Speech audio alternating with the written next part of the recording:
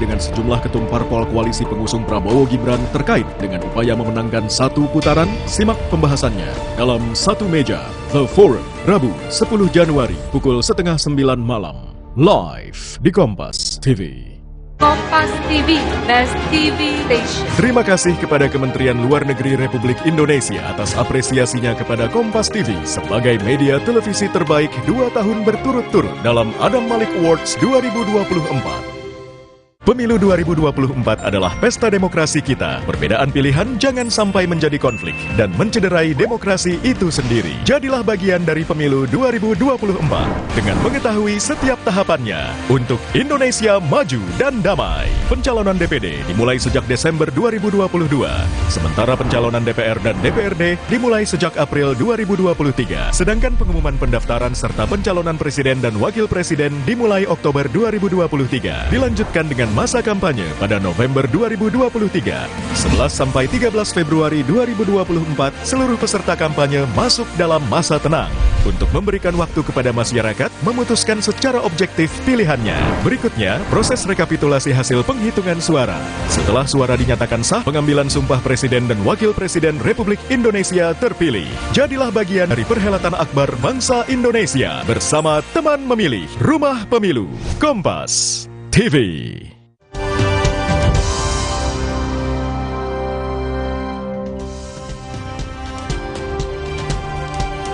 Terima kasih Anda masih bersama kami di Rumah Pemilu Saudara. Ada momen menarik saat calon wakil presiden nomor urut 1 Muhaimin Iskandar berorasi di depan atau di kawasan Jawa Timur hari ini.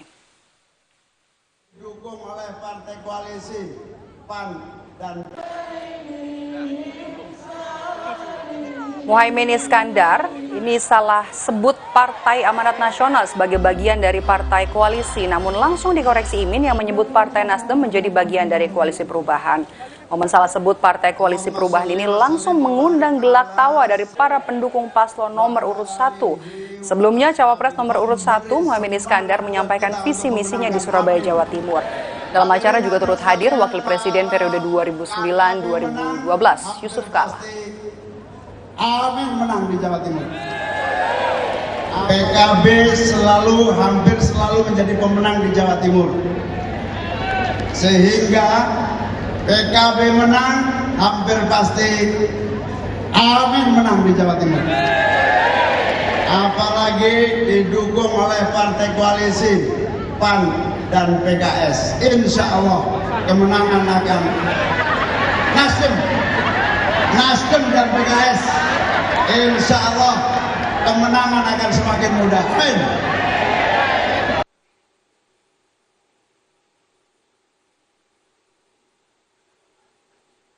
Informasi selanjutnya datang dari Bawaslu Kabupaten Garut yang hari ini memanggil 5 dari 13 anggota Satpol PP yang ada dalam video viral mendukung salah satu paslon di Pilpres 2024. Pemanggilan dilakukan untuk meminta keterangan semua yang ada dalam video, termasuk pendalaman motif hingga siapa yang menyuruh. Jika ditemukan adanya pelanggaran dan merujuk surat keputusan bersama 5 menteri, ke-13 anggota Satpol PP itu terancam 1 tahun penjara. 5 orang hari ini karena dibagi 3 hari ya. Sekarang 5 orang, besok 5 orang, kemudian yang terakhir 3 orang. Kita dicari juga kira-kira ada orang yang menyuruh mereka. Pasti itu yang kita akan cari. Termasuk pendalaman motifnya juga? Ya pasti, itu pasti. Saudara, pimpinan cabang salah satu bank daerah di Bekasi dan juga 2 camat dipanggil Badan Pengawas Pemilu Kota Bekasi karena diduga melanggar netralitas ASN memamerkan baju olahraga bernomor punggung 2. Aksi para ASN yang didominasi para camat di Kota Bekasi memamerkan baju olahraga bernomor punggung 2 berbuntut panjang. Mereka dilaporkan masyarakat ke Bawaslu karena diduga memihak salah satu capres.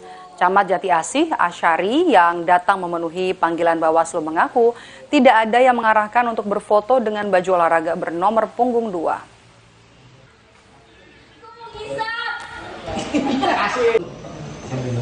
Foto begitu Pak, saya yakin ini tidak akan ada perintah.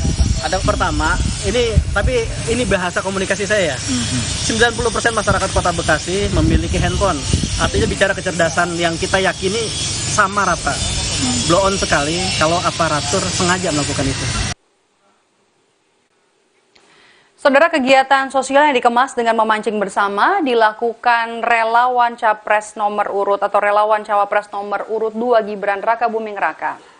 Aktivitas memancing bersama jadi momentum kebersamaan dan solidaritas yang dibangun relawan Cawapres Gibran. Tidak hanya memancing bersama, momen kebersamaan yang ingin dibangun relawan juga dilakukan dengan membagikan sembako. Relawan berharap dengan kegiatan ini masyarakat bisa lebih mengenal Gibran sebagai sosok pemuda yang bisa diandalkan sebagai pemimpin. Oke. Dan mudah-mudahan Mas Gibran bisa menjadi wakil presiden, anak muda yang jauh lebih tangguh, lebih tanggung jawab, dan mudah-mudahan Indonesia jauh lebih maju lagi. Saudara, kami tutup Rumah Pemilu sampai di sini. Jangan lupa pemilu akan kita laksanakan pada 14 Februari 2024. Jadi pastikan perbarui informasi Anda seputar pemilu hanya di Kompas TV, independen, terpercaya. Saya Maido Pelfrina pamit undur diri. Selamat sore. Sampai jumpa.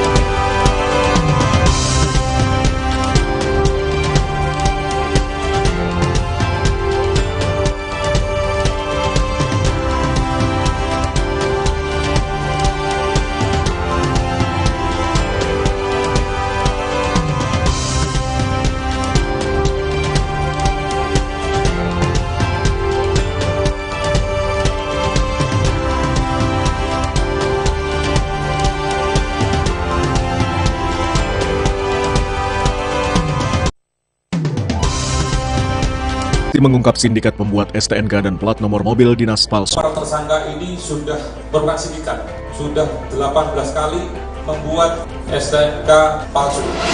Apakah memang ada kendaraan-kendaraan yang nomor polisinya khusus? Itu di kami. Dipalsukan ini saya bilang dia sudah pindah-pindahkan. Ini yang sering banyak digandakan oleh mereka sendiri. Sasaran, Rabu 10 Januari, pukul 10:30 malam, di Kompas TV.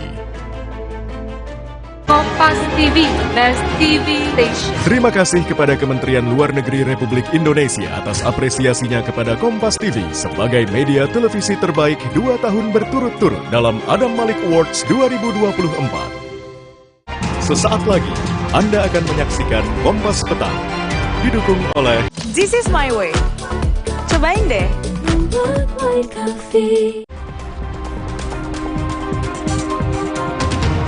3 anggota TNI dan 2 orang warga sipil jadi tersangka kasus penggelapan ratusan kendaraan hasil curian yang disimpan di gudang Balkir Pusat Zeni Angkatan Darat di Sidoarjo.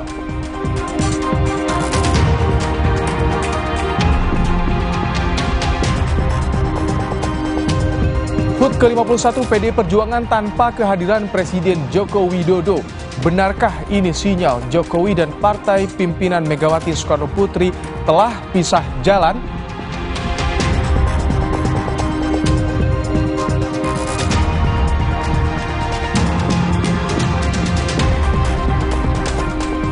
Bawaslu Kabupaten Garut, Jawa Barat telah memeriksa 5 dari 13 anggota Satpol PP yang mendukung Cawapres nomor urut 2 Gibran Rakabuming Raka.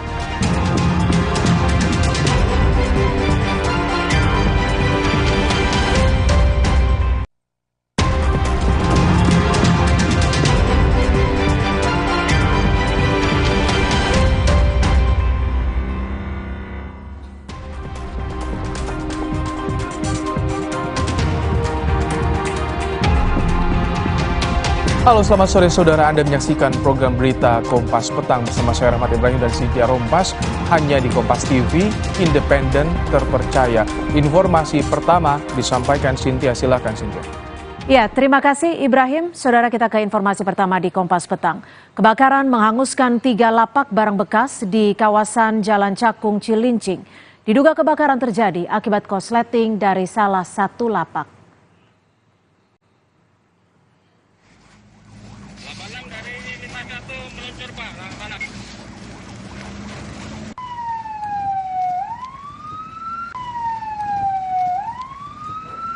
Petugas pemadam dari sektor Cakung berupaya memadamkan api yang membakar lapak barang bekas di Jalan Cakung, Cilincing, Jakarta Timur.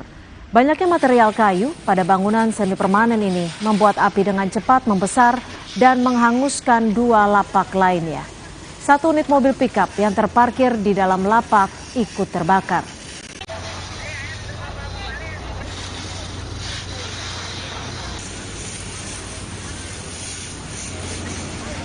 Diduga kebakaran dipicu akibat korsleting listrik dari salah satu lapak. Akibatnya bangunan semi permanen seluas 250 meter persegi itu ludes terbakar. 12 unit mobil pemadam kebakaran dikerahkan untuk melokalisasi api agar tidak meluas.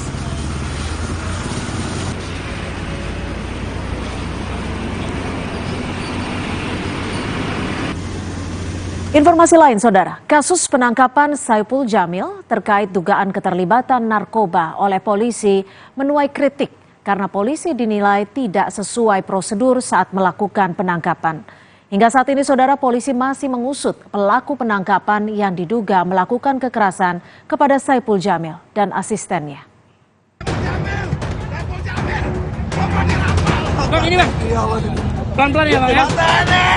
Pelan-pelan. Bukan polisi mereka, polisi. Indonesia Police Watch mengkritik proses polisi menangkap pedangdut Saipul Jamil dan asistennya yang dinilai melanggar etik dan privasi. IPW menilai polisi harus menunjukkan surat dan tidak boleh melibatkan masyarakat dalam proses penangkapan. Namun proses penggerbekan Saipul Jamil dan asistennya terekam banyak orang yang berpakaian sipil sehingga Saipul Jamil sempat tak percaya identitas polisi yang menangkapnya. Dalam kasus Saipul Jamil, polisi bertindak tidak profesional. Ia dipukuli oleh orang-orang yang berpakaian preman yang tidak diketahui siapa mereka ini. Polisi tidak boleh melibatkan aparat anggota masyarakat ya untuk kemudian menangkap seseorang. Kalaupun ada anggota masyarakat yang menangkap seorang yang terduga pelaku kejahatan, harus dicegah. Anggota Kompolnas Yusuf Warshim menilai jika polisi harus memiliki bukti yang cukup untuk menangkap seseorang. Penangkapan atau penahanan itu yang biasa itu ya wajib menunjukkan surat penangkapan.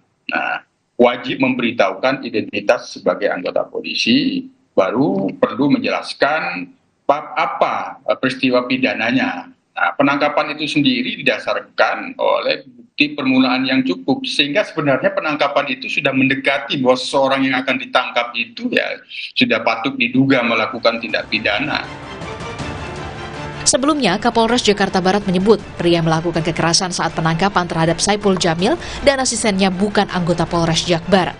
Namun, Polres Jakbar bersama dengan Propam mendalami pelaku yang diduga melakukan kekerasan terhadap Saipul Jamil dan asistennya saat proses penangkapan. Dan kalau ditayangan video itu kan ada orang yang menggunakan hoodie warna merah marun kalau nggak salah. Itu setelah kita cross-check juga bukan polisi.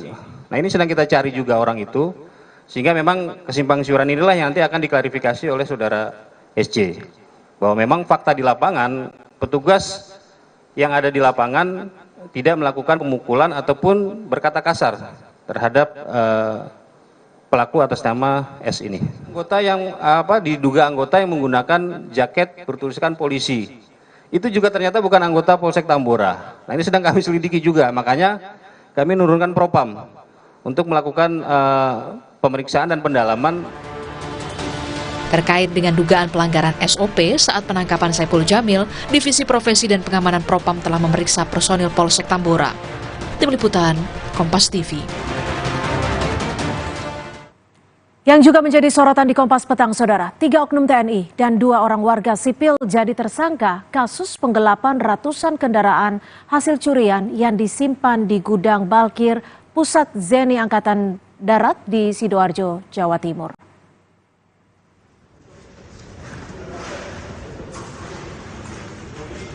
Inilah video saat TNI Polri menemukan ratusan unit kendaraan curian yang disimpan di markas TNI AD di Sidoarjo.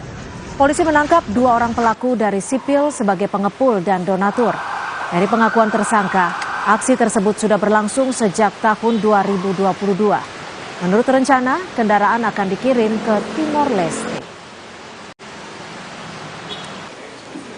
Orang yang setelah kami terima, selanjutnya kami melakukan upaya untuk penyelidikan dan berhasil menangkap 2 orang tersangka, di mana tersangka M ini berperan sebagai pengepul daripada kendaraan tersebut yang nantinya akan dikirim ke Timor Leste. Sedangkan saudara EI ini merupakan pengepul sekaligus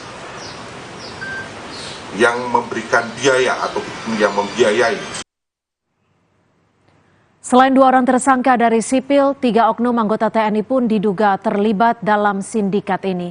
Ketiga oknum TNI yang saat ini telah ditetapkan sebagai tersangka dan ditahan adalah Mayor BP, Kopda AS, dan Praka J.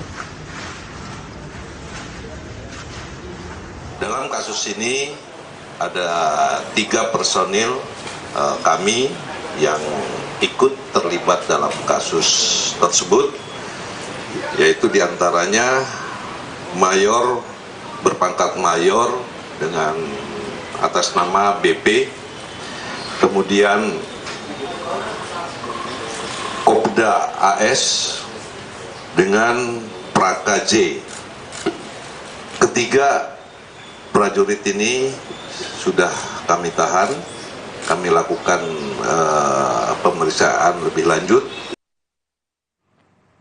Sebelumnya, Saudara, Polda Metro Jaya bersama Pomdam 5 Brawijaya gagalkan upaya penyelundupan dan penggelapan motor hasil curian yang diduga melibatkan oknum TNI AD. Total ada 49 unit mobil dan 215 unit motor yang diduga hasil curanmor ditemukan di gudang Balkir Angkatan Darat di Buduran, Sidoarjo yang hendak diselundupkan. Kini barang bukti sudah berada di Polda Metro Jaya.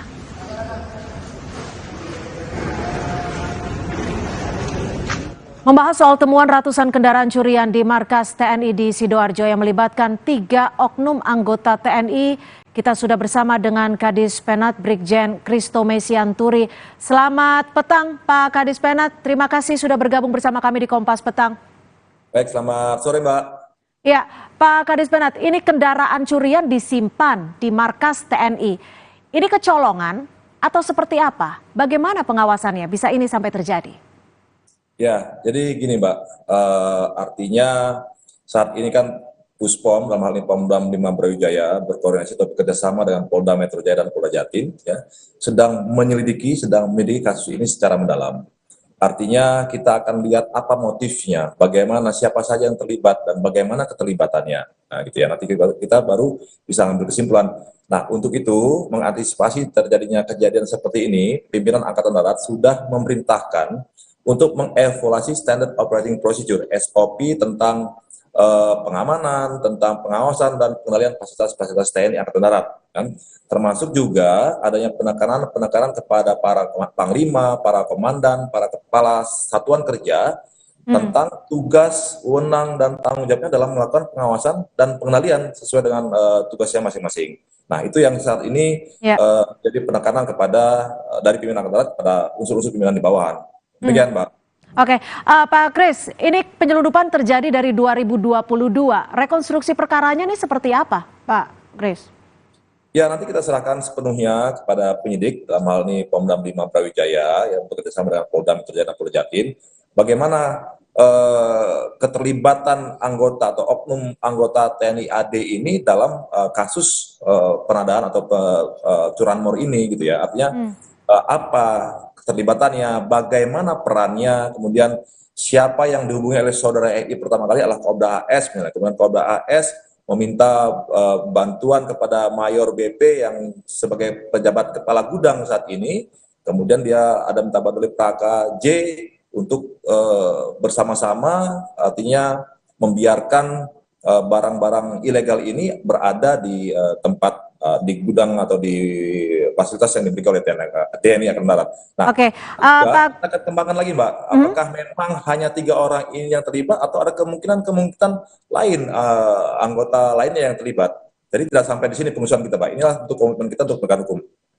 Kalau peran-peran secara spesifiknya seperti apa nih, Pak Kristome?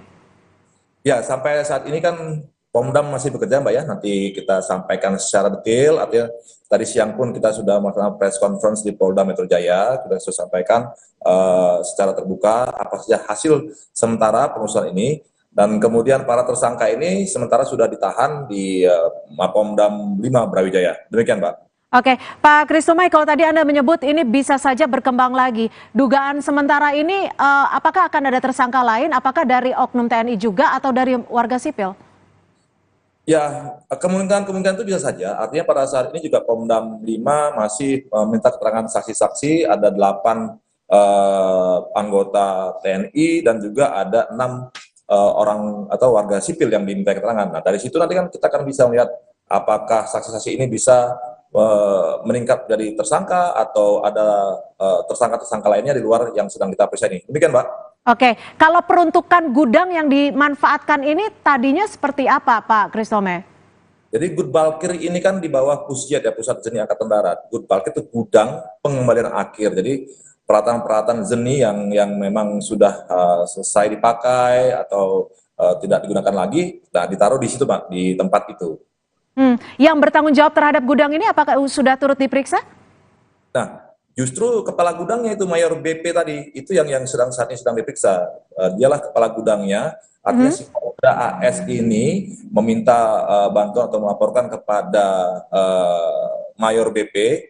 Artinya kan kalau Kopda AS ini kan anggota Puspalat, Pusat Pelatihan Angkatan Darat. Nah, sementara Mayor BP ini kepala gudang yang di bawah Pusat Zeni Angkatan Darat. Nah, jadi dia meminta bantuan kepada Mayor BP tadi untuk menaruh barang-barang tadi Pak di gudang itu. Gitu. Oke, jika oknum AS sudah ditetapkan sebagai tersangka, lalu apakah atasan dari oknum AS ini juga sudah menjalani pemeriksaan? Ya, nanti kan kita lihat perkembangannya Mbak. AS ini menghubungi siapa saja. Kemudian Puspom juga sudah meminta bantuan bank juga untuk menutup rekeningnya, melihat adanya proses transaksi dari Kopda AS kepada siapa saja, dari Mayor BP kepada siapa saja. Nah, nanti semua itu akan kita mintai keterangan, demikian Mbak.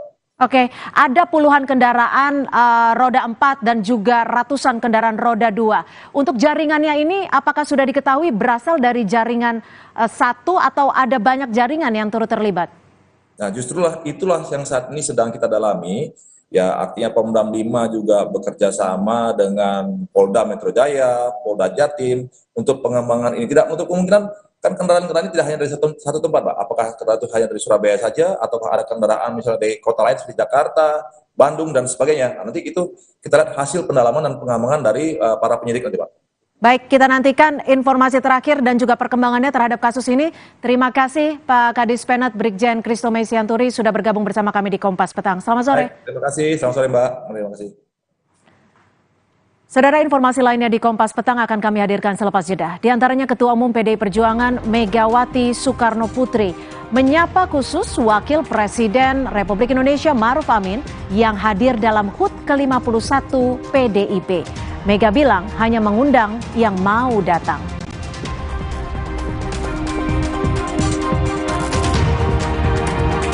Panasnya debat antar 3 capres masih terasa hingga luar forum debat. Capres nomor urut 2 Prabowo Subianto angkat bicara soal nilai 11 dari 100 yang diberikan Capres nomor urut 1 Anies Baswedan untuknya.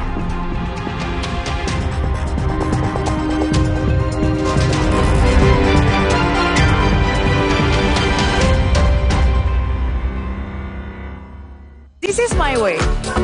Cobain deh.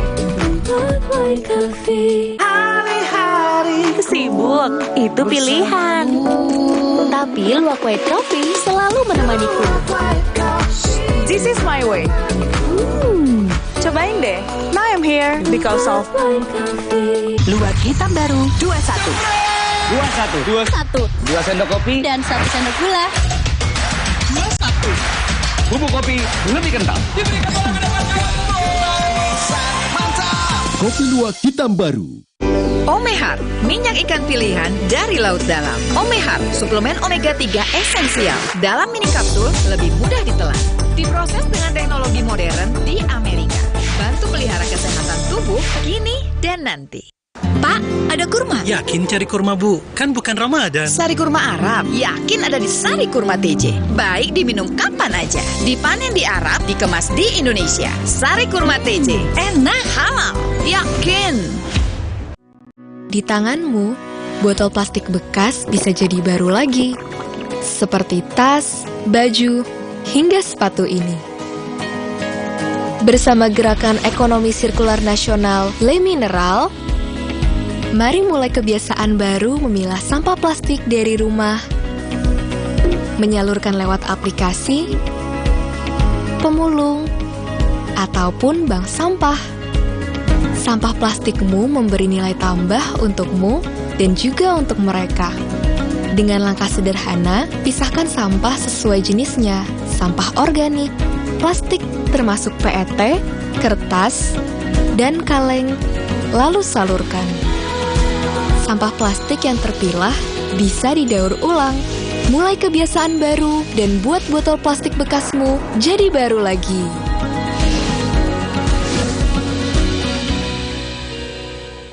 Unggul di sejumlah survei, narasi Pilpres 2024 akan berlangsung satu putaran dilontarkan oleh TKN Prabowo Gibran. Sebaliknya, Timnas Anies Mohaimin dan TPN Ganjar Mahfud meyakini Pilpres akan 2 putaran. Lantas apakah pertemuan Presiden Jokowi dengan sejumlah ketum parpol koalisi pengusung Prabowo Gibran terkait dengan upaya memenangkan 1 putaran? Simak pembahasannya dalam Satu Meja, The Forum, Rabu 10 Januari pukul 8:30 malam. Live di Kompas TV. This is my way. Cobain deh.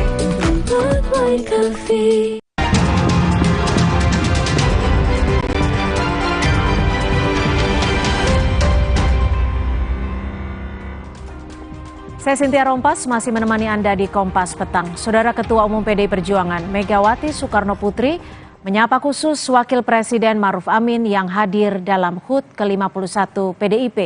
HUT PDIP kali ini tak dihadiri oleh Presiden Joko Widodo yang sedang melakukan kunjungan ke luar negeri.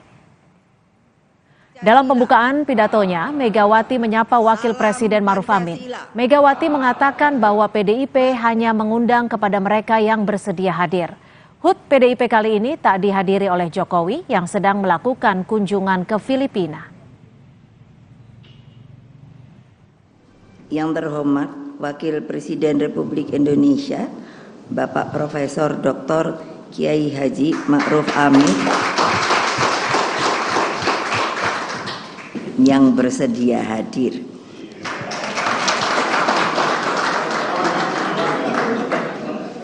Yang saya hormati Bapak Ganjar Pranowo, calon Presiden Republik Indonesia dari PDI Perjuangan. Yang saya hormati Bapak Mahfud MD, calon Wakil Presiden Republik Indonesia juga dari PDI Perjuangan yang hadir secara daring. Para menteri yang hadir di sini, supaya Pak Ma'ruf tahu mereka ingin diundang. Jadi saya undang. Ibu Sri Mulyani, Menteri Keuangan yang menjadi sahabat saya sejak lama. Lalu sebetulnya Pak Basuki, Menteri PUPR ingin juga datang tapi dapat tugas karena hari ini kemarin juga ada hajatan di Paku Alaman. Wakil Presiden Maruf Amin yang hadir di acara HUT ke-51 PDIP. Sebelum acara dimulai, sempat duduk satu meja dengan Ketua Umum Megawati Soekarno Putri. Dalam kesempatan ini, Saudara, Wapres Maruf Amin juga sempat berpose 3 jari saat foto bersama Ketua Umum PDI Perjuangan Megawati Soekarno Putri, Capres Ganjar Pranowo, dan Ketua Umum Partai Pengusung Ganjar Mahfud. Kemenangan pemilu 2024. Ya, pemilu baik Pileg dan juga Pilpres. Bahwa PDI Perjuangan sebagai salah satu partai politik besar di Indonesia telah berhasil menghadapi berbagai dinamika dan tantangan. Keberhasilan ini diyakini telah memberikan dampak positif di dalam memperkukuh politik nasional Indonesia. Sementara itu, politisi PDI Perjuangan Chiko Hakim bilang Presiden Joko Widodo mengatakan dalam perayaan HUT PDIP kali ini selain absen, Presiden Joko Widodo juga tak mengirimkan karangan bunga ataupun video ucapan kepada PDIP yang tengah merayakan hari jadinya. Kami menghormati agenda Presiden Jokowi yang memang sejak awal sebelum terjadinya acara ini dan kita masih mempersiapkan acara bahwa Presiden ada kepentingan untuk pergi ke luar negeri sehingga kami tidak mengundang beliau. Tapi Mas, sampai Selasa malam dikonfirmasi belum ada undangan ke Presiden? Karena udah lebih dulu beliau menyampaikan dan istana menyampaikan bahwa beliau akan pergi ke luar negeri. Video sambutan mungkin? Saya rasa tidak ada. Biasa aja, karena gini, seperti diketahui kan PDI Perjuangan ini hari lahir yang ke-51 ya. PDI Perjuangan ini lahir bukan karena salah satu tokoh atau dua tokoh saja. Apalagi tokoh yang baru bergabung sekian puluh tahun dan lain-lain. Timnas Anies Mohaimin tak terlalu memikirkan laporan terhadap Anies Baswedan ke Bawaslu terkait pernyataan lahan saat debat Capres. Pernyataan Anies yang menyinggung lahan Prabowo Subianto seluas 340.000 hektar merujuk pada pernyataan Jokowi. Ketua Dewan Penasihat Tim Pemenangan Nasional Anies Mohaimin menyatakan sejauh ini belum ada bantahan yang muncul dari pernyataan Jokowi yang pernah menyinggung lahan Prabowo. Pernyataan Jokowi soal lahan tersebut disampaikan pada debat Capres tahun 2019 lalu. Saat itu, Jokowi menyatakan Prabowo memiliki 220.000 hektar lahan di Kalimantan Timur. Selain itu, Jokowi juga menyebut Prabowo menguasai 120.000 hektar lahan di Aceh Tengah. Punya rumah dinas itu fakta, tidak perlu dibicarakan secara tertutup. Apa yang disampaikan oleh Pak Anies mengenai lahan berapa itu? 340.000 hektar. Itu hanya mengungkapkan fakta dari rekam digital yang ada yang pernah disampaikan oleh Pak Jokowi. Jadi, dan itu selama ini tidak pernah dibantah. Sebelumnya, Bawaslu telah menerima laporan kelompok pendekar hukum pemilu bersih terhadap Capres nomor urut 1 Anies Baswedan. Anies dilaporkan atas pernyataannya dalam debat hari Minggu berkaitan dengan kepemilikan lahan Capres nomor urut 2 Prabowo Subianto. Bawaslu segera mengkaji laporan terhadap Anies. Ya, benar sekali. Kami Bawaslu sudah menerima laporan tersebut. Sepanjang nanti memenuhi ketersyaratan polri material, maka dilakukan klarifikasi. Jika dalam persyaratan tersebut tidak memenuhi syarat polri material, maka disampaikan kepada pelapornya terhadap status laporan tersebut. Tak hanya Anies Baswedan, Capres nomor urut 3 Ganjar Pranowo juga dilaporkan ke Bawaslu karena dianggap menyerang Prabowo Subianto saat debat ketiga. Laporan terhadap Ganjar Pranowo disampaikan organisasi yang mengatasnamakan Advokat Pengawas Pemilu. Pelapor menyatakan dasar pelaporan terhadap Ganjar terkait pernyataannya di debat ketiga terkait permintaan pada Prabowo untuk membuka data terkait dengan pertahanan. Hari ini melaporkan Capres nomor urut 03 Ganjar Pranowo yang di dalam debat Capres ketiga dia memaksa, mendesak dan menekan Menteri Pertahanan Republik Indonesia Prabowo Subianto untuk membuka sesuatu yang kami anggap data-data dan informasi penting terkait dengan rahasia negara. Saudara, di acara HUT ke-51 PDI Perjuangan, Ketua Umum PDIP Megawati Soekarno Putri menyinggung soal pemilu yang diwarnai intimidasi. Mega mengingatkan TNI dan Polri untuk menjaga netralitas. Dalam pidatonya, Megawati bilang rakyat gelisah karena pemilu diwarnai intimidasi. Mega menyoroti kasus penganiayaan relawan Ganjar Mahfud oleh oknum anggota TNI di Boyolali, Jawa Tengah beberapa waktu lalu. Mega mengingatkan TNI dan Polri harus netral dan tidak menjadi alat kepentingan elit. Nah, pencermatan saya akhir-akhir ini sepertinya arah pemilu sudah bergeser. Ada kegelisahan rakyat akibat berbagai intimidasi. Emangnya rakyat mau kamu pentungin? Penjajah boleh kamu tembak, tapi kalau rakyat, no. Tengah arus gelombang menjaga demokrasi itulah, maka kepada TNI, Polri, dan aparatur sipil negara harus menjaga prinsip netralitas.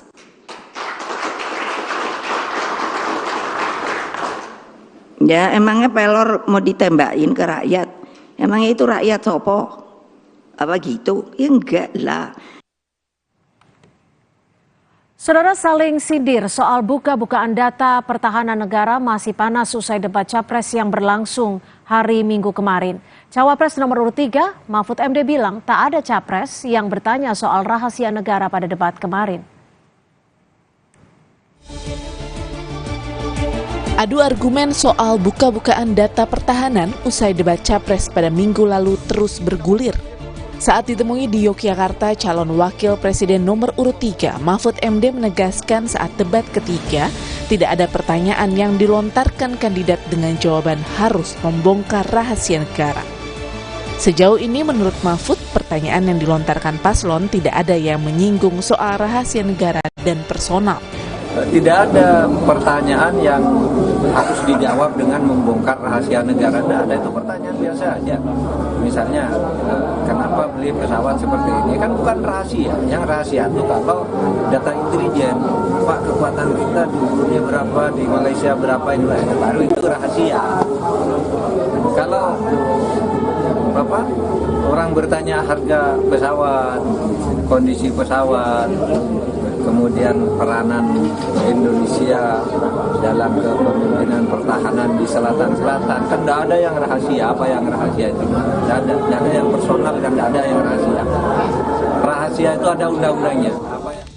Berbeda dengan pernyataan Mahfud MD merespon tantangan buka-bukaan data pertahanan saat debat Capres, Presiden Joko Widodo menegaskan yang berkaitan dengan pertahanan, keamanan negara, dan alutsista banyak yang harus dirahasiakan karena menyangkut strategi negara.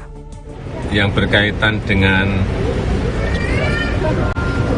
pertahanan, yang berkaitan dengan keamanan negara, yang berkaitan dengan alutsista itu ada yang bisa terbuka, tapi banyak yang memang harus kita rahasiakan karena ini menyangkut sebuah strategi besar negara. Nggak bisa semuanya dibuka kayak toko kelontong, nggak bisa, ya. Sebelumnya saat debat ketiga, Capres nomor urut 2 Prabowo Subianto menyinggung soal buka-bukaan data pertahanan berkaitan dengan rahasia negara. Kekecewaan Prabowo terhadap Capres yang menyebut soal pertahanan tidak ada rahasia juga ditegaskannya saat menyampaikan keterangan pers usai jalannya debat. Kecewa dengan kualitas terutama narasi yang disampaikan oleh paslon-paslon yang lain. Masalah pertahanan ini mau dipakai sebagai bahan mencari poin politik yang menurut saya untuk sebuah negara, untuk negarawan tidak boleh. Pertahanan adalah sakral, dan tadi kalau tidak salah ada paslon yang mengatakan untuk pertahanan tidak ada rahasia. Saya kira ini sangat lucu, ini sangat tidak pantas bagi seorang pemimpin. Ya. Debat Capres yang membahas seputar pertahanan, keamanan, hubungan internasional, geopolitik, globalisasi, dan politik luar negeri sudah berlalu. Namun, tensi tinggi saling sindir masih belum berakhir. Bukan hanya antar kandidat, bahkan juga disuarakan tim sukses yang mencari simpati publik demi menaikkan elektoral kandidat yang diusung. Tim Liputan Kompas TV.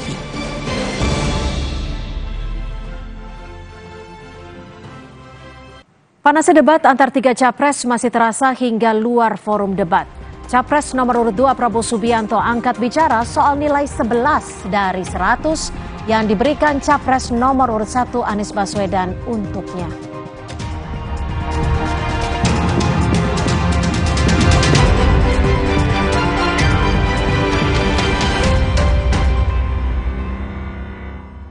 my way. Cobain deh. Hey, ada madu teja sase, madu teja sase, sehat berstamina. Rasa jeruk stroberi banyak manfaatnya. Madu teja saset, enak sehatnya. Niatku madu TJ hitam pahit dengan kualitas madu TJ plus manfaat ekstra herbal. Niatku demi anakku. Niatku demi istriku. Madu TJ hitam pahit, niatku jaga kesehatan. Pakai motor listrik Polytron Fox R. Gak capek nyetir. Gak capek ke bengkel. Gak capek antri bensin. Baru motor listrik Polytron Fox R. Di tanganmu, botol plastik bekas bisa jadi baru lagi. Seperti tas, baju, hingga sepatu ini. Bersama Gerakan Ekonomi Sirkular Nasional Le Mineral, mari mulai kebiasaan baru memilah sampah plastik dari rumah, menyalurkan lewat aplikasi, pemulung, ataupun bank sampah. Sampah plastikmu memberi nilai tambah untukmu dan juga untuk mereka. Dengan langkah sederhana, pisahkan sampah sesuai jenisnya, sampah organik, plastik termasuk PET, kertas, dan kaleng, lalu salurkan. Sampah plastik yang terpilah bisa didaur ulang.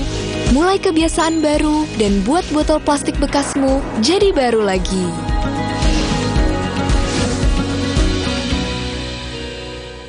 Hari-hari sibuk, itu pilihan.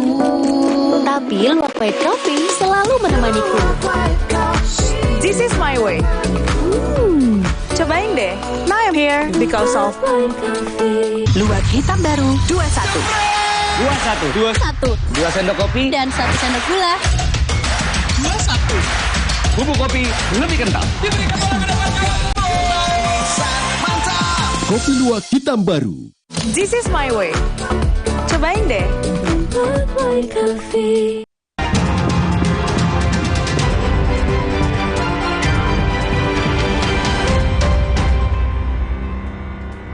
Terima kasih Anda masih bersama kami di Kompas Petang. Saya Cynthia Rompas. Saudara, panasnya debat antar 3 capres masih terasa hingga luar forum debat. Capres nomor 2 Prabowo Subianto angkat bicara soal nilai 11 dari 100 yang diberikan capres nomor urut 1 Anies Baswedan untuknya. Prabowo bilang tidak peduli dengan nilai 11 dari 100 yang diberikan Anies dalam debat capres hari Minggu lalu. Kata Prabowo, yang menilai kinerjanya bukan Anies melainkan rakyat. Balasan Prabowo atas skor penilaian kinerja Kementerian Pertahanan dari Anies disampaikan Prabowo saat safari politik di Palembang. Sudah 2 kali Prabowo merespon nilai 11 dari Anies, setelah sebelumnya memberi tanggapan serupa saat berada di Jambi. Ada yang mau kasih saya nilai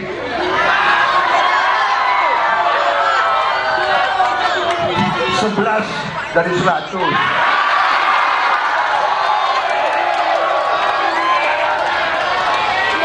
Saya sebagai anak Betawi, saya jawab, emang gue pikirin.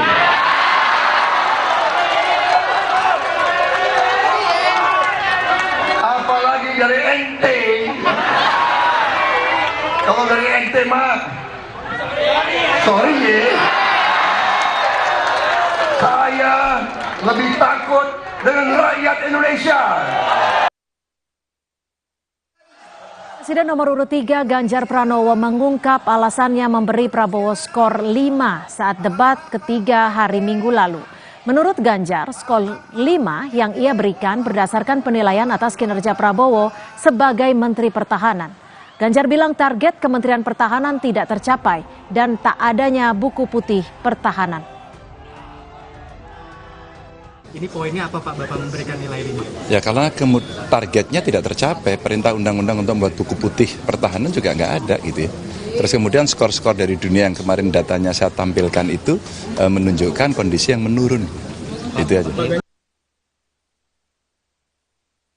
Dalam debat ketiga Capres hari Minggu, Capres nomor urut 1 Anies Baswedan menanyakan penilaian kinerja Kemenhan RI di bawah kepemimpinan Menhan Prabowo Subianto kepada Capres nomor urut 3 Ganjar Pranowo.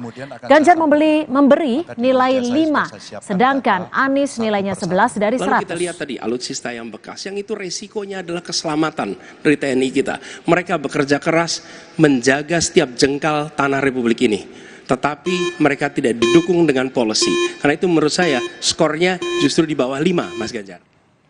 Sebelumnya Capres nomor urut 2 Prabowo Subianto juga secara keras memberikan tanggapan atas pernyataan Capres nomor urut 1 Anies Baswedan yang menyinggung kepemilikan lahan 340.000 hektar dalam debat calon presiden ketiga. Prabowo mempertanyakan pernyataan Anies saat debat. Prabowo mengklaim lahan yang dipersoalkan berstatus hak guna usaha. Saudara ada pula ya saudara-saudara ada pula yang nyinggung-nyinggung punya tanah berapa, punya tanah ini gitu. Dia pintar atau goblok sih? Dia ngerti nggak ada HGU, hak guna usaha, hak guna bangunan, hak pakai, ya kan? Itu tanah negara, saudara. Daripada dikuasai orang asing, lebih baik Prabowo yang mengelola. Dalam debat Capres ketiga, Anies menyebut lahan milik Prabowo adalah 320 hektar, namun diklarifikasi menjadi 340.000 hektar. Prabowo langsung menginterupsi pernyataan Anies dan menyebut data yang disampaikan Anies Baswedan itu salah. Momen itu terjadi saat Anies mendapat giliran pertama di sesi kedua saat debat ketiga Pilpres 2024 di Istora Senayan, Jakarta, Minggu malam. Itu fakta. Tidak perlu dibicarakan secara tertutup. Sebelum saya menjawab pertanyaan itu, saya mengklarifikasi tadi data yang meleset. Maaf Pak Prabowo, angkanya terlalu kecil. Bukan 320 hektar, tapi 340.000 hektar. Saya klarifikasi. Kemudian itu pun salah. Melanjutkan. Itu pun salah. Atas apa yang perlu saya sampaikan. Mas Anies, Pak Prabowo, jangan Pak Prabowo, mohon maaf, ini mohon nanti tenang ada dulu kesempatannya, hadirin. baik. Mohon tenang. Harap tenang. Panasnya debat antar tiga capres masih terasa hingga luar forum debat. Dalam beberapa kali kesempatan di hadapan pendukungnya, Capres nomor urut 2 Prabowo Subianto menyerang pernyataan Capres Anies Baswedan mulai dari soal etik, kinerja Kemenhan hingga food estate. Kenapa Prabowo Subianto harus merespon pernyataan Anies dengan keras setelah debat selesai? Kita ulas lebih dalam lagi bersama narasumber yang sudah bergabung di Kompas Petang melalui virtual. Sudah ada juru bicara Timnas Amin, Muhammad Iqbal, dan juru bicara TKN Prabowo Gibran, Andre Rosiade. Selamat petang, terima kasih sudah bergabung bersama kami. Bang Andre, saya langsung aja nih nanya, kenapa diresponnya baru setelah selesai debat, tepat di hadapan pendukungnya? Jadi begini, Mas Anies Baswedan itu memberikan keterangan kebohongan-kebohongan secara terbuka kepada publik. Makanya kita respon. 2 kali debat, Anies Baswedan mulai debat pertama dan debat kedua memberikan kebohongan, data palsu kepada masyarakat. Mulai debat pertama, 1. Bagaimana Mas Anies mendramatisir saya membawa pendukung Pak Prabowo yang meninggal, ini keluarganya ada di belakang saya.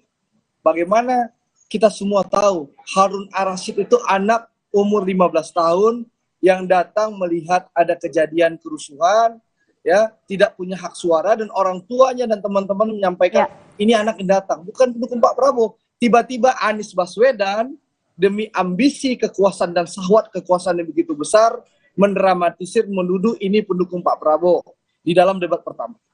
Itu kebohongan dalam debat pertama. Yang kedua, kita mempertontonkan lagi orang yang begitu berambisi untuk mendapatkan kekuasaan dan melakukan kebohongan-kebohongan lagi. Sebentar, biar rakyat tahu kebohongan Anies. Pertama, ya, dalam debat kedua menyatakan Pak Prabowo menghabiskan anggaran 700 triliun membeli alat bekas. Itu pertama. Yang kedua, bagaimana Anies Baswedan ini menyerang Pak Prabowo secara personal. Padahal kita semua tahu debat kemarin itu soal pertahanan, soal hubungan internasional sebentar dan geopolitik. Dan Mas Anies menyerang secara personal, menganggap Pak Prabowo memiliki tanah 340.000 hektar. Kita semua tahu tanah itu dulu mau diambil oleh asing. Pak Prabowo sebagai patriot menyampaikan ke Pak JK, saya ingin mengelola, dan Pak Prabowo membayar secara cash. Dan itu tanah bukan milik pribadi, tapi itu tanah negara yang dikelola adalah hutan tanam industri. Pertanyaan saya adalah kenapa baru direspons usai debat dan responnya cukup keras sebanyak 2 kali? Ya karena memang kita kan tahu setelah debat bagaimana tim sebelah mencoba menggoreng-goreng opini, ya, mencoba melanjutkan kebohongan yang dilakukan oleh calon presidennya. Nah itu tentu harus direspon, ya, direspon supaya rakyat tahu ada kebohongan, bahkan memberikan angka 11. Ya, Anda bayangkan, yang menikmati, yang menggunakan APBN ini bukan hanya Kementerian Pertahanan. Anggaran itu dipergunakan oleh TNI Angkatan Darat, TNI Angkatan Laut, TNI Angkatan Udara. Secara bersama-sama, 3 matra juga melakukan bersama-sama dengan Kementerian Pertahanan. Anggaran itu dikelola bersama. Jadi menurut saya pernyataan Mas Anies yang tidak banyak tahu karena memang tidak punya pengalaman, ya.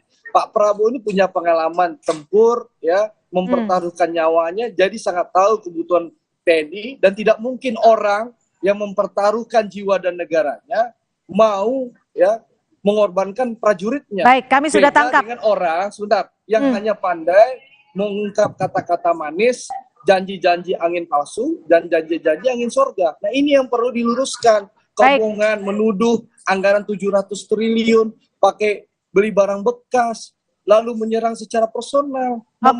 Dinilai menyerang secara personal. Baik. Dan bicara soal etika terakhir, ya, sebelum Iqbal jawab. Kita semua tahu, ya, rakyat Indonesia tahu, Anies Baswedan ini dibesarkan oleh Prabowo Subianto, bisa jadi orang hebat calon presiden saat ini. Salah satunya ada perannya Pak Prabowo. Baik, kami sudah tangkap. Saya bergeser ke personal Pak Prabowo. Itu kalau di kampung saya. Sekarang giliran saya, ya. Maling kundang. Gitu loh. Bang Iqbal, dinilai ada kebohongan, ada data palsu, mendramatisir, menyerang secara personal, bahkan disebut dalam tanda kutip maling kundang. Bagaimana respon Anda? Ya ini memang Andre ini cocok banget, persis kayak Pak Prabowo, emosional, ya, egois, arogan, ya, nggak ngasih kesempatan orang ngomong, ya. Jadi memang yang kita sampaikan adalah ditahan dulu, Bang Andre. Anda menyerang. Bang Andre ditahan, silakan, Mas Iqbal. Sekarang giliran saya, ya. Anda harus belajar dari negarawan. Orang kalau negarawan itu habis debat, ya udah selesai, salaman, cipika-cipiki, ya. Karena memang nggak sesuai dengan tagline-nya, menuduh orang pengkhianat, ya. Menuduh Pak Anies mengkhianati Prabowo mengkhianati seluruh rakyat Indonesia yang memilihnya, santai aja. Ya jadi itu memang dalam politik itu memang kita nih kadang-kadang kenegarawan itu penting, kedewasaan. Kalau takut dengan ombak, jangan berumah di tepi pantai. Kalau takut dengan debat, jangan ikut maju sebagai calon. Karena dalam politik itu memang harus ada yang namanya uji kapabilitas, uji kinerja, uji pengalaman. Ya wajar saja orang mempertanyakan karena dia Menteri Pertahanan incumbent, bukan calon yang akan melakukan sesuatu. Dia sudah bekerja hampir 5 tahun. Jadi kami melihat bahwa tidak ada yang rahasia. Pak Prabowo sampai sekarang tidak membantah kalau ada kroninya yang ada di dalam PT-PT yang disebutkan. Tidak dibantah. Berarti iya dong. Harusnya dibantah dong. Tidak ada tuh bahwa kroni saya PT ini, PT itu. Tapi nggak dibantah. Apa gitu rahasia? Ya, jadi sebenarnya yang harus dijelaskan itu adalah sesuatu yang dasar saja. Berarti Pak Prabowo tidak detail, tidak memahami. Ya, karena apa? Karena sistem anggaran kita, ya, apa yang disampaikan di debat kemarin di searching aja, bisa ada kok di Google, ada kok di website Kementerian Pertahanan. Jadi saya melihat bahwa di dalam konteks debat kemarin itu hal yang biasa. Ya, karena Pak Prabowo ketika dia menanyakan masalah angin, biasa aja, Pak Anies nggak baper kok, nggak dibahas. Ini sampai ngomong goblok, sampai ngomong hewan, itu menunjukkan bahwa ini kelasnya bukan negarawan ini. Nah, bahwa ini memang kelasnya belum matang, harus terus belajar lagi. Ya, karena terus terang, ya, rakyat melihat mana pemimpin yang matang.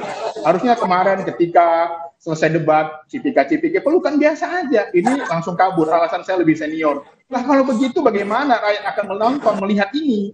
ya bahwa sebenarnya kecerdasan emosi, kematangan emosi itu sangat penting bagi seorang pemimpin. Oke. Dan kami melihat bahwa perdebatan-perdebatan kemarin sangat ilmiah. Memang pada faktanya indeks pertahanan kita menurun, ya dari targetnya 79 hanya dapat 64 atau 65. Itu faktanya ada, data-datanya ada yang disampaikan Mas Ganjar. Dan yang dinyampaikan ini dua kubu, bukan hanya satu kubu, bukan hanya Anies saja. Mas Ganjar juga memberi nilai 5. Ya, jadi ini bukan sesuatu yang serius secara emosional. Tetapi kami melihat ini adalah bagian dari dinamika perdebatan, ya. Dan tentu saja saya melihat bahwa dalam konteks perdebatan ini kemarin Pak Prabowo nggak bisa menjawab. Oke, Bang Andre, dinilai bahwa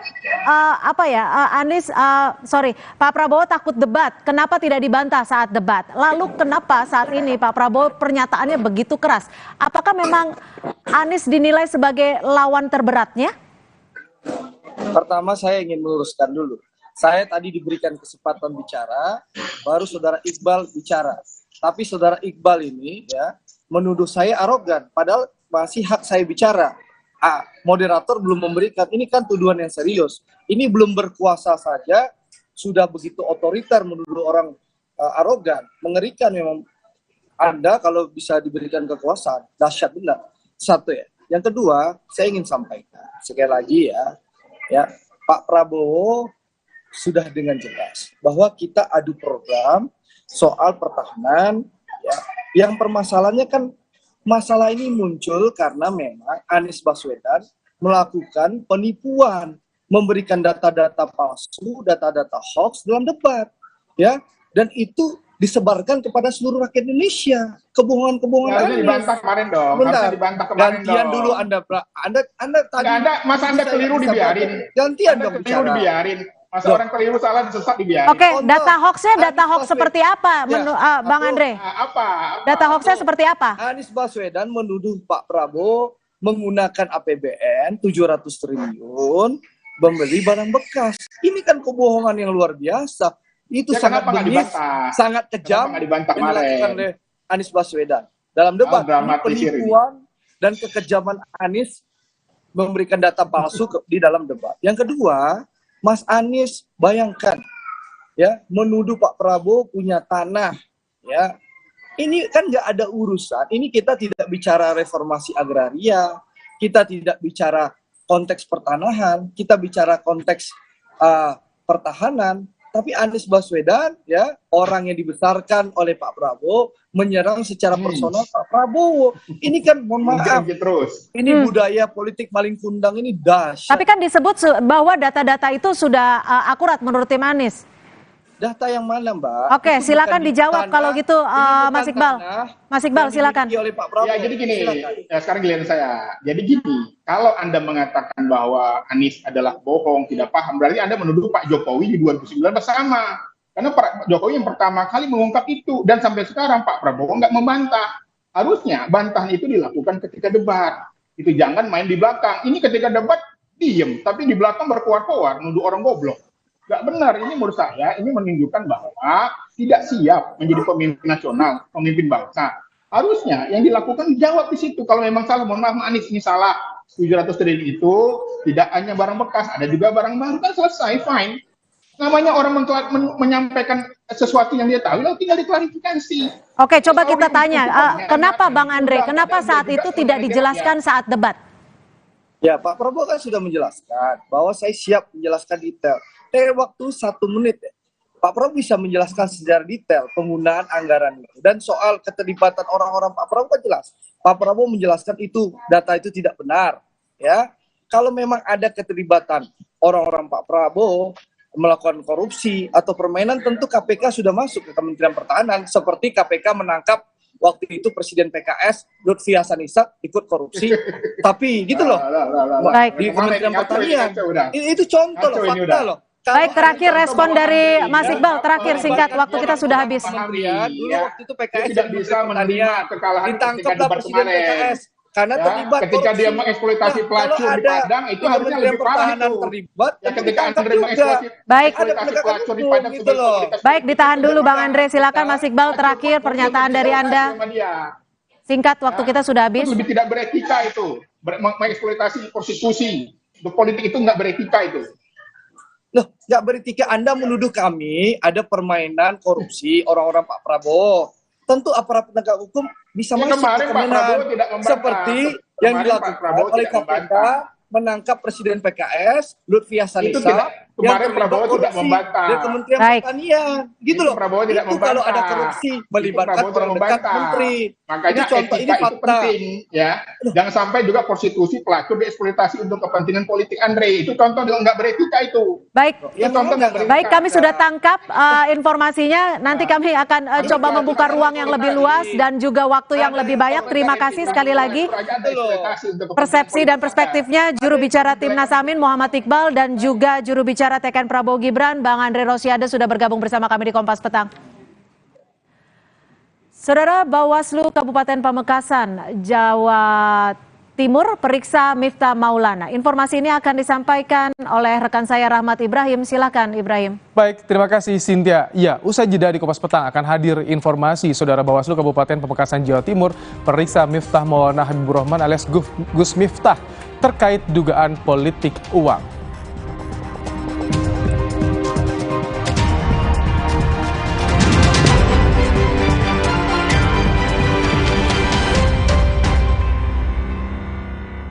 This is my way. Cobain deh. Prenagen kaya akan protein, omega 3, dan kalsium. Penting untuk pembentukan organ tubuh bayi. Minum selama hamil 9 bulan. Prenagen.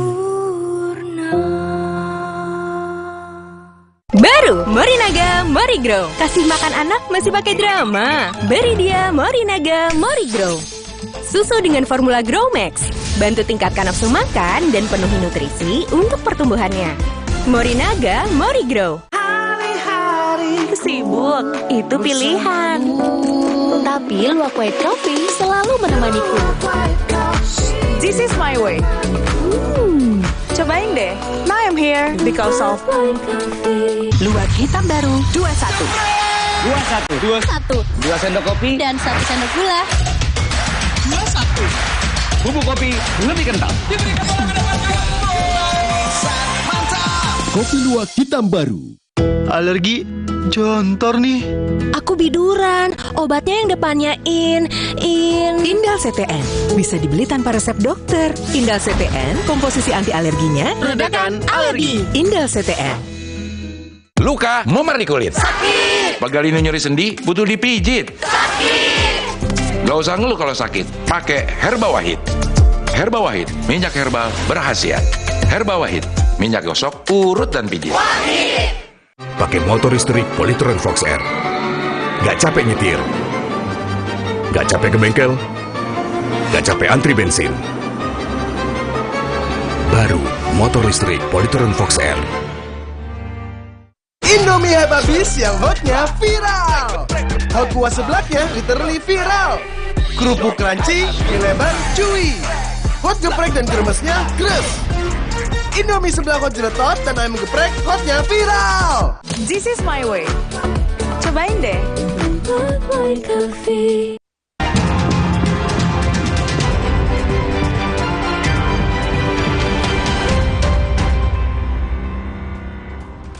Saudara Badan Pengawas Pemilu Kabupaten Pamekasan, Jawa Timur telah selesai memeriksa Miftah Maulana Habibur Rahman alias Gus Miftah terkait dugaan politik uang.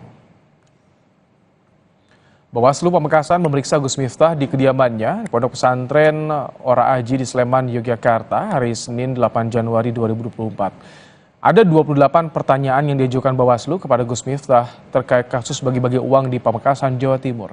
Bawaslu akan mencocokkan kesaksian Gus Miftah dengan 5 saksi lain yang sudah diperiksa untuk membuktikan apakah ada pelanggaran pemilu terkait dugaan politik uang yang dilakukan.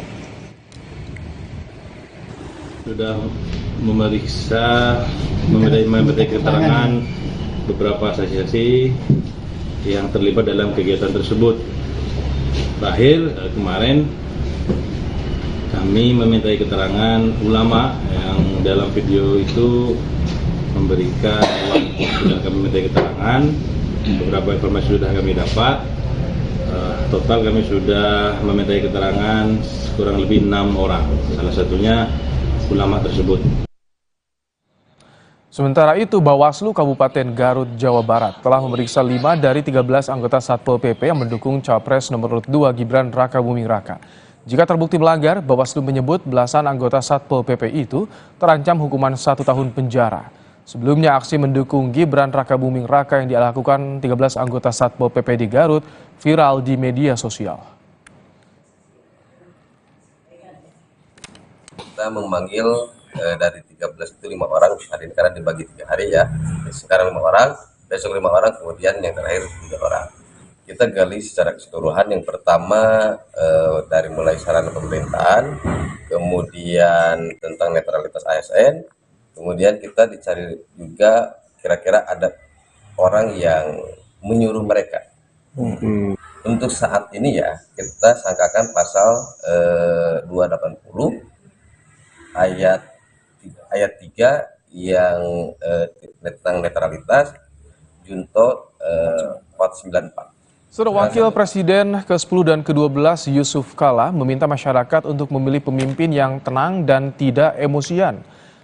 Hal ini diungkap Yusuf Kala saat menemani Cawapres nomor 1 Muhaimin Iskandar berkampanye di Surabaya, Jawa Timur. Mantan Ketua Umum Partai Golkar ini menambahkan permasalahan bangsa ini cukup banyak sehingga dibutuhkan sosok pemimpin yang tenang dan tak emosian.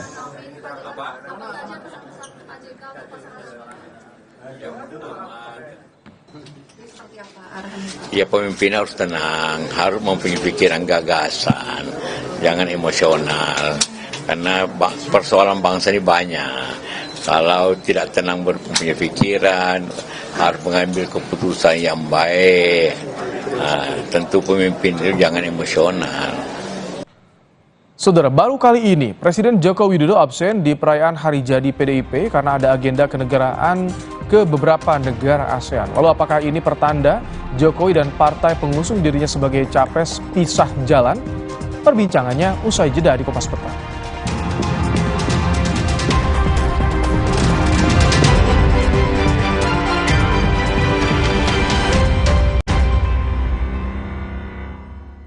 MoriGrow, susu dengan formula GrowMax, bantu optimalkan nutrisi anak. Pakai motor listrik Polytron Fox R.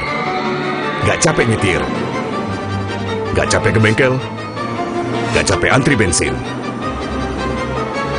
Baru motor listrik Polytron Fox R.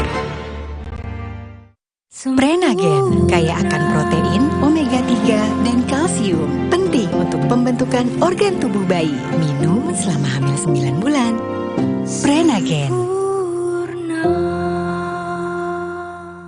Baru Morinaga MoriGrow. Kasih makan anak masih pakai drama? Beri dia Morinaga MoriGrow. Susu dengan formula GrowMax, bantu tingkatkan nafsu makan dan penuhi nutrisi untuk pertumbuhannya. Morinaga MoriGrow. Jalan yuk. Usia nambah, gerak susah ya. Kesehatan sendi harus diperhatikan. Rajin gerak badan tak berlebihan. Bila perlu, minum Wellmove. Diproduksi dengan teknologi modern, higienis, dan halal. Wellmove, bergerak itu nikmat. Untuk membantu atasi capek, pegal, dan nyeri otot, pakai Hotin Cream. Kalau untuk meredakan nyeri sendi, Rematik dan keseleo, nah, itu pakai Hotin DCL baru. Bahan aktif DCL-nya efektif mengobati rematik, lindung, dan nyeri sendi. Hotnya Hotin banget deh. Hari-hari sibuk, itu pilihan. Tapi Luwak White Coffee selalu menemaniku. This is my way. Cobain deh. Now I'm here because of Luwak hitam baru 21. 21. 2 sendok kopi dan 1 sendok gula. 21. Bubuk kopi lebih kental. Kopi Luwak hitam baru. Indomie habis yang hotnya viral. Hot kuah seblaknya literally viral. Kerupuk crunchy, mie lebar, chewy. Hot geprek dan kremesnya kres. Indomie seblak hot jeletot dan ayam geprek hotnya viral. Unggul di sejumlah survei, narasi Pilpres 2024 akan berlangsung 1 putaran dilontarkan oleh TKN Prabowo Gibran. Sebaliknya, Timnas Anies Mohaimin dan TPN Ganjar Mahfud meyakini Pilpres akan 2 putaran. Lantas apakah pertemuan Presiden Jokowi dengan sejumlah ketum parpol koalisi pengusung Prabowo Gibran terkait dengan upaya memenangkan 1 putaran? Simak pembahasannya dalam Satu Meja, The Forum, Rabu 10 Januari pukul 8:30 malam. Live di Kompas TV. Morinaga Morigrow, susu dengan formula Grow Max, bantu optimalkan nutrisi anak.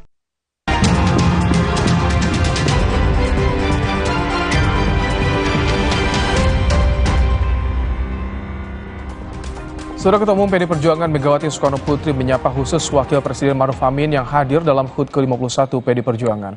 HUT PDIP kali ini tak dihadiri oleh Presiden Joko Widodo yang sedang melakukan kunjungan ke luar negeri. Dalam salam pembukaan pidatonya, Megawati menyapa Wakil Presiden Maruf Amin.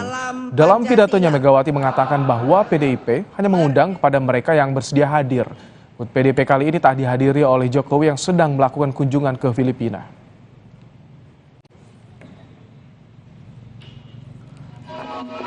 Ketua DPC PDI Perjuangan Solo, FX Hadi Rudiatmo menyebut ini pertama kalinya Presiden Joko Widodo tak hadir dalam acara peringatan hari ulang tahun PDI Perjuangan. FX Rudi menyebut PDIP tetap memberikan undangan kepada Presiden Jokowi karena saat ini Jokowi masih tercatat sebagai kader PDIP.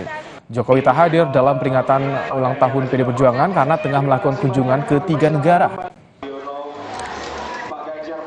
Ulang tahun itu mesti hadir karena Pak Jokowi kan masih memegang PDI Perjuangan. Perkara sekarang berbeda, itu urusan di sana.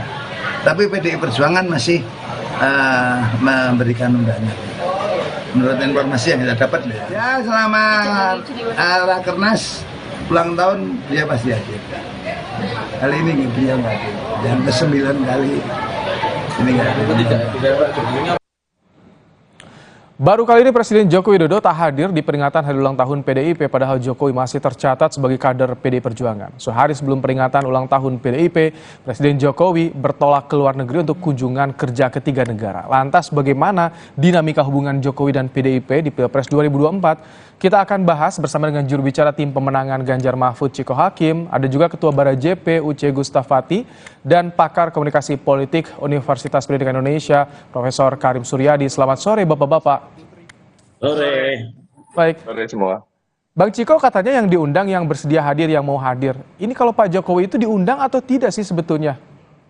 Jadi pada prinsipnya tentunya kami ingin sekali tentunya mengundang Presiden Jokowi yang merupakan salah satu kader terbaik kami.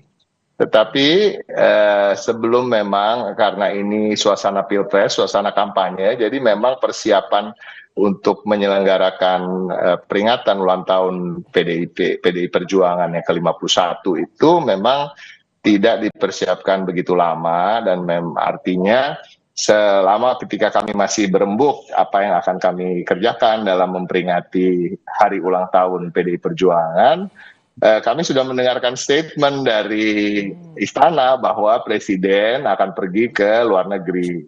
Dengan berpegangan dengan itu, kami sangat menghargai dan menghormati tugas-tugas negara. Jadi artinya ya kami berpikir kita nggak akan mengundang. Jadi memang tidak diundang ya Bang Ciko ya? Setahu saya, dan memang saya tadi juga sudah press conference di hari ulang tahun PDI Perjuangan di Lenteng Agung, dan itulah yang saya sampaikan. Oke. Dengan alasan-alasan tersebut. Pak Uce, Pak Jokowi tadi diundang, Anda sebagai relawan melihatnya bagaimana? Karena disinggung juga soal yang diundang yang mau hadir nih sama Bu Mega. Bagaimana Anda sebagai relawan melihatnya, Pak Uce? Ya, kalau selamat sore ya semua. Kalau menurut saya itu hal yang biasa aja ya. Tadi Bung Ciko juga katakan bahwa sebelumnya sudah mendapat informasi Pak Jokowi ada agenda ke luar negeri. Pada waktu Natal di Surabaya kemarin saya juga bertemu beliau. Terus saya bilang, Pak, minta waktu menghadap. Bapak memang sudah bilang nanti setelah tanggal 15 ya kira-kira, karena ada rencana kunker ke luar negeri. Jadi memang seperti juga Bung Ciko tadi bilang, persiapan acara ini karena suasananya Pilpres, maka ada beberapa hal yang mungkin tidak dipersiapkan besar-besaran seperti tahun-tahun sebelumnya. Nah sebenarnya kalau ini saya sih Pak Jokowi dan PDIP ini sangat saling menghargai ya. Tapi aneh nggak sih Pak Uce kalau misalkan ini Jokowi tidak diundang? Tadi disebut juga disinggung sama Bu Mega yang diundang yang bersedia hadir. Ya Kak, jadi sebenarnya permasalahannya adalah jangan sampai masalah ini ditarik terlalu jauh ya. Ini hal yang biasa-biasa saja. Anak kebetulan karena ada kesibukan tidak sempat hadir ke orang tuanya punya ulang tahunnya, hal-hal yang biasa aja kok sebenarnya. Cuma karena mungkin musim ini ya tahun politik, jadi sepertinya ada yang seksi di sini. Oke, baik. Prof Karim, bagaimana Anda melihat komunikasi ini dari keduanya? Kalau misalkan ini adalah bentuk titik kompromi atau bagaimana untuk bisa menyelamatkan masing-masing? Tadi undang, tak datang. Bagaimana Prof Karim? Ya tentu saja Bang Ciko dan Bang Uce lebih tahu kondisi ini gitu ya. Sebagai orang dalam gitu ya. Tetapi saya sebagai penonton yang setia dan ingin menikmati permainan, tentu saja punya perspektif sendiri gitu ya. Ulang tahun PDIP itu kan sudah tiap tanggal 10 dan itu sudah berlangsung selama 51 tahun. Jadi bukan sesuatu yang mendadak gitu ya, meskipun diselenggarakan dalam situasi yang ya riweuh karena menjelang pemilu. Dan saya lihat kepergian presiden ke Filipina, ke Brunei itu kan bukan sesuatu yang bukan forum yang melibatkan banyak negara, direncanakan oleh banyak kepala negara, tapi kunjungan bilateral gitu ya. Jadi saya agak ragu bahwa itu benar-benar terjadi karena ada kunjungan kenegaraan gitu ya. Melihat bahwa ulang tahun PDIP setiap tanggal 10, ya tentu saja kan presiden bisa mengatur jadwal. Ini bisa dibaca sengaja menghindar Pak Jokowi, Prof Karim? Ya, saya tidak mengatakan itu, tetapi sulit untuk tidak mengatakan itu gitu ya. Sepertinya ini sebuah kebetulan yang direncanakan gitu ya. Begitu, sebuah kebetulan yang direncanakan. Jadi saya ingat ada sajak David Prost yang sangat klasik, ada 2 jalan melintang di hutan. Saya coba jalan yang lain yang belum dilalui untuk menemukan sesuatu. Jadi melihat ini sebuah pilihan jalan yang berbeda. Tapi saya tidak mengatakan seperti orang lain mengatakan, oh cintanya sudah berakhir. Enggak. Dalam politik kan tidak melibatkan cinta seperti itu. Kalau tarik mau serius, menurut saya ini persekutuan politik yang sudah mulai terancam gitu ya. Baik, saya ingin ke Bang Ciko. Bang Ciko, ada yang membaca tadi kebetulan yang disengaja, Bang Ciko. Karena kalau ulang tahun kan sudah diketahui tiap tanggal 10 Januari, Bang Ciko. Ibrahim nih nggak tahan banget dia pengen. Bukan nggak tahan, karena ini banyak juga publik yang bertanya. Kok sampai ini, karena kata Pak Rudi juga baru kali ini Bang Ciko tidak dihadiri Pak Jokowi. Jadi gini, pada prinsipnya yang saya sampaikan tadi tidak berubah, bahwa tentunya kami ingin sekali mengundang mungkin sebanyak-banyaknya warga masyarakat maupun kader terbaik kami dimanapun mereka berada. Tetapi memang dalam suasana pemilu ini, suasana kampanye ini, persiapannya juga sangat pendek, dan begitu pula penentuan di mana itu dilaksanakan. Makanya kami melaksanakannya sangat sederhana, ada 51 orang yang diundang, tokoh dari luar partai, dan ini juga sebenarnya hanyalah semacam pembukaan dari peringatan hari ulang tahun itu sendiri. Justru jam 4 sore ini dan jam 7 malam ini serentak di seluruh Indonesia, DPC, DPD, maupun sampai ke ranting dan anak ranting itu merayakannya bersama rakyat. Nah, ini yang menjadi perintah dari Ketua Umum. Nah, ini yang memang kita ingin tonjolkan, bahwa kita ingin merayakan hari ulang tahun ini tidak bersama elit-elit, tetapi bersama rakyat, seperti juga kembali kepada konsistensi Partai Demokrasi Indonesia Perjuangan yang selama ini memang core-nya adalah bergotong royong bersama rakyat, dekat dengan rakyat, partainya wong cilik. Nah, itu pada prinsipnya itu aja. Nah, tetapi tadi disampaikan kan, memang ya itu tadi alasannya, karena sebelum kami mempersiapkan acara ini sudah ada semacam statement bahwa Pak Jokowi akan mengadakan kunjungan ke luar negeri. Nah, itulah kami menghormati, kan seperti yang diinginkan juga oleh masyarakat, bahwa ya kita menghormati loh, tugas partainya ada tugas negara yang lebih besar daripada tugas-tugas di partai. Pak Uce, tadi di pidato perintah ulang tahun, Bu Mega menyinggung soal netralitas TNI Polri, aparat, dan juga ada menyinggung soal relawan yang menjadi pemenangan Jokowi juga, terus kasus pengeroyokan. Bagaimana Anda melihat arah atau makna yang disampaikan oleh Bu Mega di pidato tadi, Pak Uce? Ya, kalau menurut saya tentang peran relawan, saya cuma ya ini kan masalah ini ya, saya mau bahas masalah ini. Masalah relawan itu sebenarnya kan, relawan itu tidak pernah mengklaim bahwa mereka menjadi unsur penentu dalam memenangkan seorang capres. Karena kan capres lain juga punya relawan. Tapi bahwa relawan berperan, tetapi kalau mau dibilang satu-satunya faktor itu menjadi tidak elok juga. Tapi kami punya peran. Ada ranah yang tidak bisa parpol masuk, ada ranah yang relawan tidak bisa masuk.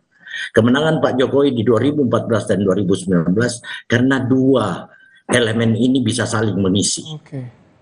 Jadi kalau tadi soal relawan disinggung sama Bu Mega, jadi artinya apa nih menurut Anda, Pak Uce? Saya rasa tidak ada maksud apa-apa. Ibu Mega juga sebelumnya kan sudah pernah berbicara tentang peran relawan. Ya, jadi saya rasa tidak harus kita bahas ini bahwa ini harus di polemik, enggak. Baik, Prof Karim, kalau Anda melihat dari pidato yang disampaikan Bu Mega ketika tadi di hari ulang tahun, bagaimana? Arahnya sudah jelas atau bagaimana, Prof Karim?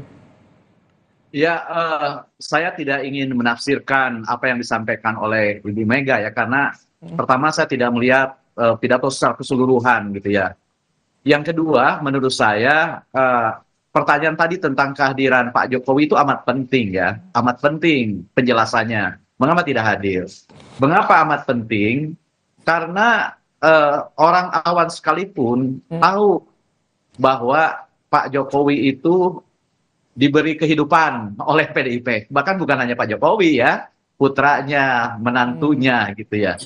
Nah, jangan sampai ada kesan bahwa kok orang sudah dikasih dikasih makan, dikasih hidup, dikasih jalan, kok bersikap seperti itu. Apa saya lebih concern ke hal itu? Karena saya sebagai pendidik, sehari-hari mengajar etika politik, partai politik, saya ingin melihat gitu ya, ada political platform yang jelas, ada preferensi politik yang dibangun oleh politisi, sehingga hubungan seseorang dengan partai politik itu tidak seperti hubungan orang yang belanja di kafe gitu ya, yang datang sekali itu. Tidak. Kenapa? Kenapa itu penting? Karena preferensi politik yang dibangun oleh politisi itu akan nular kepada masyarakat, sehingga masyarakat akan jelas punya panduan gitu. Apalagi PDIP sebagai partai yang menurut saya sangat kental membina ideologi.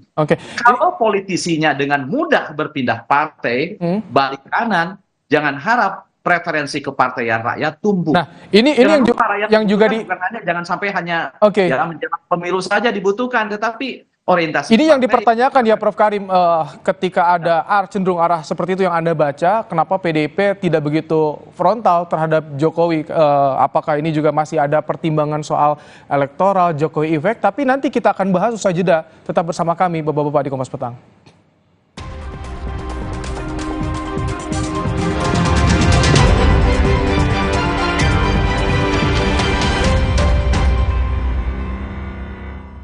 Mengungkap sindikat pembuat STNK dan plat nomor mobil dinas palsu. Para tersangka ini sudah pernah sindikat, sudah 18 kali membuat STNK palsu.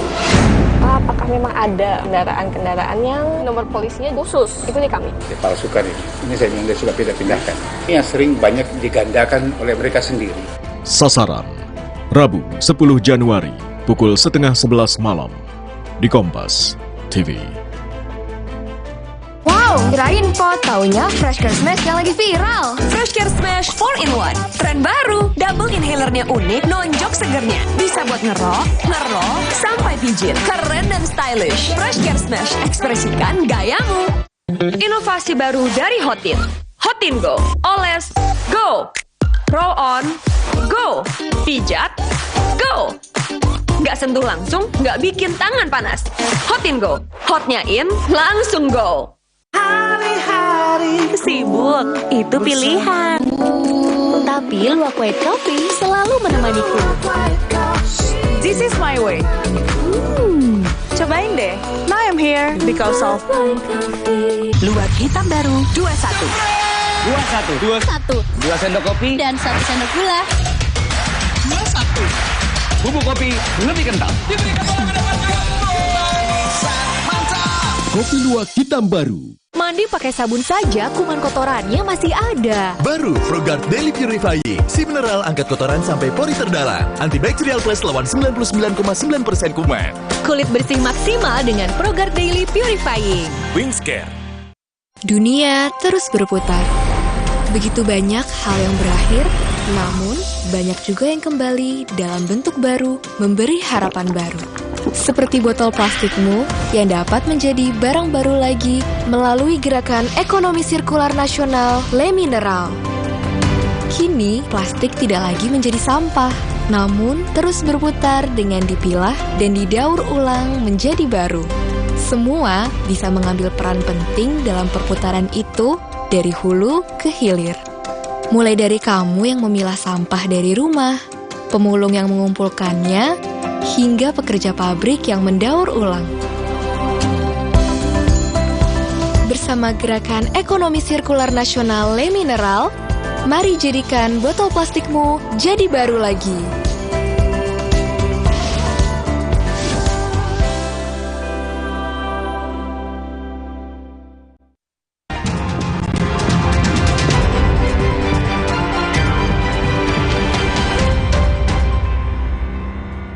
Dialog Kompas Petang membahas soal ketidakhadiran Presiden Jokowi di acara hari ulang tahun PDIP. Kembali kita akan lanjutkan. Ada Ciko Hakim, Uce, dan juga Prof. Karim.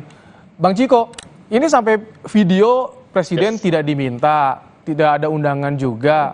Bagaimana Anda ini dari PDIP? Memang sengaja tidak mempersiapkan untuk mengundang Jokowi meminta videonya? Atau bagaimana ini? Enggak, memang fokus daripada 51 tahun bersama rakyat ini itu adalah tema dari ulang tahun Partai Demokrasi Indonesia Perjuangan kali ini yang ke-51 adalah memang mengedepankan soal gotong royong kami bersama rakyat. Dan justru salah satunya ingin menegaskan bahwa perjuangan PDI Perjuangan ini adalah perjuangan yang mengedepankan kerjasama dengan rakyat, bukan dengan elit gitu. Elit comes and go. Elit itu datang dan pergi, tapi rakyat itu yang pasti, gitu. Nah, tapi beberapa kali dipuji-puji terus loh, Bang Ciko. Itu ada. Pak Jokowi kan dipuji-puji sebagai kader terbaik. Masa kekuasaannya ada. Loh memang, tapi kan salah satu kader terbaik itu punya kader-kader lain, kader-kader terbaik lain seperti Pak Ganjar Pranowo, ya kan, Mbak Puan, ya Mas Nanan, ada juga teman-teman seperti Mas Aryo Bimo, semuanya kader-kader terbaik Partai Demokrasi Indonesia Perjuangan. Tapi tadi saya ingin tergelitik disampaikan, kita tidak pernah ambil pusing soal loyalitas daripada kader kita, walaupun itu yang ditekankan dan diajarkan di sekolah-sekolah partai kami, gitu. Dalam kurikulum sekolah partai kami nomor 1 ada soal loyalitas. Nah, kembali lagi tadi yang Prof. Karim sudah sangat merepresentasikan apa yang ingin saya katakan, bahwa biarlah khalayak yang menilai, ya kan, siapa yang pernah besar bersama PDI Perjuangan dan siapa yang meninggalkan PDI Perjuangan. Tetapi kalau bisa dilihat, PDI Perjuangan bukan baru sekali ditinggal oleh kadernya, sudah berkali-kali, bahkan ditinggal gerbong-gerbongan untuk membuat partai baru juga pernah. Tapi pernahkah kami meributkan hal tersebut? Kan tidak pernah. Kami juga tidak pernah menahan-nahan siapapun yang ingin bergabung maupun ingin meninggalkan PDI Perjuangan. Pada prinsipnya nomor 1 yang kami perjuangkan dan yang penting, yang jangan pergi dari kami adalah rakyat. Dan itu yang terus kami akan perjuangkan. Oce, yang biasanya Jokowi hadir di ulang tahun, dipuji-puji soal kader terbaik dari PDIP. Nah, Anda sebagai relawan pendukung Jokowi ini bagaimana melihat sekarang tidak ada video statement pun tidak diminta, Pak Uce? Jadi kami berapa kali juga bikin acara, kami jangankan PDIP, kami aja relawan kadang-kadang merasa bahwa untuk acara ini tidak perlu merepotkan seorang presiden. Terlebih yang saya dengar bahwa justru ada dari PDIP mendorong Pak Jokowi memprioritaskan tugas kenegaraannya. Jadi saya rasa apa yang dilakukan oleh Partai Demokrasi Indonesia Perjuangan di usianya yang ke-5 tahun ini menjadi pelajaran yang bagus untuk anak-anak bangsa, ya, bahwa partai ini memprioritaskan kadernya itu untuk melaksanakan tugas-tugas kenegaraan, tugas-tugas pokoknya dia. Jadi saya rasa itu tidak harus menjadi suatu polemik, karena kami juga pernah mengalami hal seperti itu.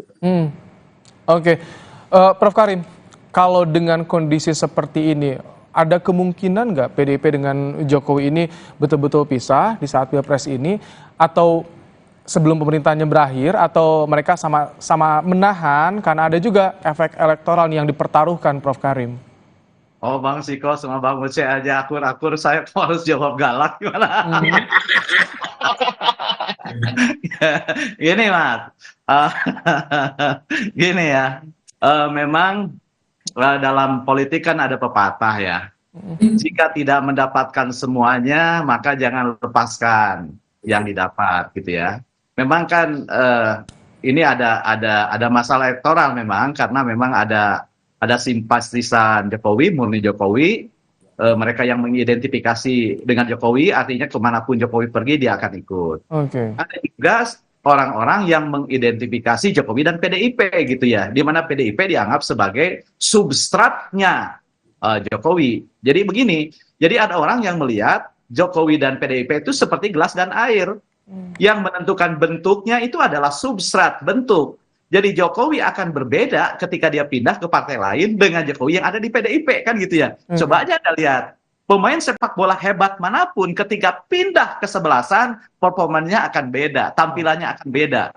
Karena seperti hanya pemain bola dan klubnya, politisi dan partai politik itu seperti air dan gelas, karena gelas menjadi substrat, itu yang pertama. Yang kedua, mengikuti logika yang dibangun oleh Bang Uce dan Bang Siko, ini boleh jadi kali ini PDIP mentolerir Jokowi sebagai kepala negara, menjalankan tugas negara di atas tugas kepartean gitu loh, di atas tugas partai gitu. Itu yang kedua. Tapi terlepas dari itu semua, yang ingin saya katakan adalah tadi sekali lagi, kita kan sekarang sedang membangun etika politik dengan pemilu itu. Jangan sampai ada etika standar ganda bahwa kita harus mendorong. Kalau memang kita ingin menegakkan etika yang dibangun, bahwa politisi harus punya rasa hormat kepada partai yang membesarkannya, nah maka kita ingatkan gitu loh, bahwa loyalitas kepartaian, preferensi kepartaian itu penting dijaga, karena ini akan menular kepada warga. Sehingga warga nanti akan memiliki kompas, bukan saja ketika akan memberikan suara di hari pemilihan, tetapi masyarakat punya kompas untuk menilai bagaimana kebijakan yang diambil oleh pemerintah, pernyataan resmi yang dikeluarkan oleh pemerintah, koalisi yang dibangun oleh politisi dalam menghadapi pemilu. Itu penting bagi masyarakat. Jadi saya lebih concern pada bagaimana kita memperkuat partai politik sebagai elemen penting dari demokrasi yang akarnya pada kesantunan politik dan partainya. Baik.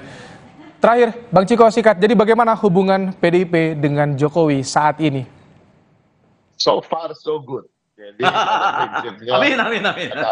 Kami tidak ada permasalahan, dan pun kalaupun ada tidak menjadi fokus kami pada saat ini. Saat ini kami ingin fokus untuk memenangkan pertarungan Pilpres ini satu putaran seperti perintah Ketua Umum tadi.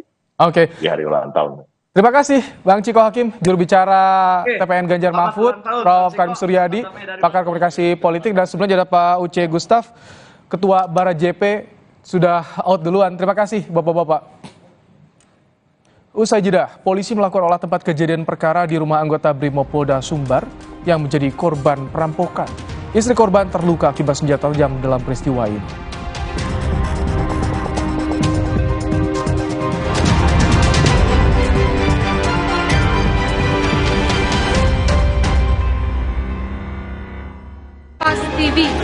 TV Station. Terima kasih kepada Kementerian Luar Negeri Republik Indonesia atas apresiasinya kepada Kompas TV sebagai media televisi terbaik 2 tahun berturut-turut dalam Adam Malik Awards 2024. Hey guys.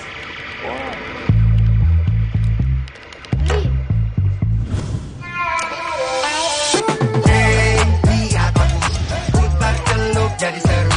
Hey, lihat aku. Indomie habis yang hotnya viral. Hot kuah seblaknya literally viral. Kerupuk crunchy, mie lebar, chewy. Hot geprek dan kremesnya kres.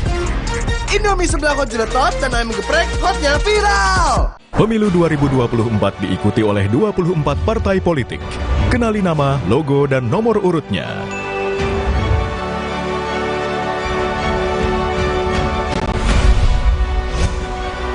Jadilah bagian dari perhelatan akbar demokrasi negeri ini untuk Indonesia damai sejahtera. Ikuti perkembangan dan informasi terkini seputar pemilu 2024 bersama teman memilih Kompas TV, Rumah Pemilu. Polisi mengungkap sindikat pembuat STNK dan plat nomor mobil dinas palsu. Para tersangka ini sudah beraksi sindikat, sudah 18 kali membuat STNK palsu.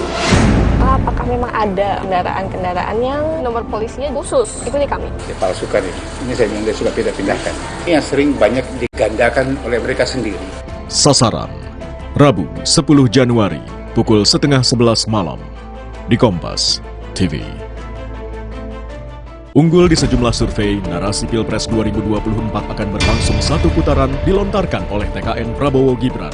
Sebaliknya, Timnas Anies Mohaimin dan TPN Ganjar Mahfud meyakini Pilpres akan 2 putaran.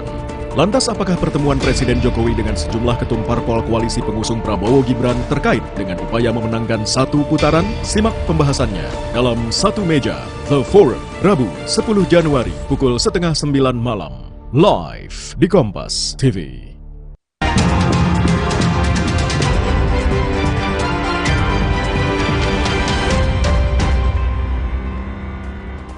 Saudara, polisi melakukan olah tempat kejadian perkara di rumah anggota Brimopolda Sumbar yang menjadi korban perampokan. Polisi juga memeriksa anggota Bayangkari yang menjadi korban perampokan. Polresta Padang melakukan olah tempat kejadian perkara dan memasang garis polisi di rumah anggota Brimopolda Sumbar yang menjadi korban perampokan. Polisi mengumpulkan sejumlah barang bukti di lokasi perampokan. Polisi juga memeriksa anggota Bayangkari korban perampokan yang masih menjalani perawatan di rumah sakit karena terluka akibat senjata tajam pelaku.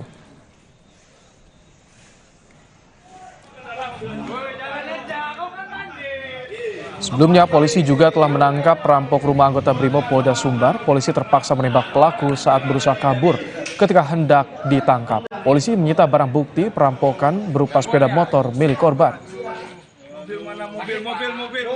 Amankan tersangka perampokan yang terjadi kemarin hari Selasa pukul 10 pagi, TKP di daerah Jati. Kebetulan korban adalah seorang Bayangkari, anggota Polri, suaminya anggota Polri di Brimob Polda Sumbar.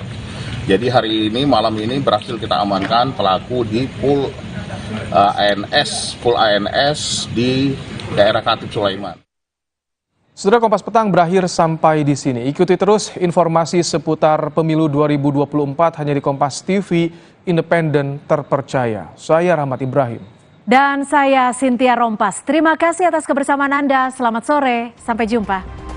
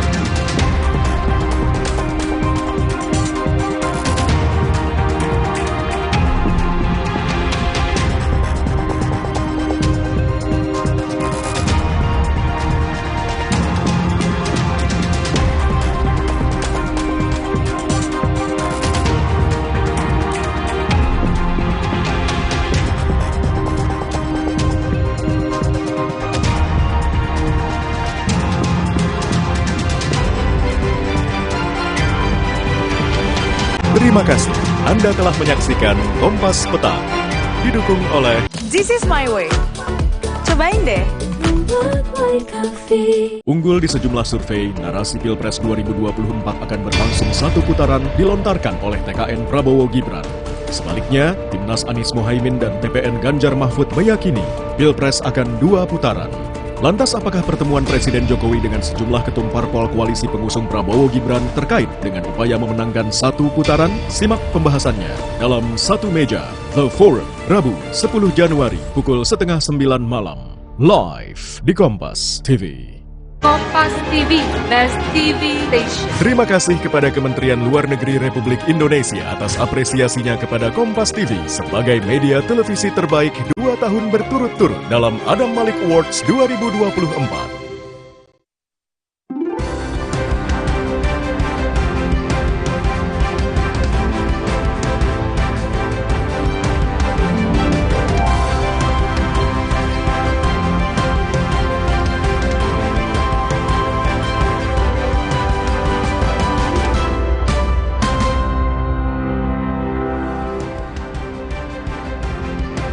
Selamat petang saudara, 34 hari lagi pemungutan suara, namun masih ada laporan sekitar 12 juta surat suara rusak dan kekurangan logistik pemilu. Lalu apa yang jadi solusi untuk persiapan logistik pemilu? Saudara, bahasan ini akan kami hadirkan bersama dengan sorotan lain termasuk soal sindiran dari calon presiden pasca debat ketiga. Lebih lengkap di Sapa Indonesia Malam, saya Liviana Cerlisa. Dan saya Niluh Puspa.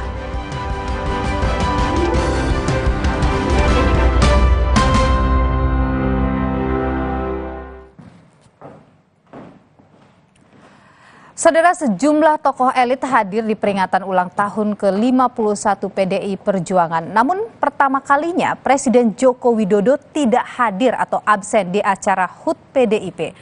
Presiden Joko Widodo tak menghadiri perayaan hari ulang tahun ke-51 PDI Perjuangan karena melakukan kunjungan ke sejumlah negara ASEAN. Jokowi juga tidak memberikan video ucapan hingga keterangan atau karangan bunga selamat ulang tahun bagi PDIP. Ketua Umum PDI Perjuangan Megawati Soekarno Putri mengaku hanya mengundang yang bersedia hadir. Wakil Presiden Ma'ruf Amin, para menteri dari PDI Perjuangan turut hadir di acara itu.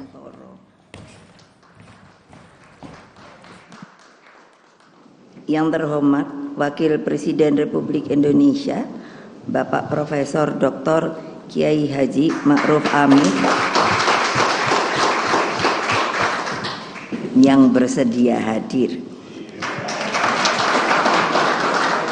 para menteri yang hadir di sini, supaya Pak Ma'ruf tahu mereka ingin diundang. Jadi saya undang.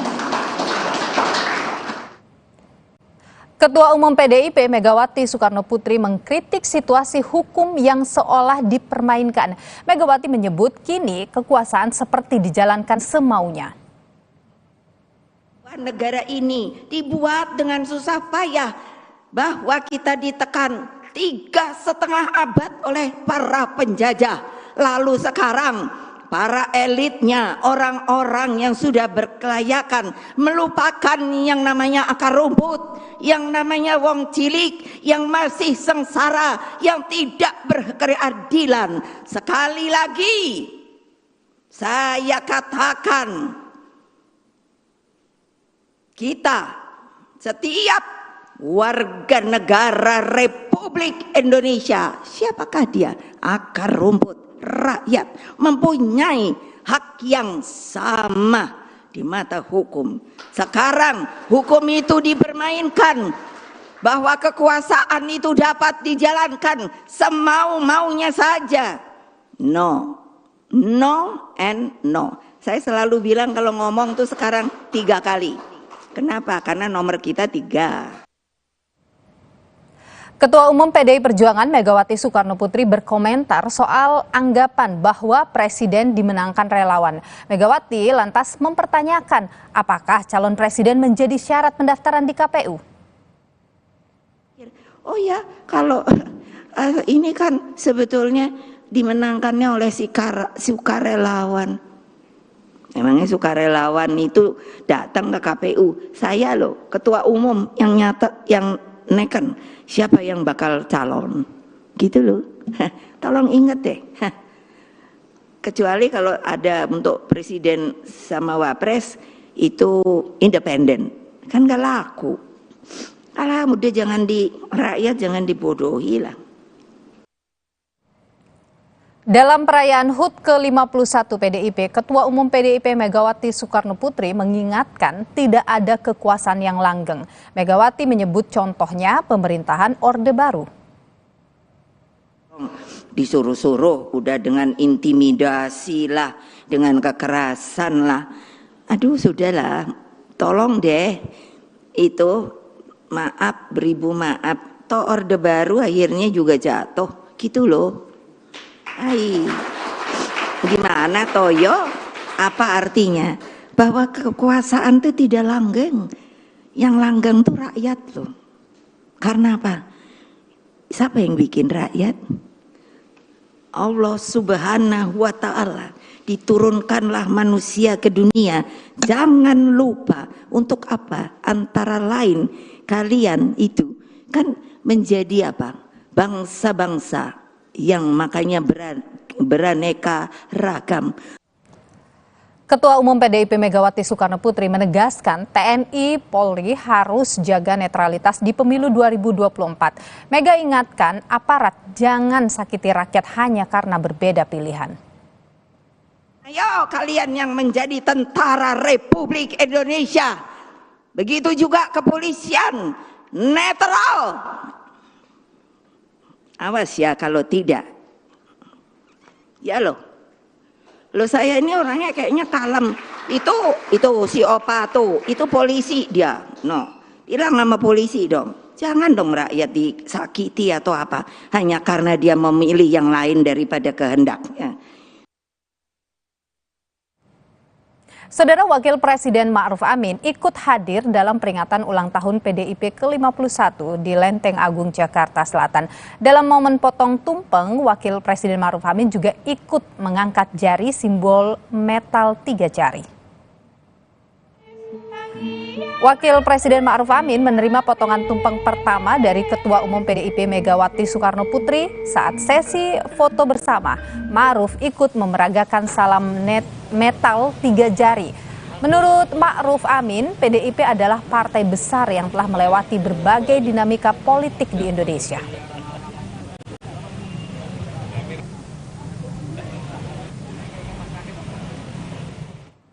PDI Perjuangan sebagai salah satu partai politik besar di Indonesia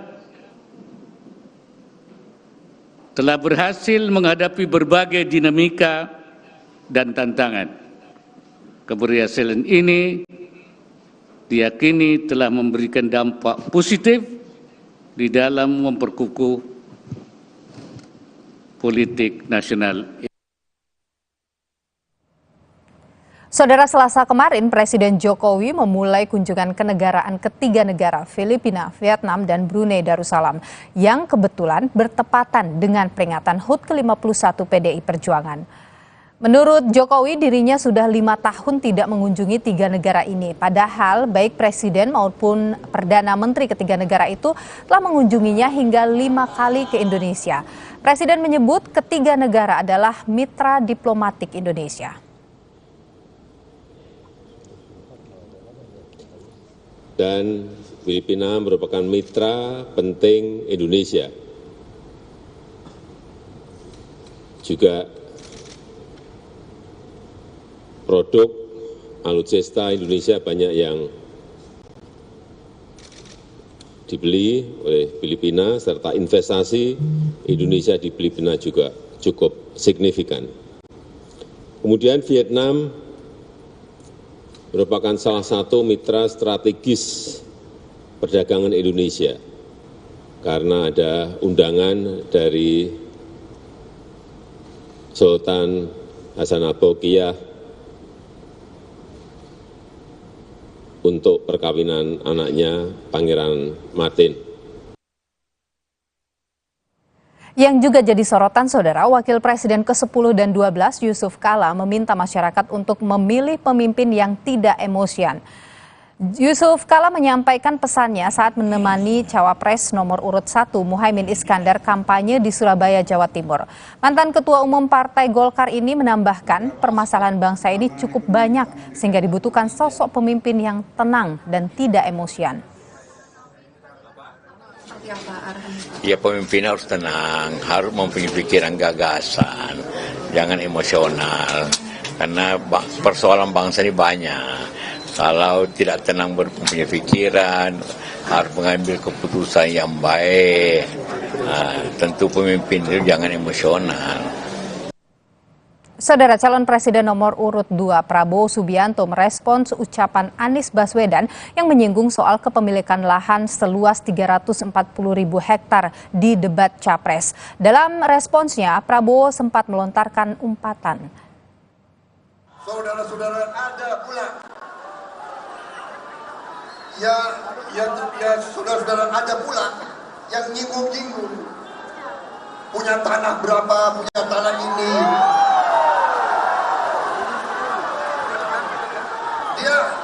Dia pinter atau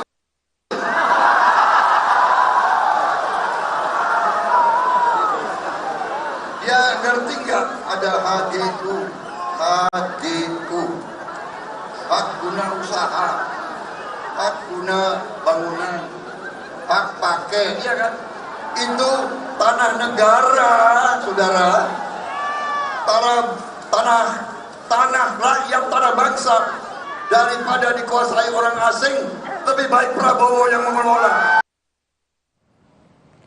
Calon Wakil Presiden nomor urut 1 Muhaimin Iskandar menanggapi soal umpatan Capres Prabowo Subianto yang ditunjukkan untuk Anies Baswedan. Muhaimin menyebut biar rakyat yang menilai.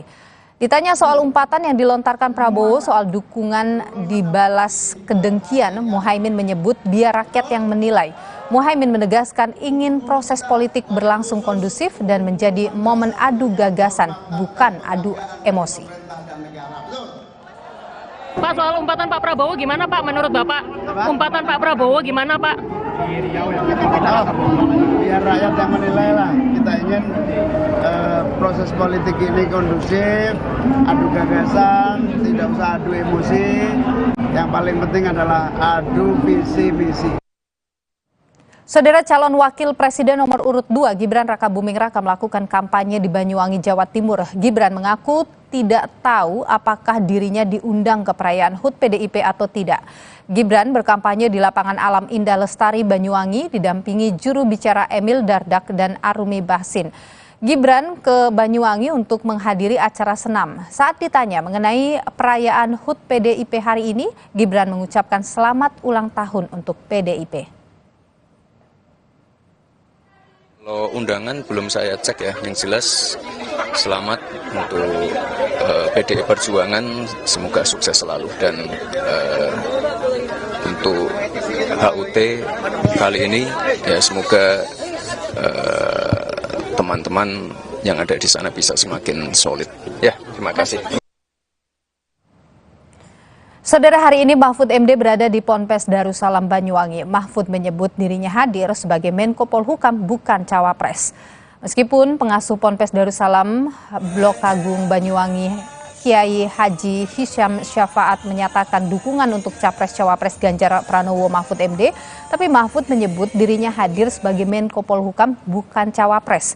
Dalam sambutannya, Mahfud mengingatkan pemilih untuk memilih sesuai hati nurani dan memilih calon pemimpin yang jujur dan punya kesamaan antara visi, misi, dan gaya hidup serta track recordnya. Pemimpin yang track recordnya itu cocok dengan visi misinya. Misalnya, saudara, saya kalau nanti terpilih akan membangun kehidupan yang sederhana sesuai dengan ekonomi rakyat. Tapi dia sendiri sejarahnya sejarah suka berfoya-foya. Arlojinya aja yang 100 juta, sepatunya 36 juta, celananya 27 juta. Bagaimana dia berpikir mau berhidup sederhana kalau cara hidupnya seperti itu? Divisinya ditulis ekonomi kerakyatan yang egaliter. Saudara, dalam pemilu 2024, Komisi Pemilihan Umum mencetak 1,2 miliar surat. Namun tinggal 34 hari lagi pemungutan suara, masih ada laporan tentang kerusakan atau kekurangan logistik pemilu.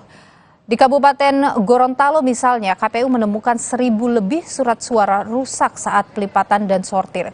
Petugas juga menemukan surat suara yang meragukan keabsahannya, seperti tinta yang menutupi logo partai atau menutupi nomor urut atau nama calon, serta temuan lubang pada bagian kertas suara.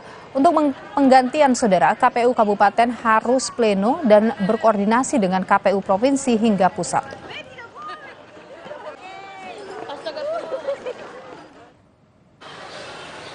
Di Mataram, saudara, KPU menemukan 2.000 surat suara yang rusak. KPU Mataram juga melaporkan adanya kekurangan 17.500 surat suara dari 1,6 juta kebutuhan surat suara di wilayah Kota Mataram. KPU sudah mengirim laporan kerusakan dan kekurangan surat suara ke KPU Pusat untuk segera mendapatkan gantinya 10 hari sebelum didistribusikan ke 1.248 TPS. Jadi kita sudah sortir lipat untuk surat suara. Inilah contoh kerusakan kerusakan surat suara yang kita temukan dalam proses terlibat untuk Pilpres, termasuk yang berlubang seperti ini. Seperti ini. Ini berlubangnya gini. Ya, berlubangnya dan termasuk sobeknya seperti ini. Ini tetap kita jadikan surat suara yang tidak bisa digunakan. Kekurangan pengiriman dari percetakan sesuai dengan kebutuhan 1.600.000 sekian itu, kita kekurangan kurang lebih 17.500-an. Di Depok, Jawa Barat, Saudara, KPU Kota Depok menemukan ratusan kotak suara yang rusak. Temuan ini didapati setelah pengecekan ulang gudang logistik KPU Kota Depok. Ketua KPU Kota Depok mengatakan pihaknya menemukan sebanyak 210 kotak suara yang rusak. Data dari Bawaslu, Saudara, hingga 5 Januari 2024 ada 127 dari 514 kabupaten kota serta 39 dari 128 panitia pemilihan luar negeri yang melaporkan kerusakan surat suara. Sementara dari laporan KPU diperkirakan jumlah surat suara rusak mencapai 1% dari 1,2 miliar lembar atau sekitar 12 juta lembar.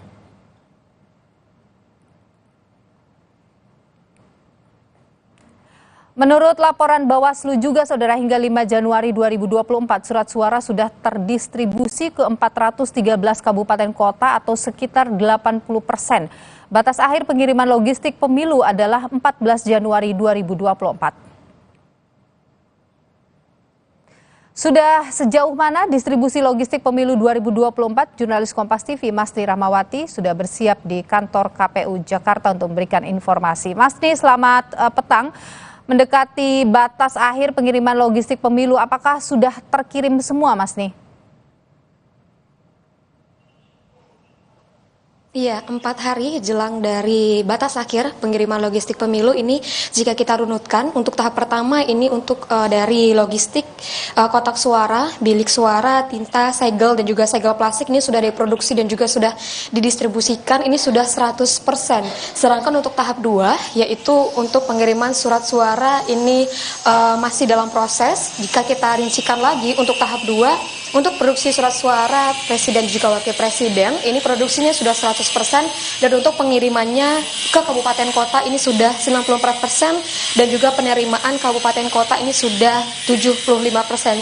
Sedangkan untuk surat suara DPR, DPD dan juga DPRD ini distribusinya sudah di atas 80%. Untuk logistik luar negeri sendiri untuk presiden dan juga wakil presiden dan juga untuk DPR, Dapil Jakarta 2 ini juga sudah diproduksi dan juga sudah didistribusikan sebesar 100%. Dan untuk saat ini untuk KPU Kabupaten Kota ini sedang melakukan penyortiran pelipatan surat suara dan juga perakitan kotak suara dan juga pengecekan dan pengemasan logistik. Dari pengecekan dan juga sortir surat suara dan juga kotak suara ini, KPU juga Bawaslu ini menemukan adanya kerusakan di beberapa surat suara dan juga kotak suara. Dan juga KPU dan Bawaslu ini menemukan surat suara ini rusak di 127 kabupaten kota dan juga di 39 PPLN. Sebagian besar kerusakan ini untuk surat suara ini sebagian besar kerusakannya terdapat di titik yang berwarna robek dan juga garis buram serta surat suara yang berlubang. Untuk juga dan selain itu juga Bawaslu juga temukan beberapa surat suara yang tidak sesuai warna seperti untuk surat suara DPRD yang seharusnya berwarna biru namun ditemukan ini berwarna ungu. Ini memang ada kesalahan juga seperti itu. Dan untuk kasus lain yaitu kasus salah pengiriman logistik di mana ada beberapa pengiriman logistik pemilu ini yang salah kirim, seharusnya dikirimkan di Kabupaten A namun ini malah dikirimkan ke Kabupaten B. Dan juga dengan adanya kerusakan yang ditemukan dari surat suara juga kotak suara ini, dari Bawaslu ini meminta KPU untuk perkuat koordinasi dengan penyedia jasa untuk mengkoordinasikan segera untuk mengganti dan juga mendistribusikan surat suara yang baru. Jika sekarang hari ini merupakan tanggal 10 Januari dan juga batas atau deadline dari distribusinya itu pada tanggal 14 Januari, memang kita berharap untuk segala kerusakan dan juga kekurangan untuk distribusi dan juga logistik pemilu 2024 ini bisa segera terselesaikan dan nanti pemilu bisa juga terselenggara dengan lancar, di mana untuk pemilu 2024 ini sebanyak 1,2 miliar ini surat suara dicetak untuk seluruh pemungutan suara dari Presiden dan juga Wakil Presiden, DPR, DPRD dan juga DPD. Dan untuk tahap pertama distribusi yaitu pada tanggal 25 September 2023 hingga 7 Desember 2023, dan untuk tahap 2 ini dilakukan pada 15 November 2023 hingga 14 Januari 2024 nih, Baik, proses untuk distribusi logistik pemilu terus berjalan. Terima kasih Mas Dri Ramawati, jurnalis Kompas TV atas informasi Anda. Kami akan kembali, Saudara. Untuk pertama kalinya Presiden Jokowi tak hadir dalam perayaan ulang tahun PDI Perjuangan. Ketua Umum PDIP Megawati Soekarnoputri menyebut hanya mengundang pihak-pihak yang memang mau datang. Kami akan ulas usai jeda. Tetaplah bersama kami.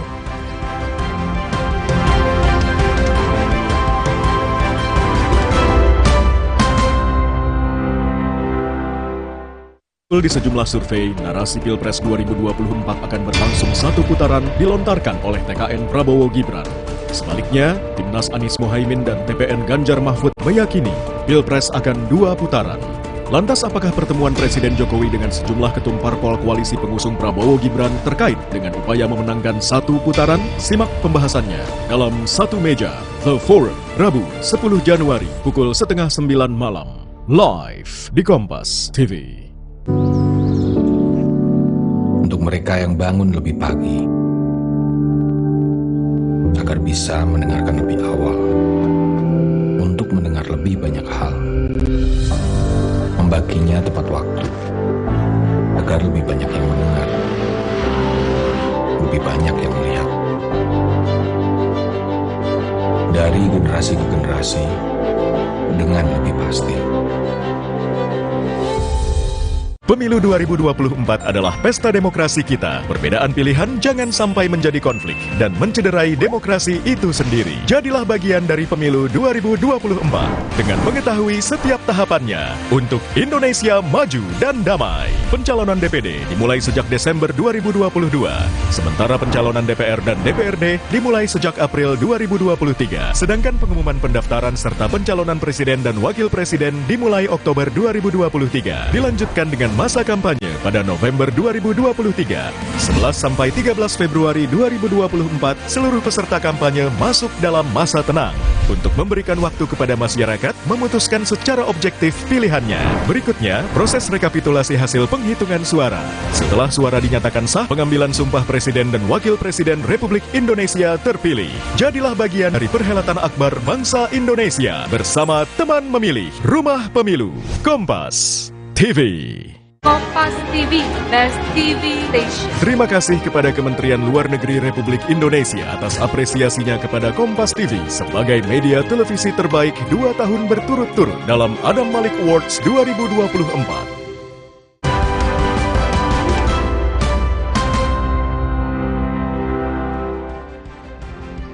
Saudara, sejumlah tokoh elit hadir di peringatan ulang tahun ke-51 PDI Perjuangan. Namun, pertama kalinya Presiden Joko Widodo tidak hadir atau absen di acara HUT PDIP. Presiden Joko Widodo tak menghadiri perayaan hari ulang tahun ke-51 PDI Perjuangan karena melakukan kunjungan ke sejumlah negara ASEAN. Jokowi juga tidak memberikan video ucapan hingga karangan bunga selamat ulang tahun bagi PDIP. Ketua Umum PDI Perjuangan Megawati Soekarnoputri mengaku hanya mengundang yang bersedia hadir. Wakil Presiden Ma'ruf Amin, para menteri dari PDI Perjuangan turut hadir di acara itu.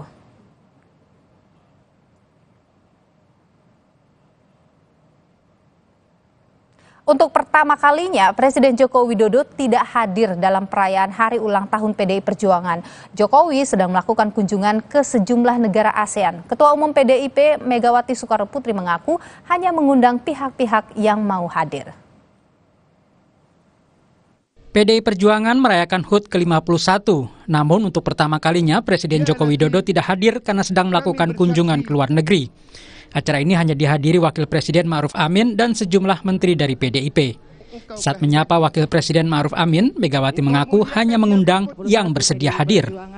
Yang terhormat Wakil Presiden Republik Indonesia, Bapak Profesor Dr. Kiai Haji Ma'ruf Amin yang bersedia hadir. Para menteri yang hadir di sini, supaya Pak Ma'ruf tahu mereka ingin diundang. Jadi saya undang. Sehari sebelum ultah PDIP, Presiden Jokowi melakukan kunjungan kerja ke Filipina, Vietnam, dan Brunei Darussalam. Sebelum berangkat ke luar negeri, Jokowi mengaku belum menerima undangan terkait ultah PDIP. Akan hadir ke PDIP tanggal 10 Januari, Pak. PDIP, Pak. Tanggal 10 Januari itu kan belum dapat undangan. Terima kasih, Pak. Sekjen PDI Perjuangan Hasto Kristianto menyebut Presiden Joko Widodo memang tak diundang karena menghormati agenda kenegaraan Presiden Joko Widodo.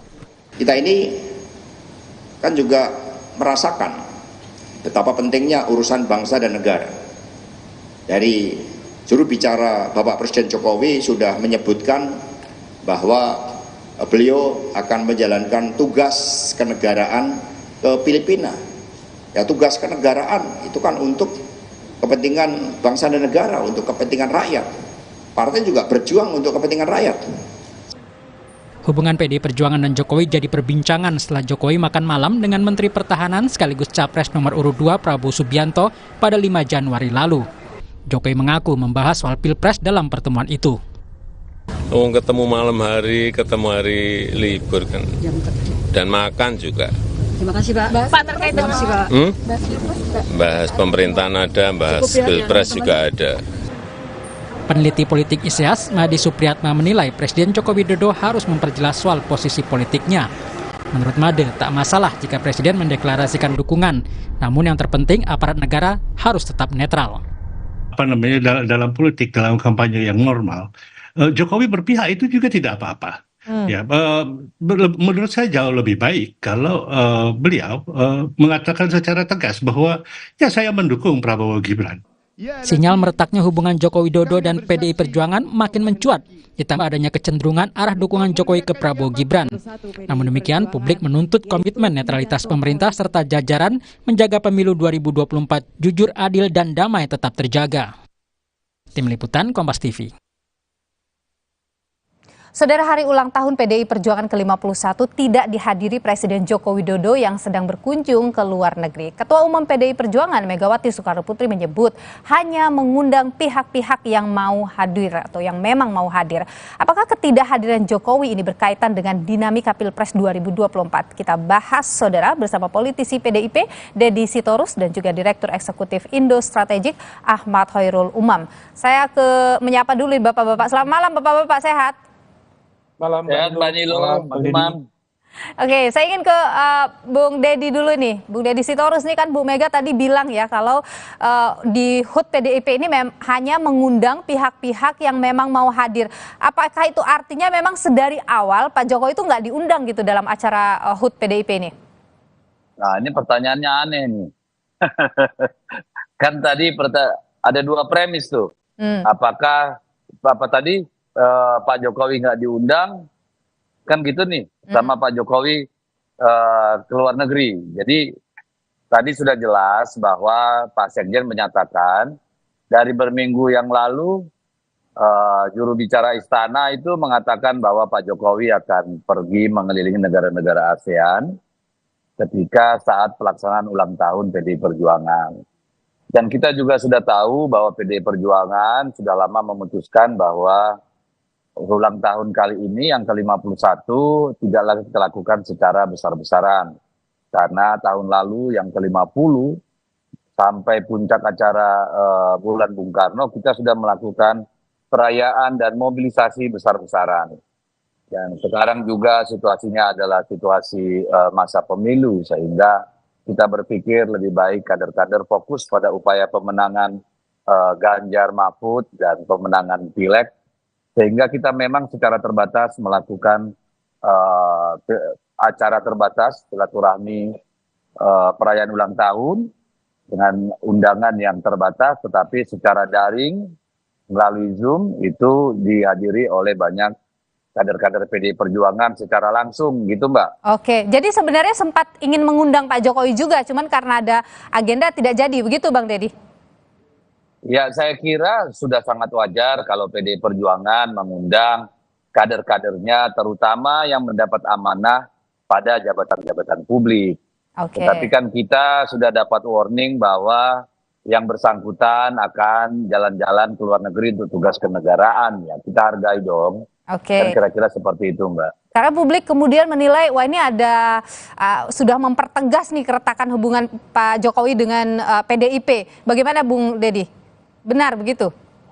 Ya silakan rakyat menilai, silakan Pak Jokowi yang menjawab. Kan kalau kami tidak merasa ada masalah dalam konteks hubungan kepartaian, dalam konteks hubungan kenegaraan. Kan di situ yang menjadi pijakan kami. Tetapi kalau orang berandai-andai menginterpretasi atau Pak Jokowi merasa seperti itu, ya tanyakan pada Pak Jokowi, bukan pada kita gitu loh Mbak. Oke, saya ingin ke Mas Umam dulu. Mas Umam, ketidakhadiran Pak Jokowi ini apakah karena Pak Jokowi mungkin ingin mempertegas begitu jarak antara Jokowi dengan PDIP atau bagaimana kalau Anda membacanya? Mbak Nilo, saya pikir apa yang dilakukan oleh Pak Jokowi hari ini, satu mempertegas, mempertebal, dan juga mengkonfirmasi bahwa ada situasi yang memang sangat-sangat problematik antara Pak Jokowi dengan PDIP.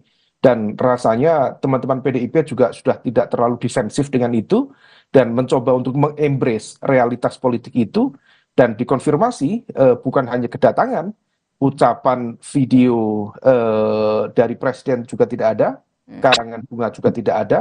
Jadi kalau misal dikatakan ini adalah titik pisah dari Pak Jokowi dengan PDIP, bisa saja. Hanya saja ini belum diucapkan secara formal, tetapi ketidakhadiran dan tidak ada satupun tanda sebagai bentuk respek terhadap HUT PDIP yang sangat sakral dalam tradisi ideologi kader-kader PDIP adalah sebuah tanda pisah dari Presiden Jokowi kepada PDIP itu sendiri. Dan rasanya dari teman-teman PDIP juga sudah cukup sama, artinya bahwa dari sisi tema saja, Satyam Eva Jayate, yang diambil dari doktrin seorang empu pada masa Raden Wijaya Majapahit, tadi disampaikan oleh Bu Mega, dengan tema itu ingin menyampaikan pesan bahwa kebenaran pasti menang. Dan dalil-dalil argumen yang disampaikan oleh Bu Mega adalah sebuah gugatan terhadap praktik kekuasaan yang tidak menggunakan basis etika, moral, dan juga dianggap sewenang-wenang, bahkan disamakan dengan Orde Baru. Dan Bu Mega 3 kali kita hitung menggunakan no, no, no. Dan itu adalah big no. Artinya bahwa Bu Mega sudah mengekspresikan kemarahannya, meskipun sekalipun tidak menyebut nama Pak Jokowi, tetapi jelas semua itu dialamatkan kepada Pak Jokowi itu sendiri. Oke, jadi Anda membaca antara PDIP dengan Pak Jokowi udah benar-benar end ini hubungannya? Bagaimanapun juga dalam politik tentu masih terbuka segala potensi dan juga kemungkinan ruang rekonsiliasi, ruang negosiasi. Tapi Mbak Niluh, kalau misal kita cermati proses dinamika konflik yang seringkali kemudian muncul di PDIP dan juga bagaimana kemudian merespon situasi itu, rasa-rasanya potensi rekonsiliasi dalam waktu dekat agak sulit itu terjadi. Ibaratnya dalam tradisi Jawa kita mengenal istilah banteng ketatot. Jadi kalau banteng sudah terluka, itu bisa merespon dengan segala bentuk kemarahan terhadap orang atau pihak yang mengecewakannya, yang menzoliminya. Maka kemudian dibutuhkan proses yang cukup panjang, tidak bisa kemudian hanya dengan negosiasi ekonomi politik dengan kompensasi jabatan dan sebagainya, tidak bisa. Tetapi ada sesuatu yang cukup dalam, yang disenggol, yang dicungkil oleh pemerintahan Pak Jokowi terhadap martabat harga diri PDIP itu sendiri. Maka bisa saja dalam prosesnya kemudian nanti ada proses negosiasi, rekonsiliasi, dan kita tahu misalnya Mbak Puan Maharani sendiri sebagai salah satu komunikator politik terdepan di PDIP yang relatif bisa masuk kemana saja, relatif fleksibel, barangkali bisa menjembatani itu semua.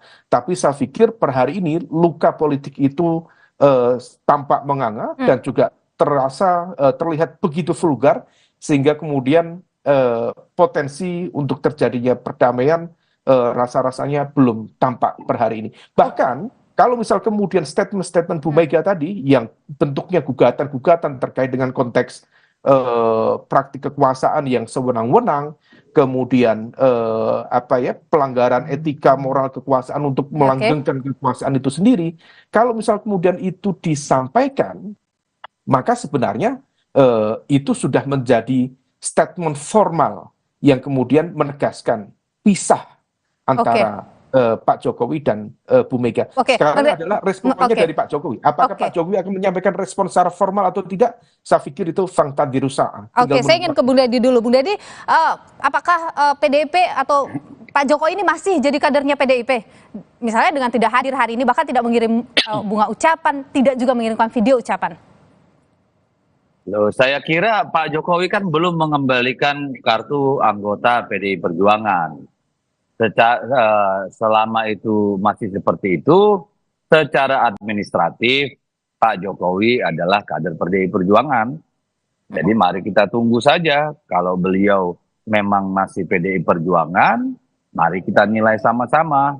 Kalau betul masih PDI Perjuangan gitu ya, kita tunggulah. Saya tidak mau berandai-andai. Tetapi secara pribadi saya ingin katakan, ini Pak Jokowi ini sudah sulit menemukan jalan kembali ini. Karena menurut saya beliau sudah terlalu jauh, sudah terlalu vulgar, dan kita sulit membedakan Jokowi sebagai seorang presiden dan Jokowi sebagai seorang bapaknya Gibran yang berkepentingan dengan hasil pemilu gitu. Itu pendapat saya pribadi gitu. Jadi tapi kalau pertanyaannya apakah masih anggota PDI Perjuangan, Pak Jokowi masih nyimpen KTA PDI Perjuangan. Itu yang saya tahu. Jadi apa yang terjadi ini berkaitan juga karena ada pencawapresan Gibran Raka Buming Raka, karena kedekatan Pak Jokowi juga dengan Paslon 02 begitu Bang Deddy ya? Apa yang terjadi adalah Pak Jokowi menarik jarak antara dirinya dengan PDI Perjuangan. Pak Jokowi berbeda sikap dan arah politik dengan partai yang melahirkan dan membesarkannya. Apa sebabnya, tanya Pak Jokowi. Jadi bagi PDIP Pak Jokowi yang menarik diri begitu? Kan PDI nggak kemana-mana, Mbak. Yang kemana-mana itu kan bisa dilihat Pak Jokowi sendiri kan. Bung Mas Umam, Anda melihat memang Pak Jokowi yang menarik diri dari PDIP? Sengaja? Ya, saya pikir dalam sebuah dialektika politik tentu ada situasi yang kemudian menciptakan reaksi dan aksi dan reaksi, sebab dan akibat.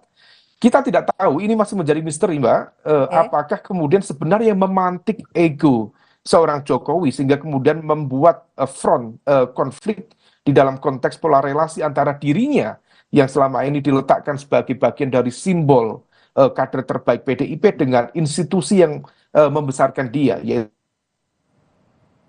Mas Umam.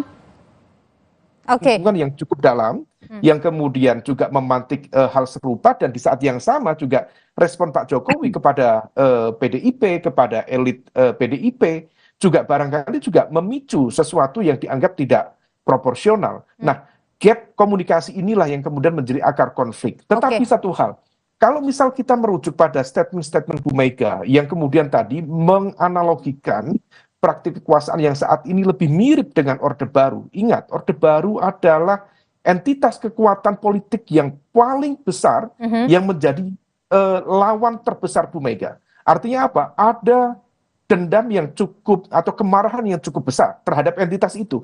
Kalau misal kekuasaan Pak Jokowi sudah disamakan dengan Orde Baru, seharusnya juga kita berpikir logiknya PDIP juga akan berpikir lebih rasional. Artinya kalau misal kemudian kalau ada kemarahan semacam itu, tetapi di saat yang sama tidak ada evaluasi terhadap Pak Jokowi, kemudian posisi dukungan kepada pemerintah juga tidak dicabut, kemudian posisi terkait dengan 5 posisi menteri dan juga wakil menteri yang lain juga masih tenang-tenang saja. Ini yang sebenarnya kemudian membuat sebuah spekulasi yang penuh dengan pertanyaan. Apa yang Anda baca di situ? Ini marah, tapi kok tidak melakukan apa-apa.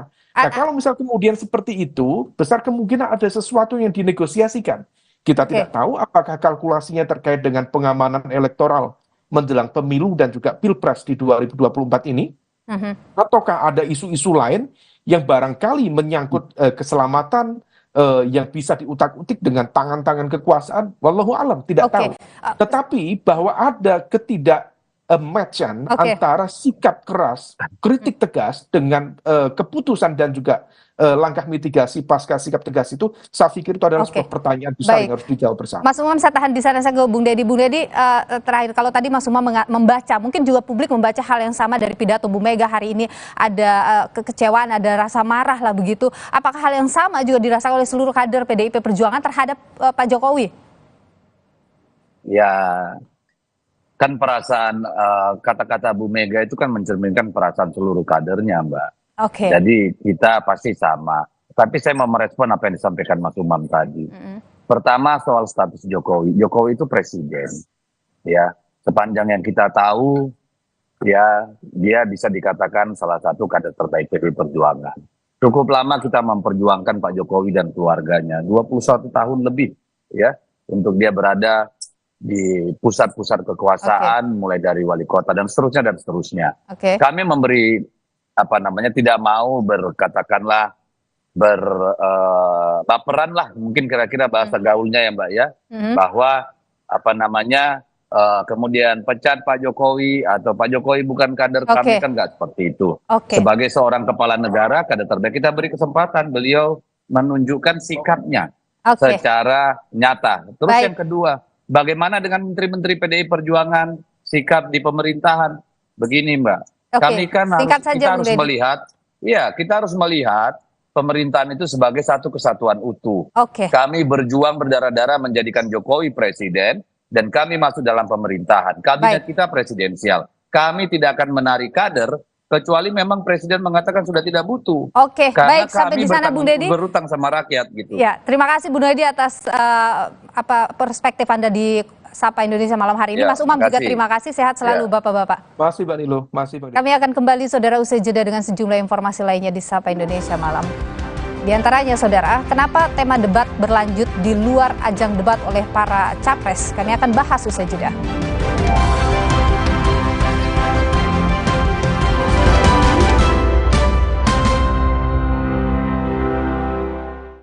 Di sejumlah survei, narasi Pilpres 2024 akan berlangsung satu putaran dilontarkan oleh TKN Prabowo Gibran.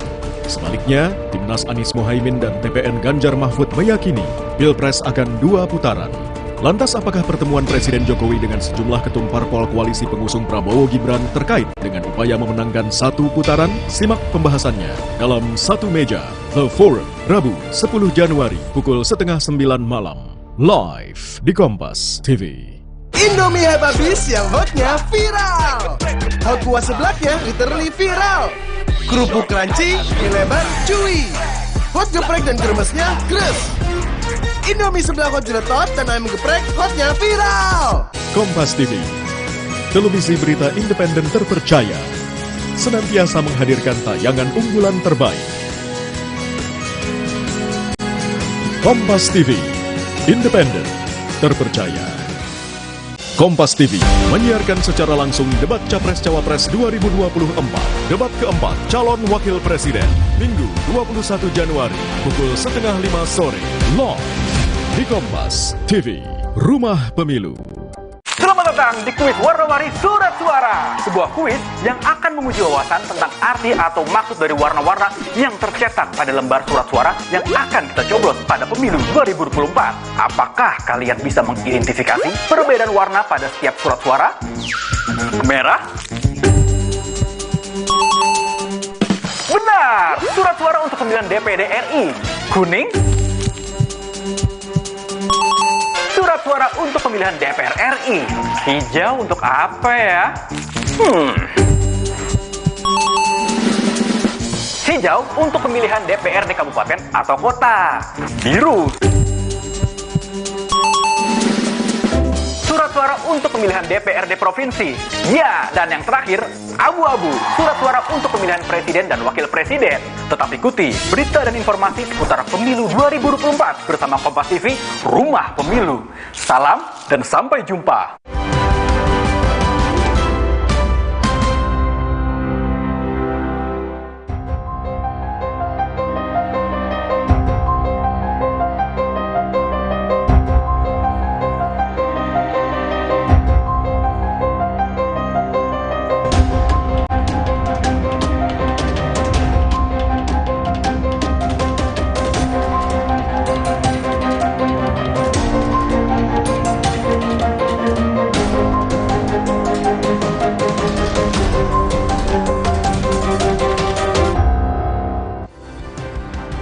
Saudara, Litbang Kompas menggelar jajak pendapat saat debat Capres ketiga berlangsung pada Minggu 7 Januari 2024 lalu.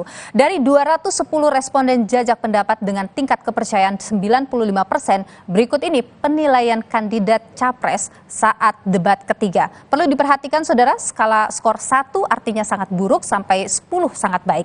Kita lihat saudara, untuk kemampuan Capres dalam menjawab pertanyaan dengan jelas, Anies Baswedan mendapat skor 7,4. Prabowo Subianto 6,9, sementara Ganjar Pranowo 7,4. Untuk penilaian Capres menguasai permasalahan, Anies Baswedan mendapatkan skor 7,2, Prabowo Subianto mendapatkan skor 6,9, sementara Ganjar Pranowo mendapatkan skor 7,4. Adapun untuk penilaian kandidat Capres dari sisi penampilan di atas panggung, Anies Baswedan saudara mendapatkan skor 7,9, Prabowo Subianto 7,1, Ganjar Pranowo 7,8. Itu kalau dari penilaian responden jajak pendapat. Namun kalau kita lihat saling sindir Capres buntut dari debat ketiga ditunjukkan ke publik dengan beragam ekspresi. Kita simak saudara informasi berikut ini.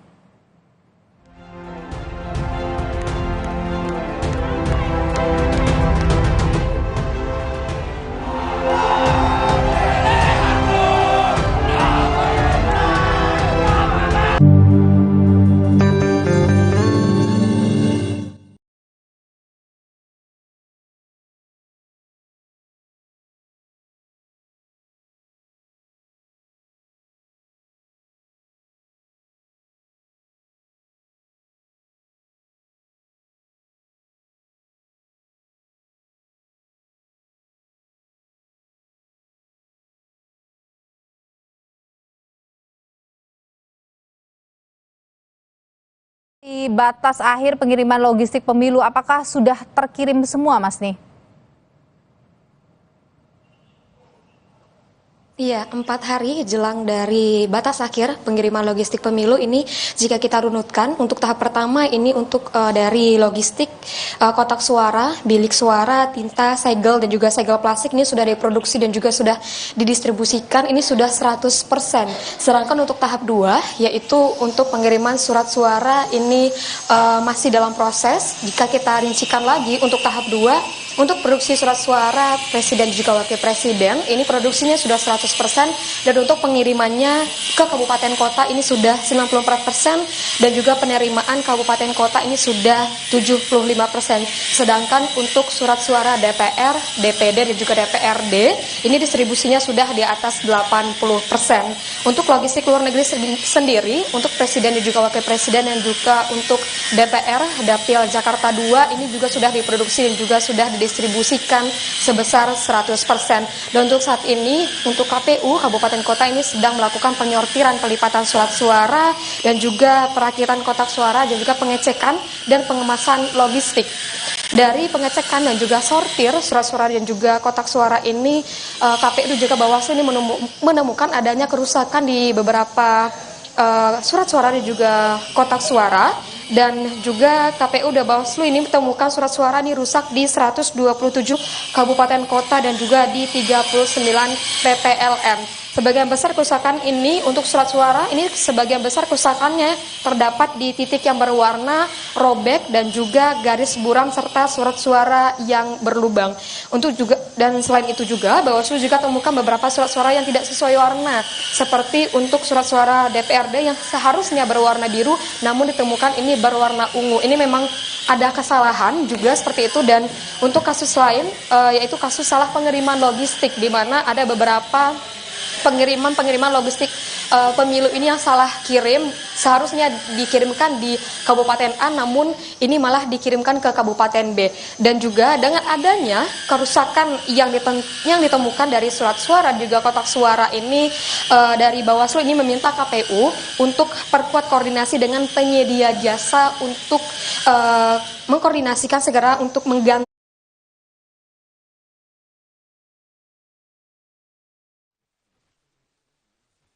Debat ketiga calon presiden pada Minggu 7 Januari yang lalu masih berlanjut usai debat. Kelanjutannya adalah adanya sindiran dari calon presiden nomor urut 2 Prabowo Subianto. Prabowo Subianto merespons ucapan Anies Baswedan yang menyinggung soal kepemilikan lahan seluas 340.000 hektar di debat Capres. Sambil mengoreksi data, Prabowo menyebut beberapa umpatan karena persoalan data saat debat. Saudara-saudara, ada pula saudara-saudara ada pula yang nyinggung-nyinggung. Punya tanah berapa, punya tanah ini.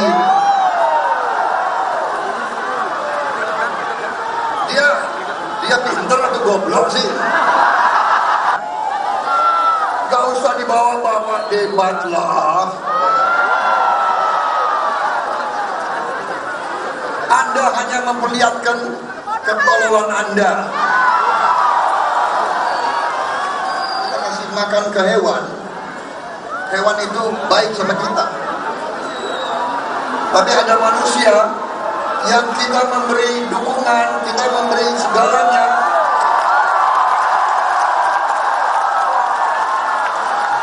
Yang dibalas adalah kedengkian.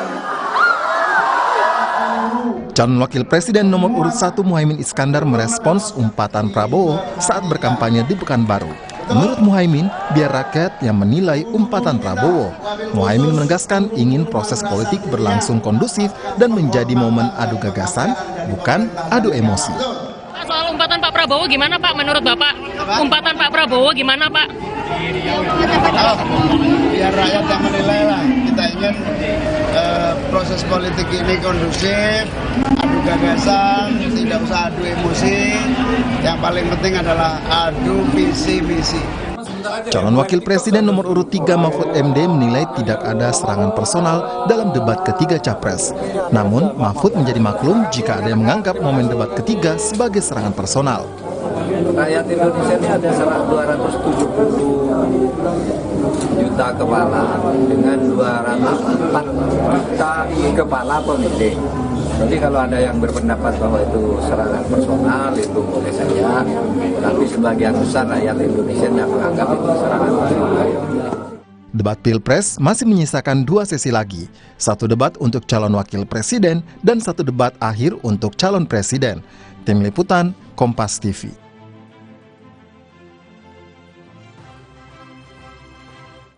Saudara saling sindir bahkan merespons sindiran usai debat ketiga masih berlanjut. Kenapa materi debat dibahas kembali setelah debat? Kami akan bahas saudara bersama dengan Hermawi Taslim, tim pemenangan Anies Muhaimin, Adi Wihadiwianto dari tim kampanye nasional Prabowo Gibran, dan juga bergabung bersama kami ada Arya Seno Bagaskoro dari tim pemenangan nasional Ganjar Mahfud. Selamat malam Bapak-Bapak, sehat selalu.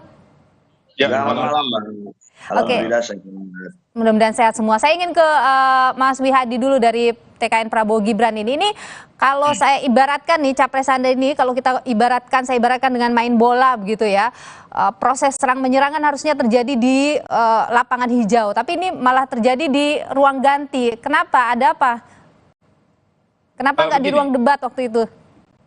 Jadi begini, kalau kita melihat debat itu, ya kan, pada saat itu dengan penjelasan dan dengan data-data yang disampaikan itu kan sudah dikatakan itu salah. Tapi dalam hal ini pada saat kita mau menjelaskan itu kan waktunya kan memang tidak cukup belum menjelaskan. Makanya Pak Prabowo juga memberikan itu bahwa ada yang namanya harus dijelaskan.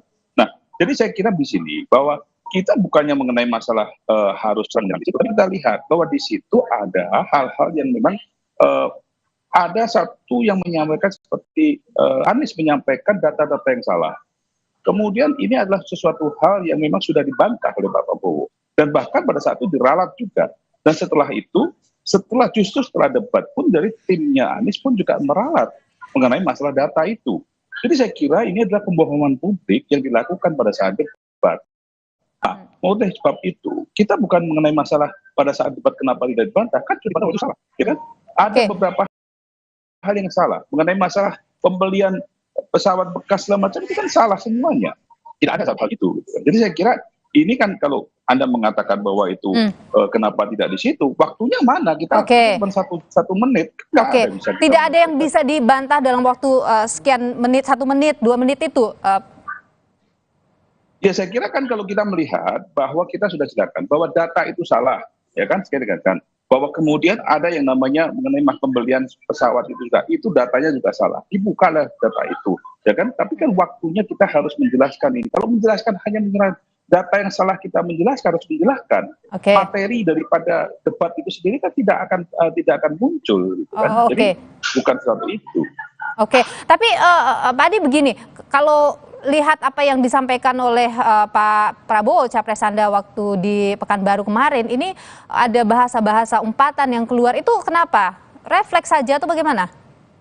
Sebenarnya kan itu bukan umpatan, itu adalah sesuatu hal yang disampaikan oleh Pak Prabowo. Bagaimana seorang yang memberikan data yang salah, dan apalagi itu disampaikan oleh seorang Anies. Kita tahu Pak Prabowo bagaimana kurang baiknya pada Anies pada saat dia sudah mau mencalonkan sebagai gubernur DKI pada saat itu, dan semuanya saya sendiri pun pada saat itu dengan seperti itu saya juga merasakan bahwa ini benar-benar seorang Anies ini seseorang yang memang saya lihat tidak ada bahasa itu dianggap oleh publik sebagai bahasa yang kasar, yang kemudian tidak pantas, begitu bagaimana?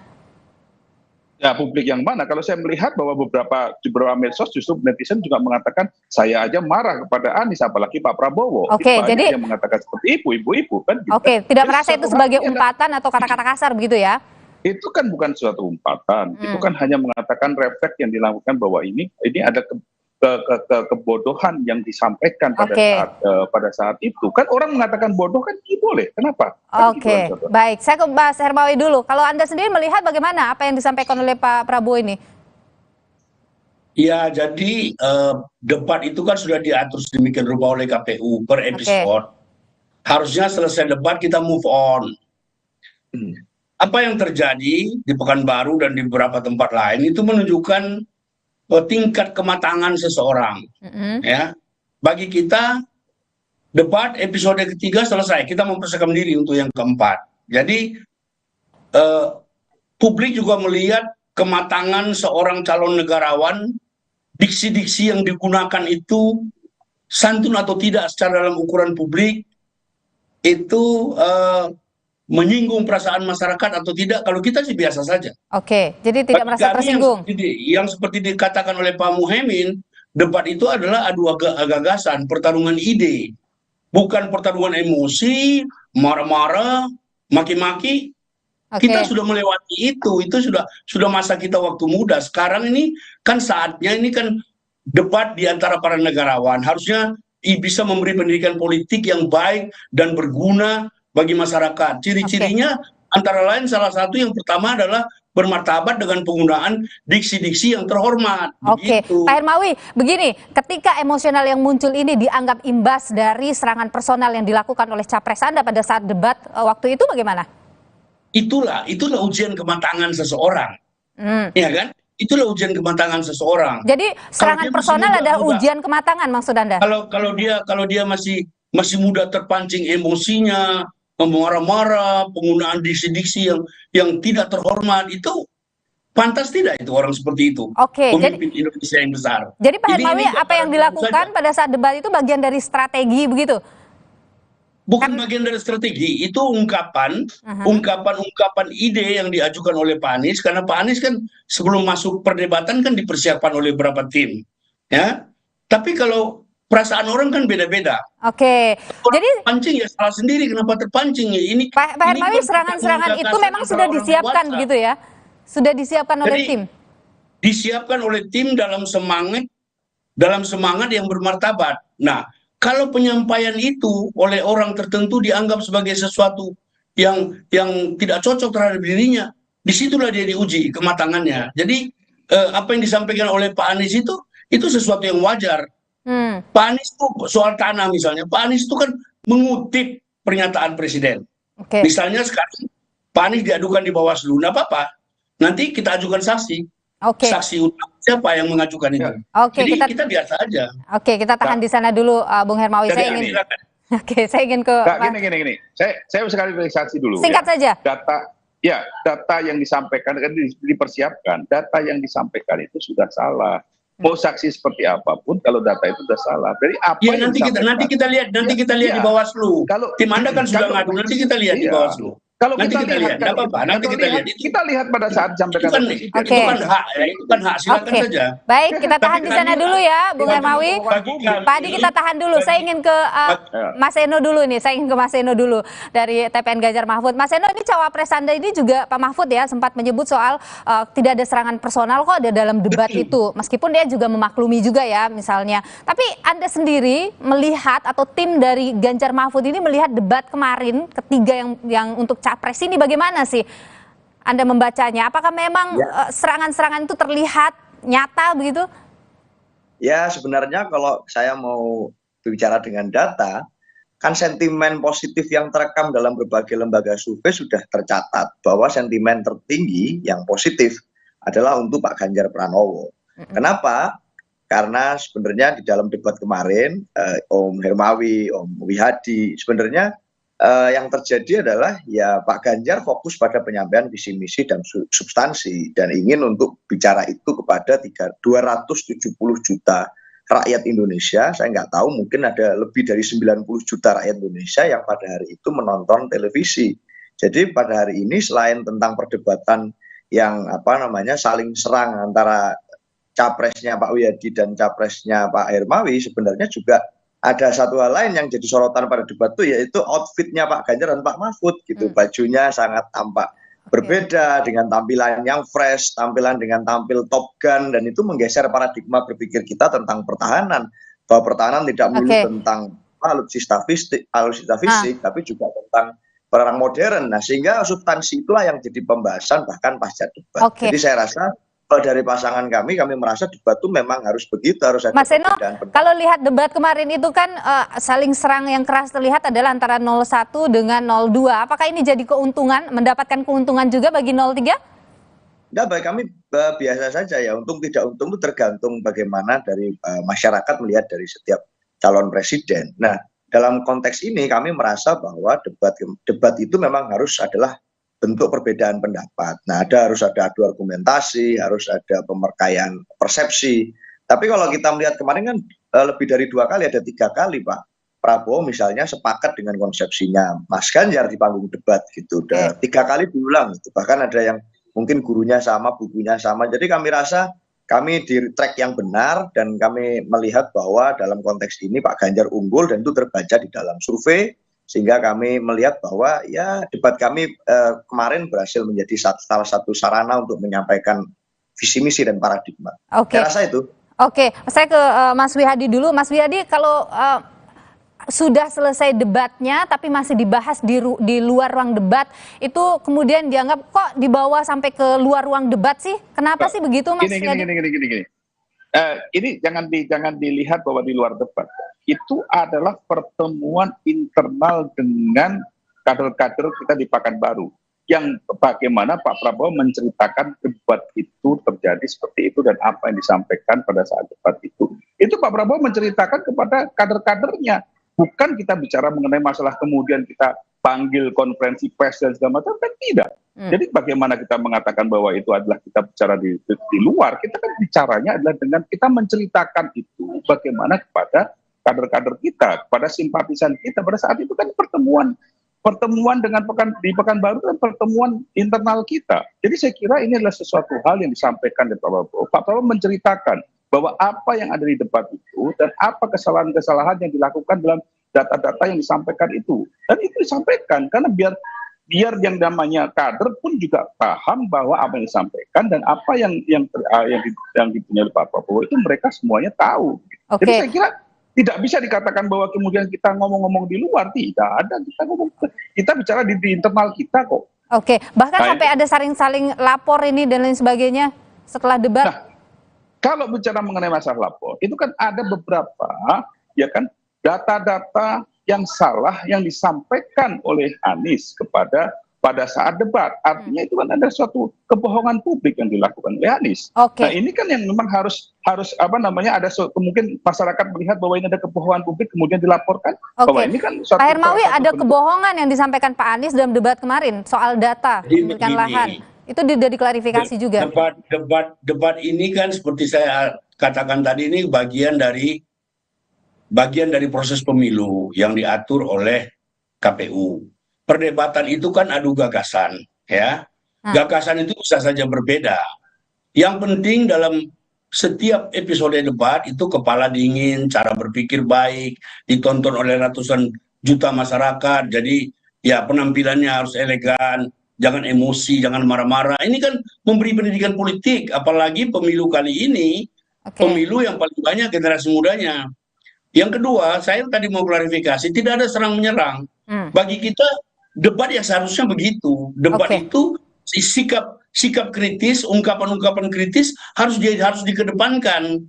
Debat itu bukan saling puji, debat itu bukan cari muka, debat itu ya mencari sesuatu yang baik. Untuk itu harus ditampilkan dengan cara-cara yang terhormat. Baik, saya tahan di sana Pak Hermawi, terima kasih sudah berbagi pandangan di Sapa Indonesia Malam. Bung Wihadi, terima kasih juga. Bung Seno, terima kasih juga sudah berbagi pandangan di Sapa Indonesia Malam. Sehat selalu Bapak-Bapak. Oke, terima kasih. Saudara, 34 hari jelang pemilihan umum 2024, keluhan dan temuan kerusakan logistik pemilu mulai dilaporkan. Bagaimana mengantisipasinya akan dibahas saudara usai jeda bersama rekan saya, Liviana Cerlisa.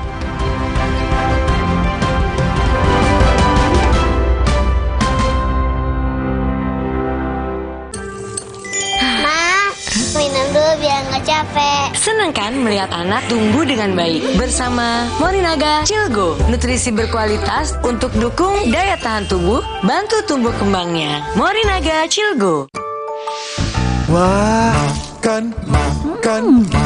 Udah nggak takut kolesterol naik nih. Kan habis makan langsung Benecol. Lanstan esternya hajar kolesterol dari makanan yang habis kita makan. Nutri Benecol.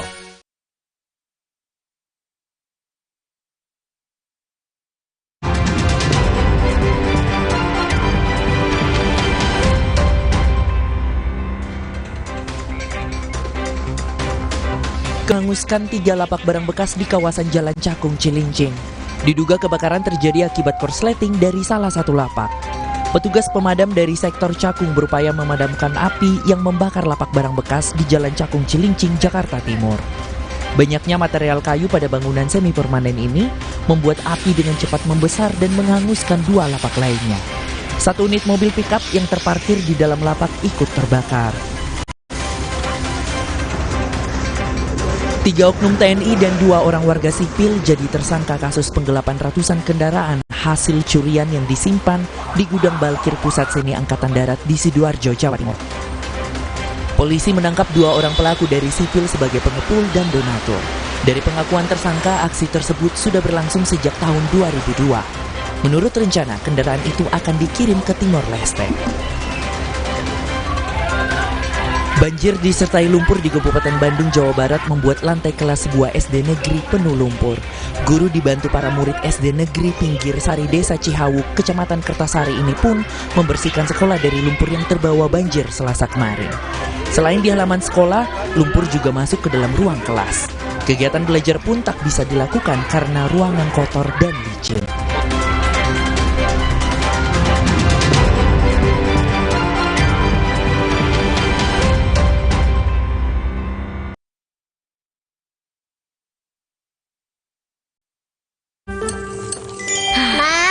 Minum dulu biar nggak capek. Senang kan melihat anak tumbuh dengan baik bersama Morinaga Cilgo, nutrisi berkualitas untuk dukung daya tahan tubuh, bantu tumbuh kembangnya. Morinaga Cilgo. Wah, makan. Udah nggak takut kolesterol naik nih. Kan habis makan langsung Benecol. Lanstan esternya hajar kolesterol dari makanan yang habis kita makan. Nutri Benecol. Kompas TV menyiarkan secara langsung debat Capres-Cawapres 2024. Debat keempat calon wakil presiden, Minggu 21 Januari, pukul 4:30 sore. Live di Kompas TV, Rumah Pemilu. Menangkan rakyat. Terus menangkan rakyat. Langkah bersama saatnya rakyat juara. Desa kota pemuda mari kotakan suara. Menangkan bersama seluruh Indonesia. Terus menangkan rakyat. Langkah bersama saatnya rakyat juara. Rakyat juara. Bukan Indonesia juara. Mood booster favorit gue nih, mie sedap kari kental spesial. Kuahnya kental, berpadu rempah pilihan yang bikin makin sensasional. Rasanya makin spesial. Buruan cobain yang sedapnya berkari-kari dari Wings Food. Prenagen kaya akan protein, omega 3, dan kalsium. Penting untuk pembentukan organ tubuh bayi. Minum selama hamil 9 bulan. Prenagen. Baru Morinaga Morigrow. Kasih makan anak masih pakai drama? Beri dia Morinaga Morigrow. Susu dengan formula Gromax. Bantu tingkatkan nafsu makan dan penuhi nutrisi untuk pertumbuhannya. Morinaga Morigrow. Pemilu 2024 diikuti oleh 24 partai politik. Kenali nama, logo, dan nomor urutnya.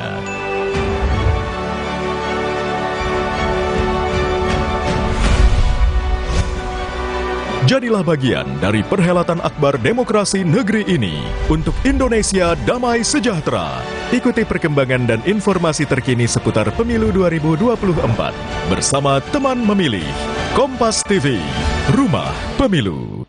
Polisi mengungkap sindikat pembuat STNK dan plat nomor mobil dinas palsu. Para tersangka ini sudah berulang sindikat, sudah 18 kali membuat STNK palsu.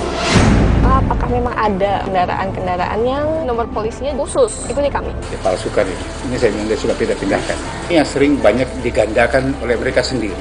Sasaran, Rabu 10 Januari, pukul 10:30 malam, di Kompas TV.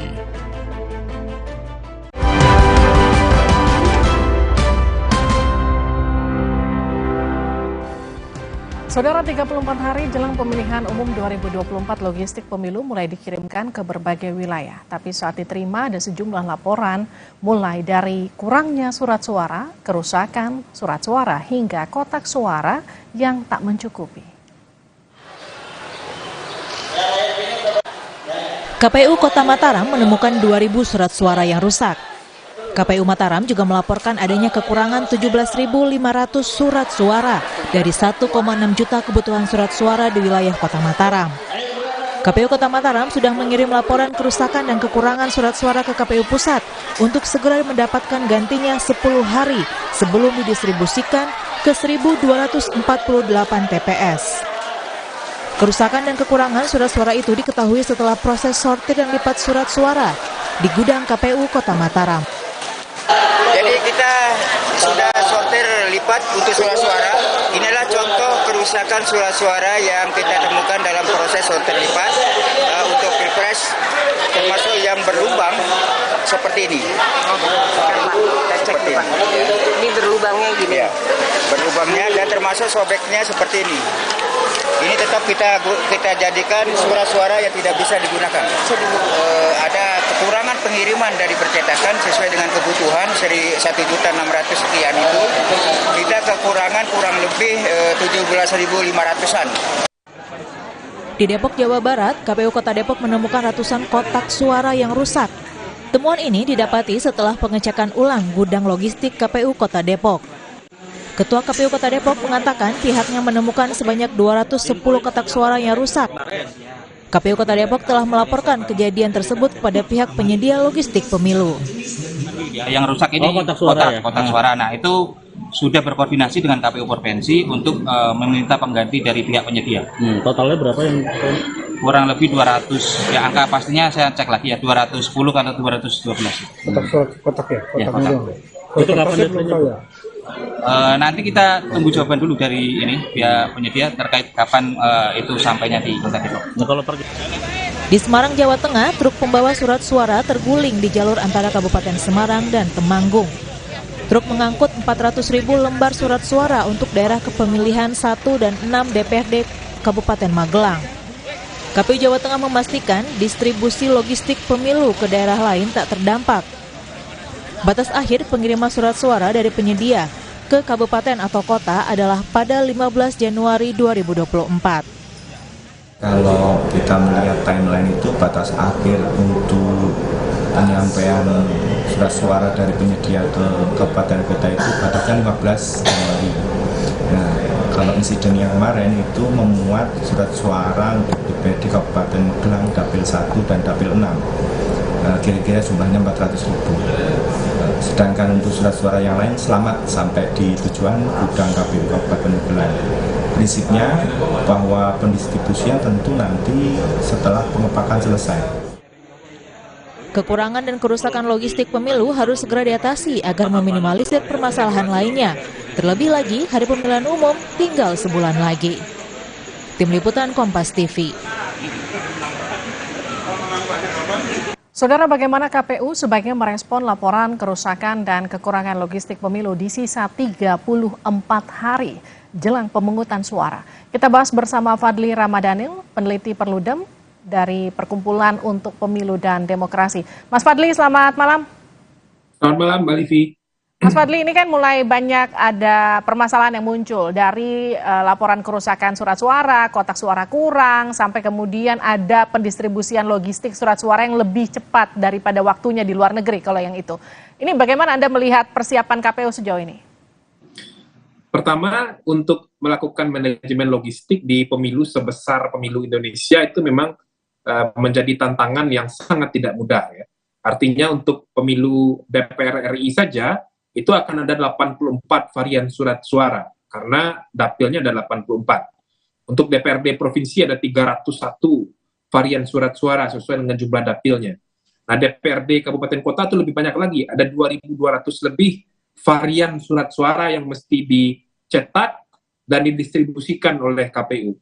Nah, dengan konstruksi jenis pemilihan umum yang sangat begitu beragam ya, ini memang menjadi tantangan tersendiri.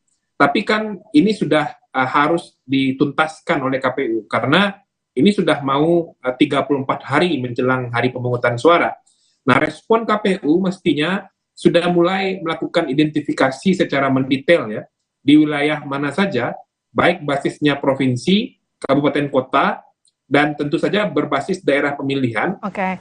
Mana yang surat suaranya kemudian rusak, kurang, tertukar, atau persoalan-persoalan lain yang akan berpotensi mengganggu hari penyelenggaraan pemungutan suara.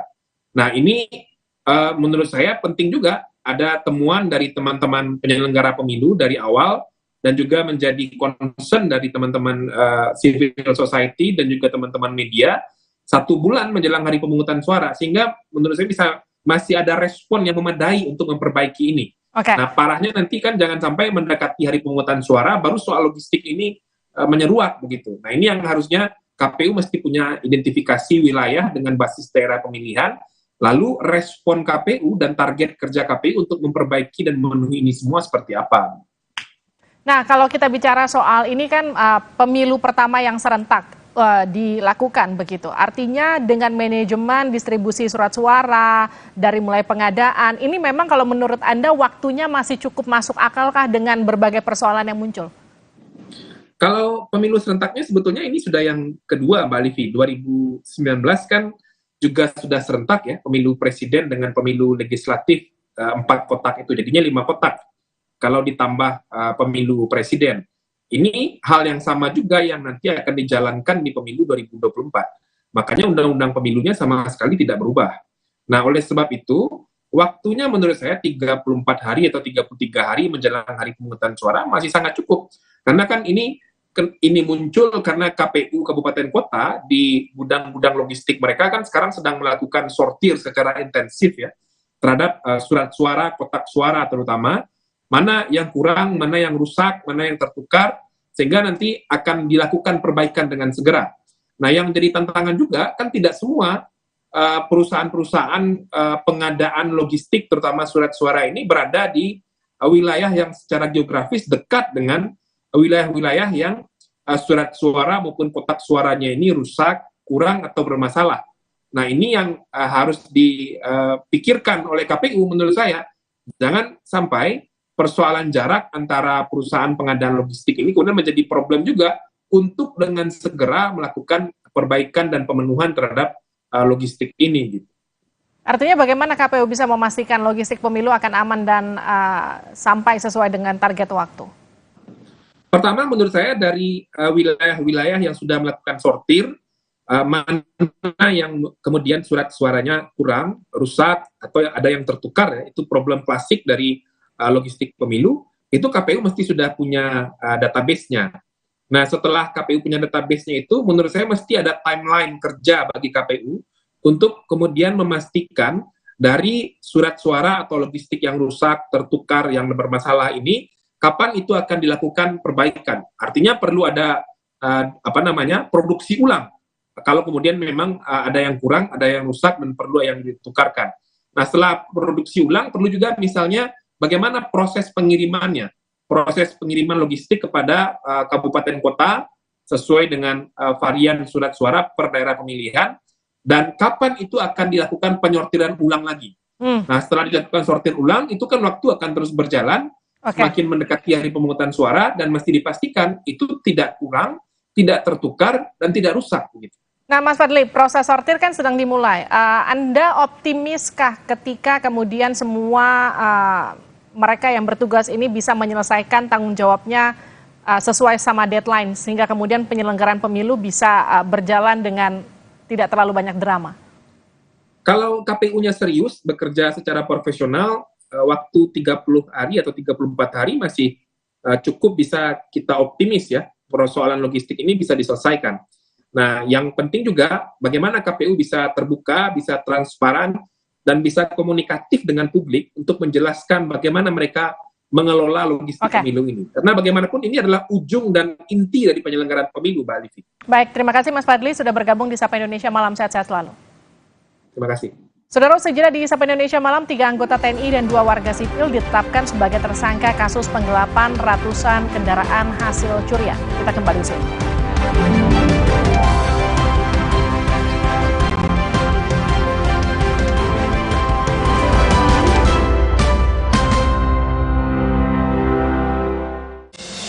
Ketahui visi misi, program kerja, dan kompetensi para Capres-Cawapres dalam rangkaian debat Capres-Cawapres Pilpres 2024.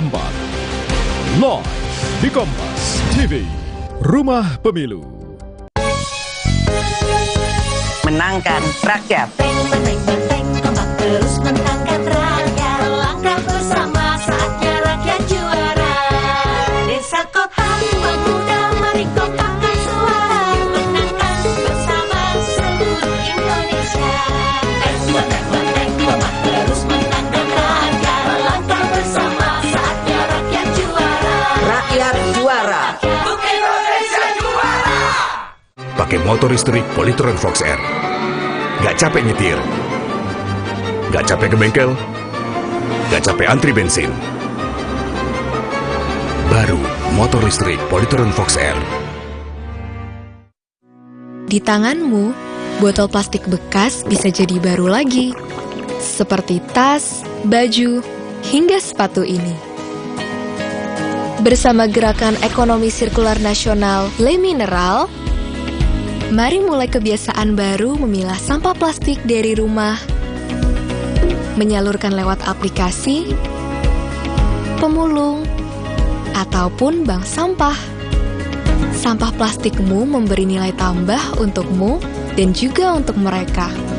Dengan langkah sederhana, pisahkan sampah sesuai jenisnya, sampah organik, plastik termasuk PET, kertas, dan kaleng, lalu salurkan. Sampah plastik yang terpilah bisa didaur ulang. Mulai kebiasaan baru dan buat botol plastik bekasmu jadi baru lagi.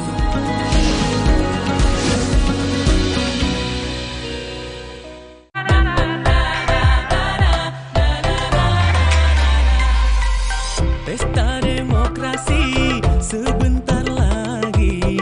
Kita akan memilih pemimpin negeri. Pilihlah, cobloslah dengan nurani. Bersama kita majukan negeri. Dia bukan pilihan, cerdas sekawan. 5 menit tentukan 5 tahun ke depan. Berbeda pilihan,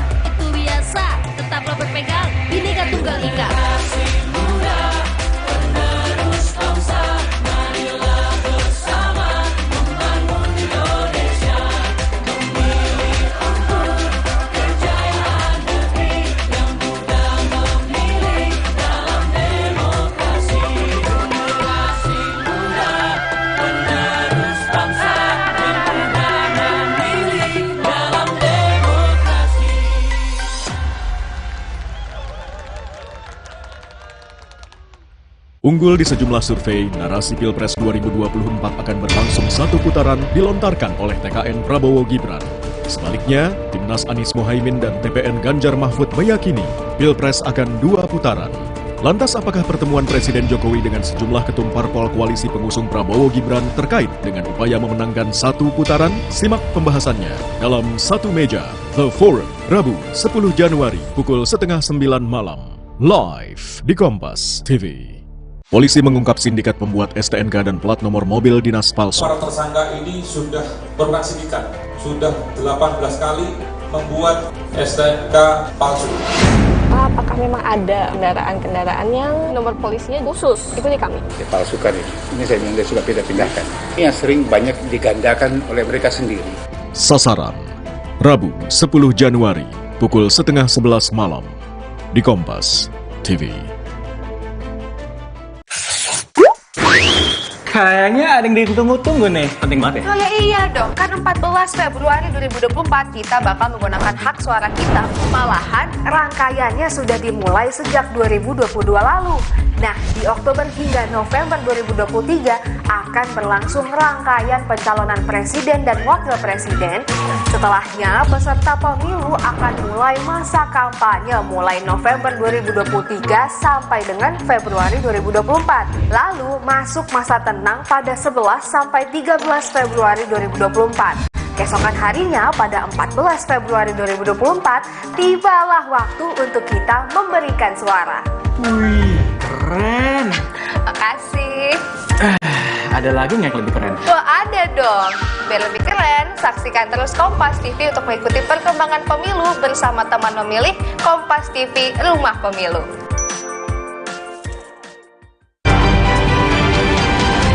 Kompas Update dipersembahkan oleh Prenagen, nutrisi lengkap ibu dan buah hati.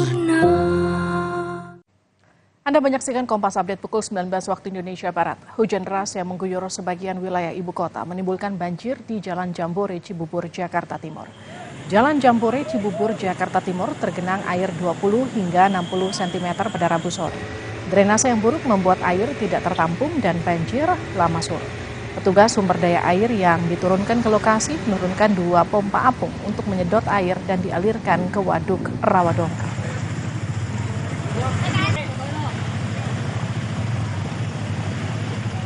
Demikian Kompas Update, Sapa Indonesia Malam masih akan kembali usai jeda. Kompas Update dipersembahkan oleh Morigro. Morinaga Morigro, susu dengan formula. Tersangka kasus penggelapan ratusan kendaraan hasil curian. Puluhan mobil dan ratusan motor hasil curian disimpan di gudang Balkir Pusat Zeni Angkatan Darat Sidoarjo, Jawa Timur. TNI Polri menemukan ratusan unit kendaraan curian yang disimpan di markas TNI Angkatan Darat di Sidoarjo. Polisi menangkap 2 pelaku sipil sebagai pengepul dan donatur. Sementara 3 oknum anggota TNI yang berstatus tersangka dan ditahan adalah Mayor BP, Kopda AS, dan Prakaje.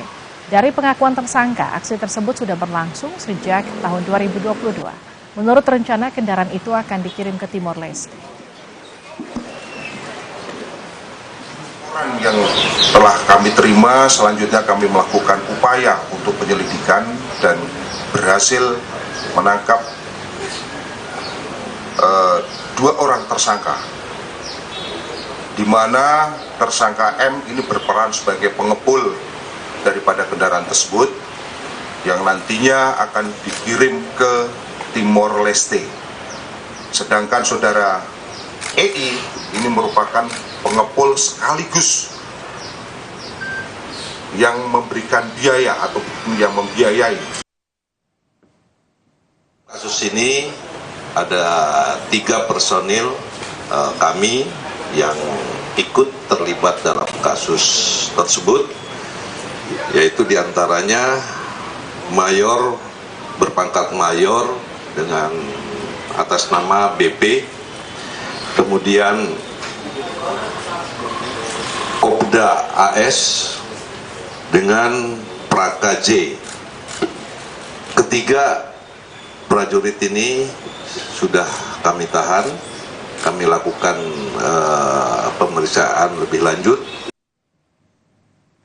Polda Metro Jaya bersama Pomdam 5 Brawijaya menggagalkan upaya penyelundupan dan penggelapan motor hasil curian yang diduga melibatkan oknum TNI Angkatan Darat. Total ada 49 unit mobil, 215 unit motor ditemukan di gudang parkir Angkatan Darat di Buduran Sidoarjo yang hendak diselundupkan.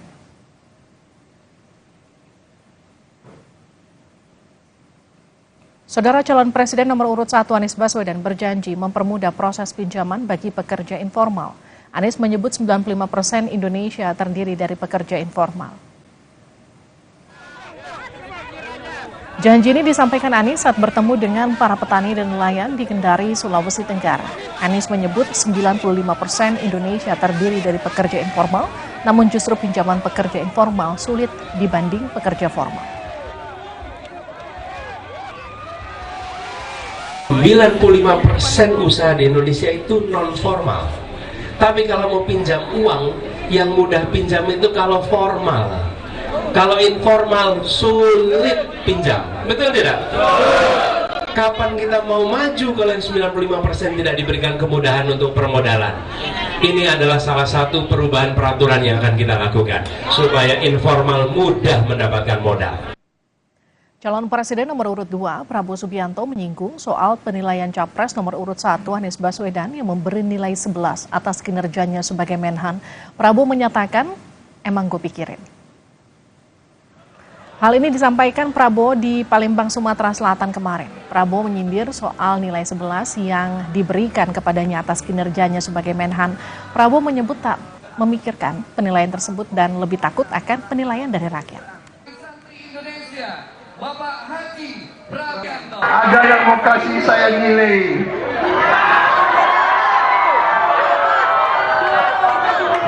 11 dari 100.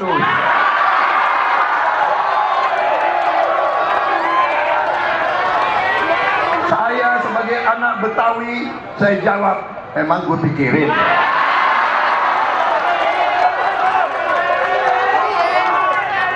Apalagi dari ente. Kalau dari ente mah, sorry ya, saya lebih takut dengan rakyat Indonesia. Rakyat Indonesia, silakan Anda beri nilai kepada saya. Calon Presiden nomor urut 3, Ganjar Pranowo menyebut rakyat tak takut intimidasi. Ganjar menyatakan rakyat diam, tapi keputusan memilih dilakukan saat ada di TPS nanti. Hal ini disampaikan dalam HUT ke-51 PDIP hari ini. Ganjar menegaskan perlawanan akar rumput dilakukan dalam diam dan dirasakan saat bertemu rakyat. Meski ada intimidasi, rakyat tetap akan menentukan capres pilihannya saat di TPS nanti. Kenapa ketika diintimidasi mereka melawan dengan cara diam? Karena mereka sembunyikan keberanian itu di dalam hatinya. Dan mereka akan sampaikan, oke, silakan Anda tekan, silakan Anda paksa. Kami enggih saja. Tapi keputusan kami akan ada di TPS. Inilah praktek nyata yang kita rasakan dari setiap kali kita ketemu dengan masyarakat bahwa yang disampaikan Ibu Ketua Umum sebagai akar rumput ada. Bawaslu Kabupaten Garut, Jawa Barat memanggil dan memeriksa anggota Satpol PP yang mendukung Cawapres Gibran Rakabuming. Menurut Bawaslu, Satpol PP itu bisa dijerat dan terancam 1 tahun penjara sesuai dengan pasal yang berlaku. Bawaslu Kabupaten Garut telah memeriksa 5 dari 13 anggota Satpol PP yang mendukung Cawapres nomor urut 2 Gibran Rakabuming Raka. Satpol PP diperiksa mulai dari motif dukungan, status kepegawaian, hingga atribut yang dibawa atau digunakan.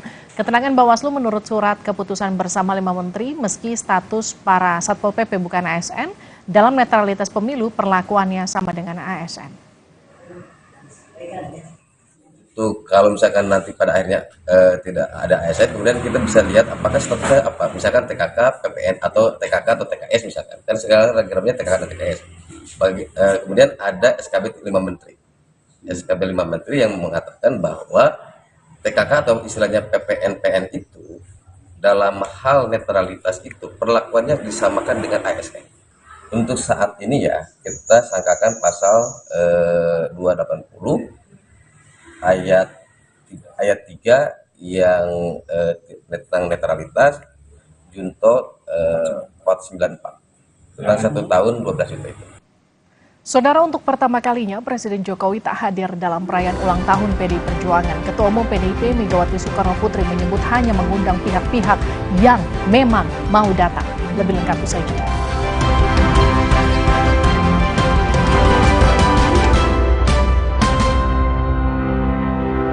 Kompas TV menyiarkan secara langsung debat Capres-Cawapres 2024. Debat keempat calon wakil presiden, Minggu 21 Januari, pukul 4:30 sore. Live di Kompas TV, Rumah Pemilu. Wow, kirain pot, taunya Fresh Care Smash yang lagi viral. Fresh Care Smash 4-in-1. Tren baru, double inhalernya unik, nonjok segernya. Bisa buat ngerok, sampai pijit. Keren dan stylish. Fresh Care Smash, ekspresikan gayamu. Inovasi baru dari Hotin. Hotin Go. Oles, go. Roll on, go. Pijat, go. Nggak sentuh langsung, nggak bikin tangan panas. Hotin Go. Hotnya in, langsung go. Menangkan rakyat. Benteng, ombak terus menangkan rakyat. Langkah bersama saatnya rakyat juara. Desa kota, pemuda, mari kotakan suara.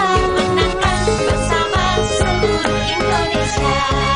Benteng, ombak terus menangkan rakyat. Langkah bersama saatnya rakyat juara. Rakyat juara. Untuk Indonesia juara. Pakai motor listrik Polytron Fox R. Gak capek nyetir, gak capek ke bengkel, gak capek antri bensin. Baru motor listrik Polytron Fox R. Mereka adalah perempuan-perempuan berdedikasi, perempuan mandiri, selalu optimis. Mereka percaya tolak angin untuk menjaga kesehatan. Mencintai Indonesia. Mandi pakai sabun saja, kuman kotorannya masih ada. Baru ProGuard Daily Purifying, si mineral angkat kotoran sampai pori terdalam. Antibacterial Plus lawan 99,9% kuman. Kulit bersih maksimal dengan ProGuard Daily Purifying. Wingscare. Polisi mengungkap sindikat pembuat STNK dan plat nomor mobil dinas palsu. Para tersangka ini sudah bernaksikan, sudah 18 kali membuat STNK palsu. Apakah memang ada kendaraan-kendaraan yang nomor polisinya khusus? Itu di kami. Dipalsukan ini saya bilang sudah pindah-pindahkan. Ini yang sering banyak digandakan oleh mereka sendiri.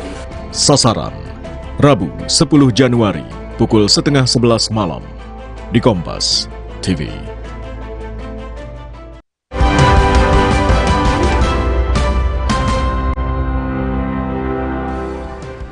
Saudara, sejumlah tokoh elit hadir di peringatan ulang tahun ke-51 PDI Perjuangan, namun pertama kalinya Presiden Joko Widodo tidak hadir atau absen di acara HUT PDIP.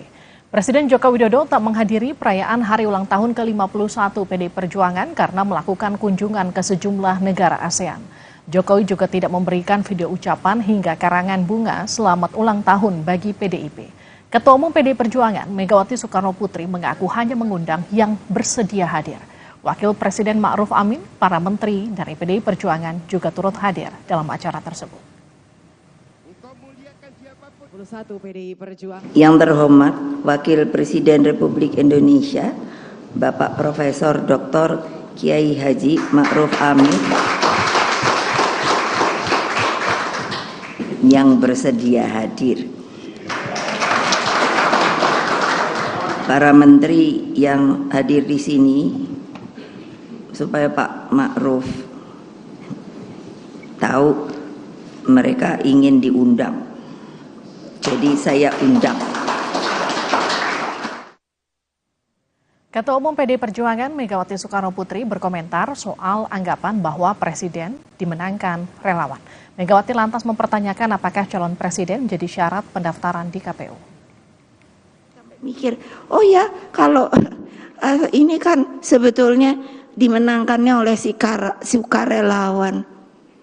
Emangnya sukarelawan itu datang ke KPU? Saya loh, ketua umum yang nyata, yang neken siapa yang bakal calon. Gitu loh. Tolong ingat deh. kecuali kalau ada untuk presiden sama wapres itu independen, kan nggak laku. Alah, udah jangan rakyat jangan dibodohi lah.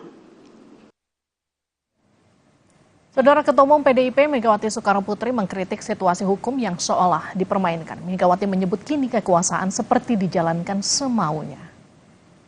Bahwa negara ini dibuat dengan susah payah, bahwa kita ditekan 3,5 abad oleh para penjajah. Lalu sekarang para elitnya, orang-orang yang sudah berkelayakan, melupakan yang namanya akar rumput, yang namanya wong cilik, yang masih sengsara, yang tidak berkeadilan. Sekali lagi saya katakan, kita setiap warga negara Republik Indonesia, siapakah dia?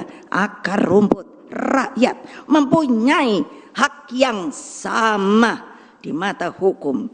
Sekarang hukum itu dipermainkan, bahwa kekuasaan itu dapat dijalankan semau-maunya saja. No, no and no. Saya selalu bilang kalau ngomong tuh sekarang 3 kali. Kenapa? Karena nomor kita 3. Dalam perayaan HUT ke-51 PDIP, Ketua Umum PDIP Megawati Soekarnoputri mengingatkan tidak ada kekuasaan yang langgeng. Megawati menyebut contohnya pemerintahan Orde Baru. Didorong-dorong, disuruh-suruh, udah dengan intimidasi lah, dengan kekerasan lah. Aduh sudahlah, tolong deh, itu maaf, beribu maaf. Toh Orde Baru akhirnya juga jatuh, gitu loh. Gimana Toyo? Apa artinya? Bahwa kekuasaan itu tidak langgeng. Yang langgeng itu rakyat loh. Karena apa? Siapa yang bikin rakyat? Allah Subhanahu wa ta'ala. Diturunkanlah manusia ke dunia.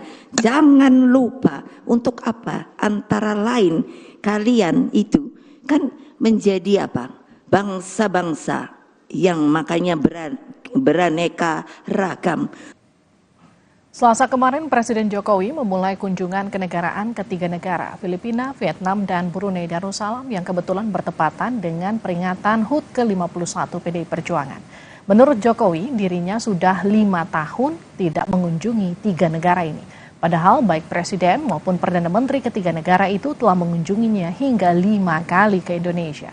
Presiden menyebut ketiga negara adalah mitra diplomatik Indonesia. Dan Filipina merupakan mitra penting Indonesia. Juga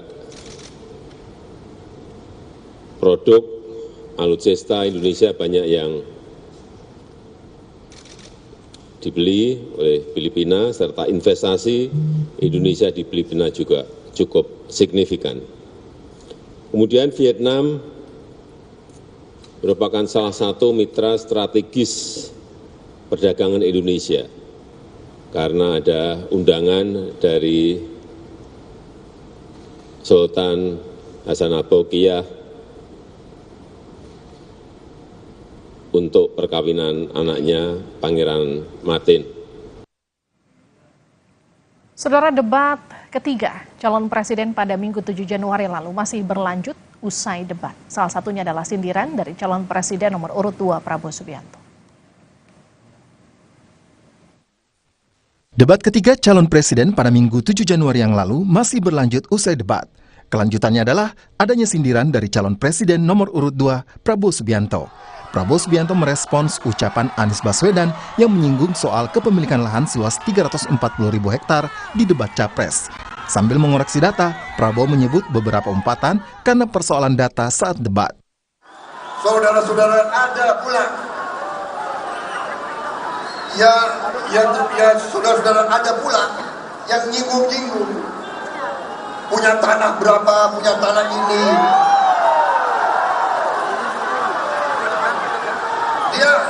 Dia pinter atau goblok sih? Gak usah dibawa-bawa debat lah. Anda hanya memperlihatkan ketololan Anda. Kita kasih makan ke hewan. Hewan itu baik sama kita. Tapi ada manusia yang kita memberi dukungan, kita memberi segalanya.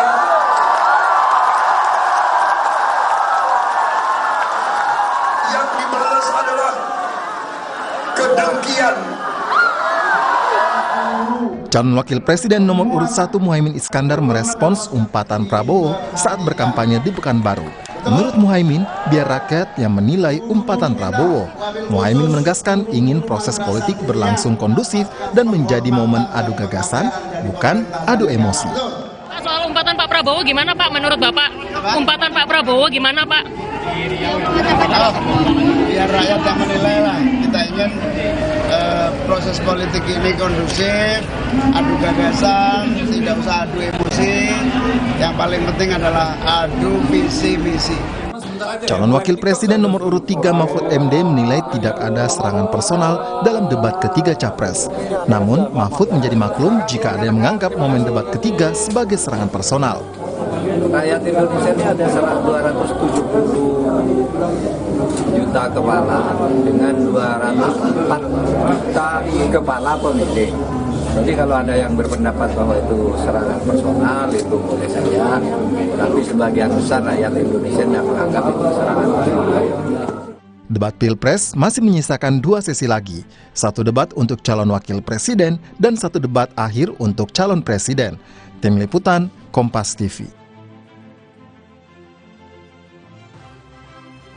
Usai jeda di Sapa Indonesia Malam, tank militer Israel membombardir pemukiman warga di Gaza.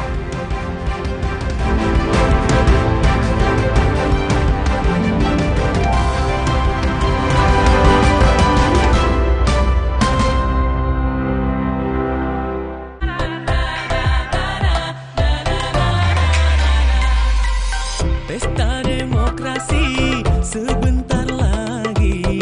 Kita akan memilih pemimpin negeri. Pilihlah, cobloslah dengan nurani. Bersama kita majukan negeri. Dia bukan pilihan, cerdas sekawan. 5 menit tentukan 5 tahun ke depan. Berbeda pilihan, itu biasa. Tetaplah berpegang, Bhinneka Tunggal Ika.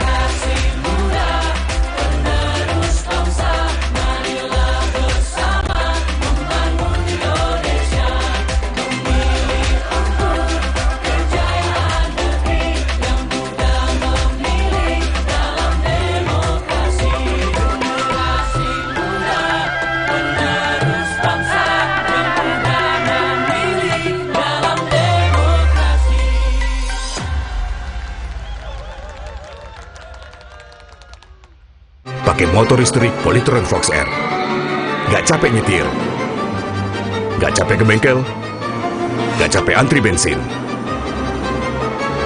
Baru motor listrik Polytron Fox R. Indomie habis yang hotnya viral. Hot kuah sebelaknya literally viral. Kerupuk crunchy, mie lebar, chewy. Hot geprek dan kremesnya gres. Indomie sebelah hot jeletot dan ayam geprek hotnya viral. Kopiko ekstra besar.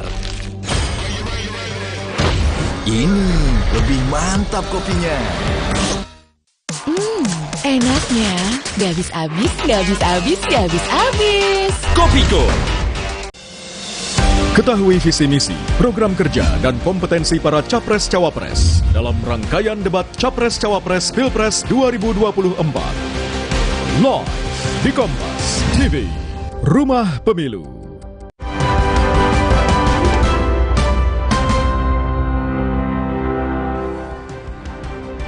Anda kembali bersama kami di Sapa Indonesia Malam. Saudara, militer Israel kembali merilis video atas serangannya di wilayah Khan Yunis, Gaza. Israel mengklaim menghancurkan terowongan milik Hamas. Serangan artileri dan tank Israel membombardir wilayah pemukiman di Khan Yunis Selasa waktu setempat. Israel mengklaim telah menghancurkan terowongan dan gudang peralatan tempur yang ditemukan di area pemukiman warga sipil. Hingga saat ini korban tewas akibat serangan Israel tembus lebih dari 23.000 jiwa.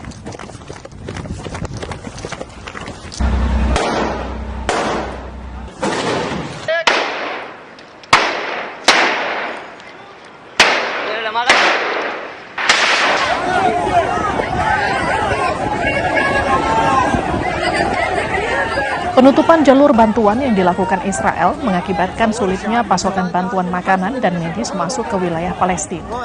Hal ini mengakibatkan warga Palestina yang mengalami kelaparan menyerbu 2 truk berisikan bantuan yang akan menuju wilayah utara jalur Gaza.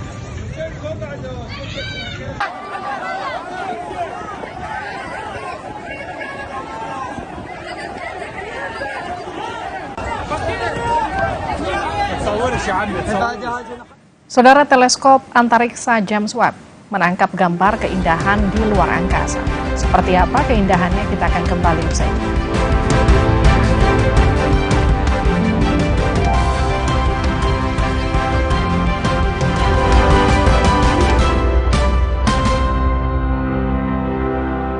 Di sejumlah survei, narasi Pilpres 2024 akan berlangsung 1 putaran dilontarkan oleh TKN Prabowo Gibran.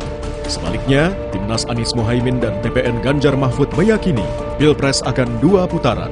Lantas apakah pertemuan Presiden Jokowi dengan sejumlah ketum parpol koalisi pengusung Prabowo Gibran terkait dengan upaya memenangkan 1 putaran? Simak pembahasannya dalam Satu Meja, The Forum, Rabu 10 Januari pukul 8:30 malam. Live di Kompas TV. Imajinasi dimulai dari Java Pay. Terbukti untuk gedung tinggi, resort, dan rumah Anda. Java Pay, primer, cat eksterior, dan super interior. Kini dengan mesin tinting dan teknologi insulated emulsion, 2 derajat lebih sejuk. Java Pay melindungi semua yang Anda cintai. Dari Atlantic Ocean Paint, Colors of the World brought home. Mood booster favorit gue nih, mie sedap kari kental spesial. Kuahnya kental, berpadu rempah pilihan yang bikin makin sensasional. Rasanya makin spesial. Buruan cobain, yang sedapnya berkari-kari dari Wings Food. Cat besi dan kayu yang biasa dong. Jangan yang biasa-biasa. Maksud? Pilih cat kayu dan besi kualitas Jawara. Cat Altex kaleng merah, Altex sintetik, warna mengkilap, pilihannya lengkap. Cat Altex sintetik, keringnya cepat, tahan lama. Wow. Cat Altex sintetik kaleng merah, kualitas Jawara. Ketahui visi misi, program kerja, dan kompetensi para Capres-Cawapres dalam rangkaian debat Capres-Cawapres Pilpres 2024. Live di Kompas TV, Rumah Pemilu.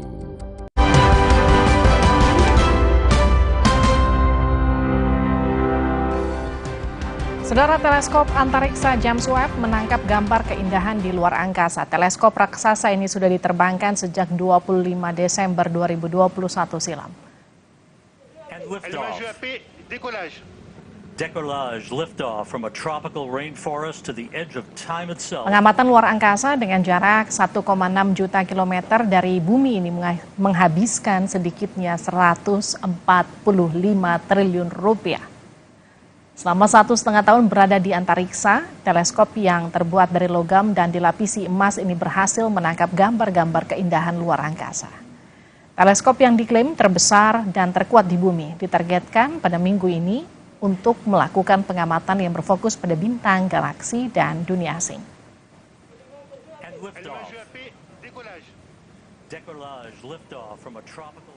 Saudara, Harbin Ice and Snow World di Tiongkok dipadati oleh wisatawan lokal hingga mancanegara. Ada berbagai pahatan karya seni yang turut disuguhkan dalam wahana bermain ini.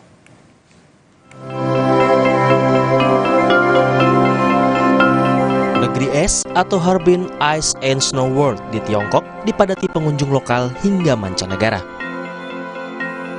Taman bermain memiliki luas 810.000 meter persegi dengan 2.000 karya seni dan wahana bermain es di dalamnya. Pahatan patung dan area bermain ini menghabiskan 250.000 meter kubik es. Seluncuran es panjang lebih dari 520 meter menjadi wahana favorit wisatawan. 印象最深刻的，我可能就是觉得滑滑梯吧，觉得孩子很开心，然后也是我们大人第一次陪着孩子来玩滑滑梯，这是小的，因为大的太长了，孩子玩不了。Festival Es dan Salju Harbin telah berjalan selama 40 tahun. Taman bermain es ini juga menjadi liburan musim dingin paling populer di Tiongkok.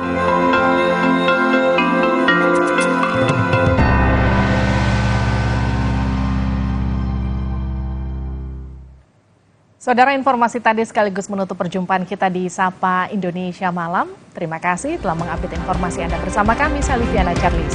Dan saya Dilu Puspa, pastikan Anda terus mengupdate informasi seputar pemilu 2024 hanya di Kompas TV, independen, terpercaya. Sampai jumpa.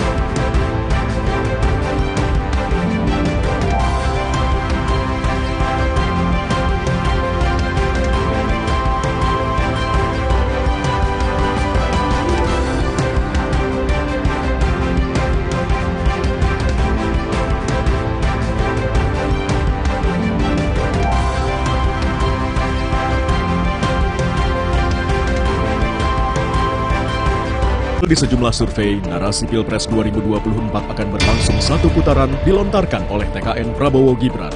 Sebaliknya, Timnas Anies Mohaimin dan TPN Ganjar Mahfud meyakini Pilpres akan 2 putaran. Lantas apakah pertemuan Presiden Jokowi dengan sejumlah ketum parpol koalisi pengusung Prabowo Gibran terkait dengan upaya memenangkan satu putaran? Simak pembahasannya dalam Satu Meja, The Forum, Rabu 10 Januari pukul 8:30 malam. Live di Kompas TV. Sesaat lagi, Anda akan menyaksikan berita utama yang didukung oleh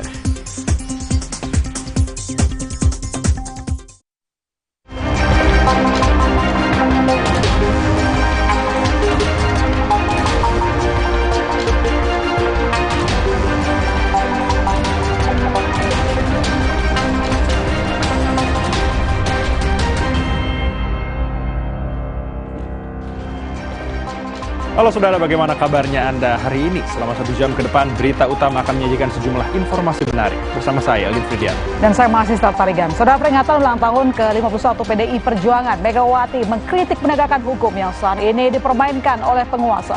Informasi dan ulasan lengkapnya akan kami hadirkan bersama berita pilihan yang sudah kami siapkan untuk Anda. Dan berita lain yang aktual untuk Anda simak, diantaranya.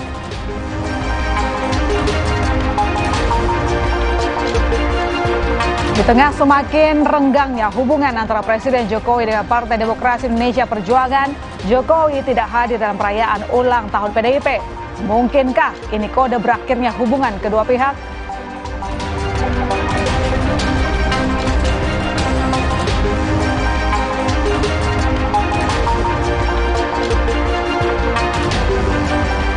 Prabowo Subianto mengaku tidak ambil pusing soal penilaian yang diberikan oleh Anies Baswedan saat debat Capres. Saat itu, Anies memberi nilai 11 dari 100 atas kinerja Prabowo sebagai Menteri Pertahanan RI.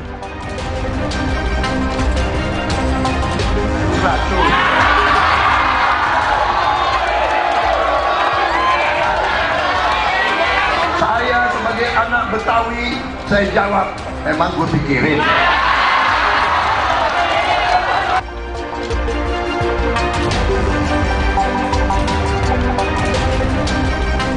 Di pengunjung acara kami juga memiliki video pilihan sejumlah warga Tenggar yang terjebak derasnya luapan air lembah lautan pasir di Bromo, Probolinggo, Jawa Timur.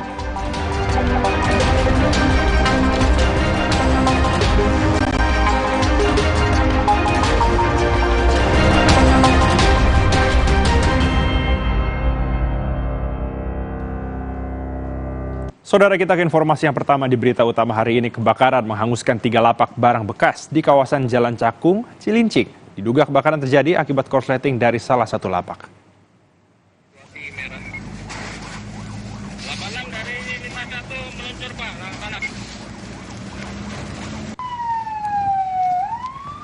Banyaknya material kayu pada bangunan semi permanen ini membuat api dengan cepat membesar dan menghanguskan 2 lapak lainnya.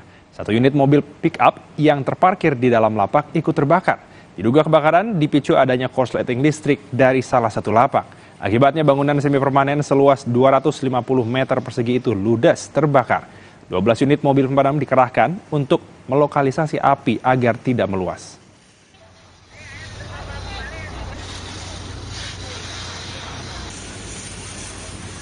Informasi lainnya, sebuah gudang penyimpanan properti pernikahan di Palembang terbakar pada Rabu pagi. Sebuah motor dan mobil yang terparkir di halaman turut terbakar.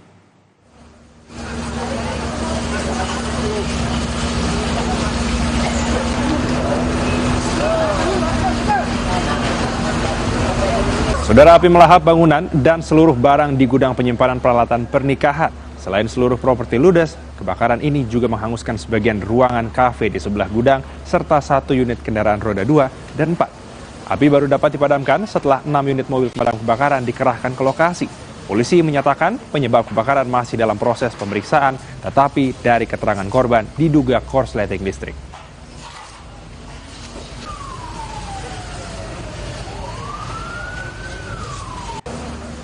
Berikutnya, pelaku pembakaran puluhan lapak pedagang di Pasar Yotefa dan belasan kontrakan di Kelurahan Waim Horok, Distrik Abe Pura ditangkap polisi.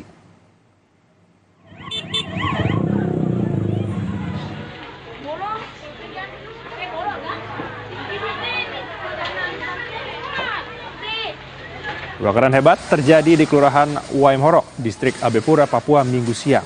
Puluhan lapak pedagang di Pasar Yotefa pun ludes. Selain itu, sebuah bangunan hotel dan belasan kamar indekos juga terbakar. Polisi telah menangkap pelaku pembakaran dan dirilis ke media pada Rabu siang. Ia mengaku melakukan aksinya untuk membuat kekacauan di kota Jayapura. Ia terekam CCTV saat menyiram bensin di lokasi dan sengaja melakukan pembakaran. Pelaku terancam 12 tahun penjara.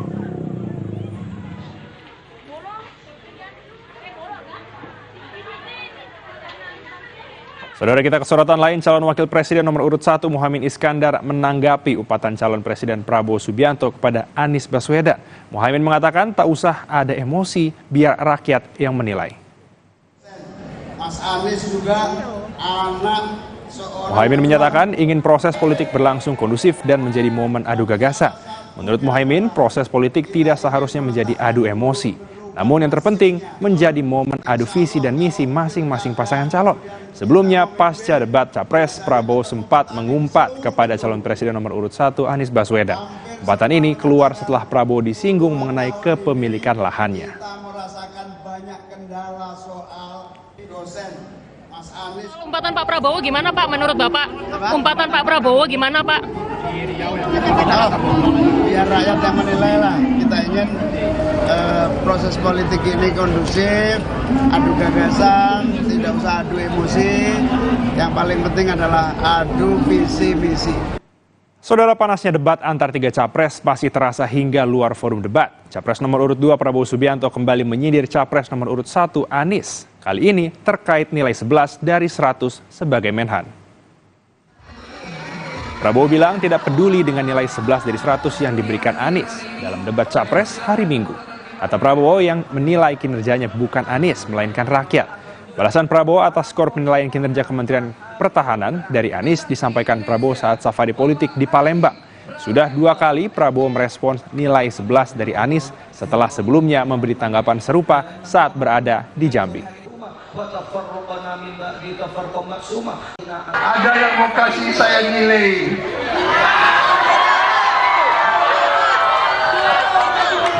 11 dari 100.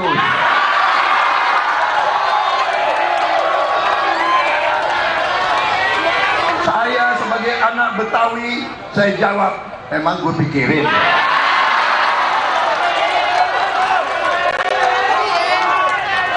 Apalagi dari ente. Kalau dari ente mah, sorry ya. Saya lebih takut dengan rakyat Indonesia. Sebelumnya, Saudara, calon presiden nomor urut 3 Ganjar Pranowo memberikan nilai 5 kinerja Menhan Prabowo. Alasannya karena target dari kinerja Kementerian Pertahanan tidak tercapai. Sementara menurut Anies, Menhan saat ini nilainya di bawah 5. Namun saat dicecar Ganjar untuk menyebut angka, Anies pun menjawab skornya 11 dari 100. berapa skor yang Bapak berikan atas kinerja Kementerian Pertahanan yang dipimpin oleh Bapak Prabowo? Silakan Pak Ganjar. Baik, masih ada 5 juga. Saya punya datanya dan kemudian akan saya sampaikan. Nah itu menurut saya skornya justru di bawah 5 Mas Ganjar. Kalau 5 itu ketinggian Pak Ganjar. Terima kasih. Mas Anies gak usah takut. Disebut aja angkanya berapa gitu loh. Kayak saya gitu loh. Jangan di bawah 5, sebut aja berapa. 11 Mas. Dari 100. Oke. Ini sedikit ngajari kendel Mas Anies biar berani. Informasi lain, Ketua Umum PDI Perjuangan Megawati Soekarno Putri mengingatkan bahwa tidak ada kekuasaan yang langgeng. Megawati juga mengkritik penegakan hukum yang saat ini bisa dipermainkan oleh penguasa. Kritik pedas Megawati ini disampaikan saat pidato politik peringatan ulang tahun ke-51 PDI Perjuangan di Sekolah Partai Lenteng Agung, Jakarta Selatan. Dengan lantang, Mega menyampaikan permasalahan hukum dan kekuasaan yang saat ini bisa dipermainkan untuk menjalankan pemerintahan dengan semena-mena. Mega mengungkapkan bahwa tidak ada kekuasaan yang langgeng. Mega menyatakan kekuasaan sepenuhnya berada di tangan rakyat. Semakin ramai, semakin meriah. Di daerah saya, di Cimahi juga. Kali lagi, saya katakan, kita setiap warga negara Republik Indonesia, siapakah dia? Akar rumput rakyat, mempunyai hak yang sama di mata hukum. Sekarang hukum itu dipermainkan, bahwa kekuasaan itu dapat dijalankan semau-maunya saja. No, no and no. Calon Presiden nomor urut 3 Ganjar Pranowo mengaku bangga menjadi bagian dari PDI Perjuangan. Ganjar mengungkapkan kesulitan yang dialami masyarakat saat turun ke lapangan, mulai dari urusan pangan, pendidikan, hingga akses kesehatan. Bagi Ganjar, PDI Perjuangan menjadi harapan untuk memperjuangkan nasib wong cilik agar kemenangan diartikan harapan mereka akan terwujud. Hal ini disampaikan Ganjar di depan Ketua Umum PDI Perjuangan Megawati Soekarno Putri dalam Hari ulang tahun ke-51 PDI Perjuangan di Lenteng Agung, Jakarta. Selamat Ibu, kami bangga menjadi bagian dari PDI Perjuangan. Ini menjadi semangat kita untuk bisa mengerti harapan-harapan besar. Mereka berharap kami akan memenangkan, lakukan keputusan yang baik, layani kami dan jangan korupsi. Itulah nada yang selalu muncul. Beralih ke informasi lain, Bawaslu Kabupaten Pamekasan, Jawa Timur telah memeriksa Gus Miftah atas video viral bagi-bagi uang. Pemeriksaan Gus Miftah dilakukan di Sleman, Yogyakarta. Bawaslu menyatakan sudah ada 6 orang diperiksa terkait video viral Gus Miftah yang bagi-bagi uang di salah satu gudang milik Juragan Tembakau beberapa waktu lalu. Pemeriksaan Gus Miftah di Sleman dilakukan Bawaslu bersama tim Gakumdu Kabupaten Pamekasan, yakni dari Kejaksaan dan Kepolisian. Hingga kini Bawaslu belum memutuskan apakah aksi-aksi bagi uang itu termasuk pelanggaran pemilu atau tidak. Keterangan ulama yang dalam video itu memberikan uang, sudah kami minta keterangan, beberapa informasi sudah kami dapat. Total kami sudah meminta keterangan kurang lebih 6 orang, salah satunya ulama tersebut. Dari 6 orang informasi yang kami dapat, nanti kami kaji, kami carikan benang merah seperti apa posisi kasus dugaan tersebut. Informasi berikutnya, calon presiden nomor urut 1 Anies Baswedan bertemu dengan para petani, nelayan, dan buruh bangunan di kota Kendari, Sulawesi Tenggara. Anies menyampaikan gagasan perubahan di hadapan buruh, nelayan, pekerja pelabuhan, petani, hingga pekerja Selasa kemarin. Sejumlah warga menyampaikan keluh kesah mereka. Salah satunya adalah persoalan upah tenaga kerja. Anies berjanji akan memberikan upah layak bagi pekerja perusahaan dan juga buruh bangunan. Selain itu, Anies ingin mempermudah penyaluran kredit pemilikan rumah bagi rakyat. Anda maju ke depan singkat sekali, Pak, gajinya yang jelas, Pak, perlindungan tenaga kerjanya yang jelas. Simpel sekali. 3 hal Anda sampaikan, betul nggak? Namanya siapa Pak tadi? Dan Pak, tidak ada tempat tinggal. 3 itu dikatakan tadi. Dan buruh bangunan salah satu buruh yang tidak mendapatkan perlindungan. Betul? Lihat semua bangunan yang ada di sini. Di balik bangunan itu ada jasa buruh bangunan yang tidak pernah terlihat. Mereka paling milih. Insya Allah itu bagian yang ingin kita perbaiki. Di tempat lain, calon wakil presiden nomor urut 2 Gibran Rakabuming Raka menghadiri senam gemoy bersama ribuan pendukungnya di Banyuwangi, Jawa Timur. Gibran bertemu dengan para pendukungnya di kawasan Belimbing Sari. Gibran didampingi oleh juru bicara Emil Dardak dan Ketua Serikandi Demokrat Jatim Arumi Bashir.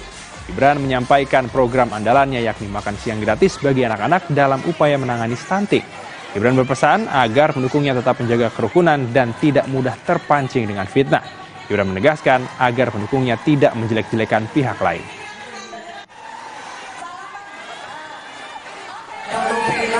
Dibalas dengan fitnah. Pokoknya kita fokus untuk pemenangan saja. Tidak perlu juga menjelek-jelekan program dari paslon lain.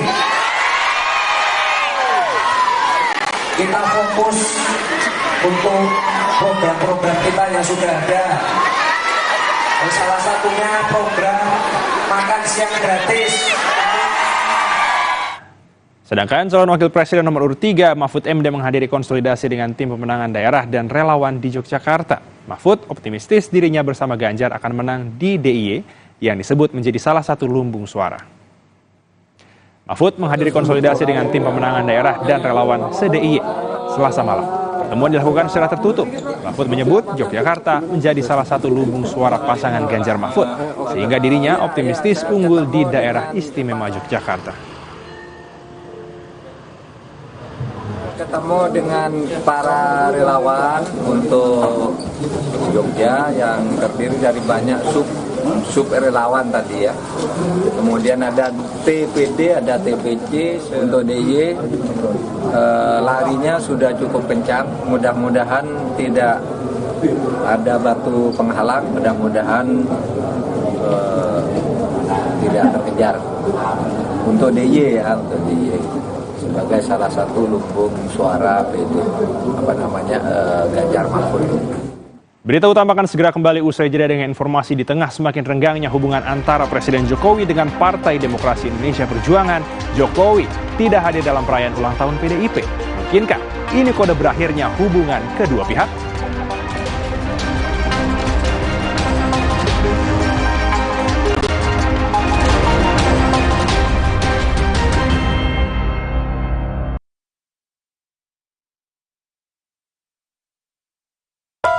Woi, jangan asal nubruk. Lu yang asal nubruk.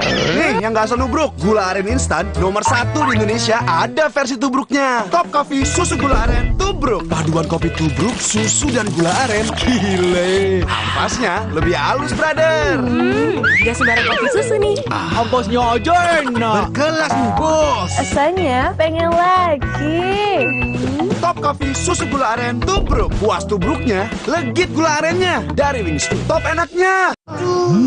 Sakit kepala?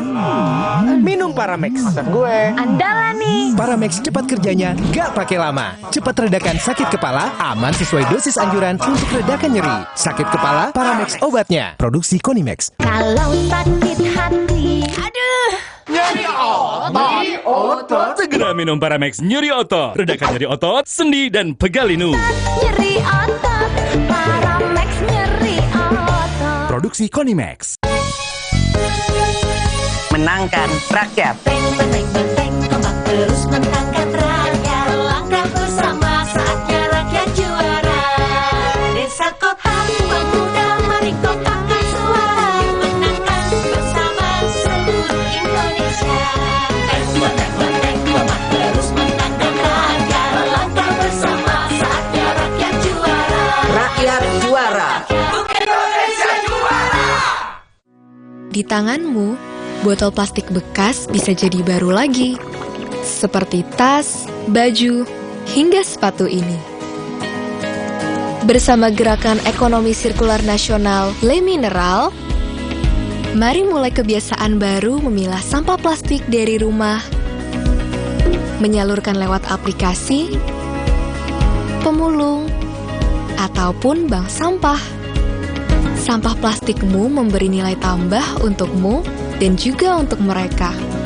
Dengan langkah sederhana, pisahkan sampah sesuai jenisnya, sampah organik, plastik termasuk PET, kertas, dan kaleng, lalu salurkan. Sampah plastik yang terpilah bisa didaur ulang. Mulai kebiasaan baru dan buat botol plastik bekasmu jadi baru lagi.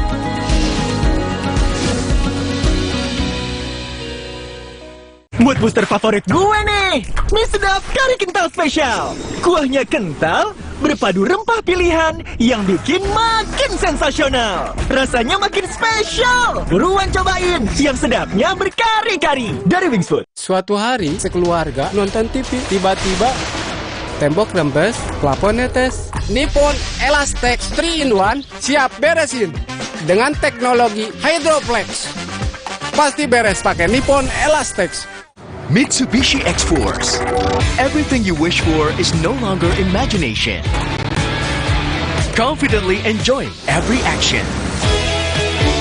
Mitsubishi X-Force. Infinite excitement. Woi, jangan asal nubruk. Lu yang asal nubruk. Nih, yang gak asal nubruk. Gula aren instan nomor 1 di Indonesia ada versi tubruknya. Top Coffee susu gula aren tubruk. Paduan kopi tubruk, susu dan gula aren. Gile. Ampasnya lebih halus, brother. Gak sembarang kopi susu nih. Ampasnya aja enak. Berkelas nih, bos. Rasanya pengen lagi. Top Coffee susu gula aren tubruk. Puas tubruknya, legit gula arennya. Dari Wings Food. Top enaknya.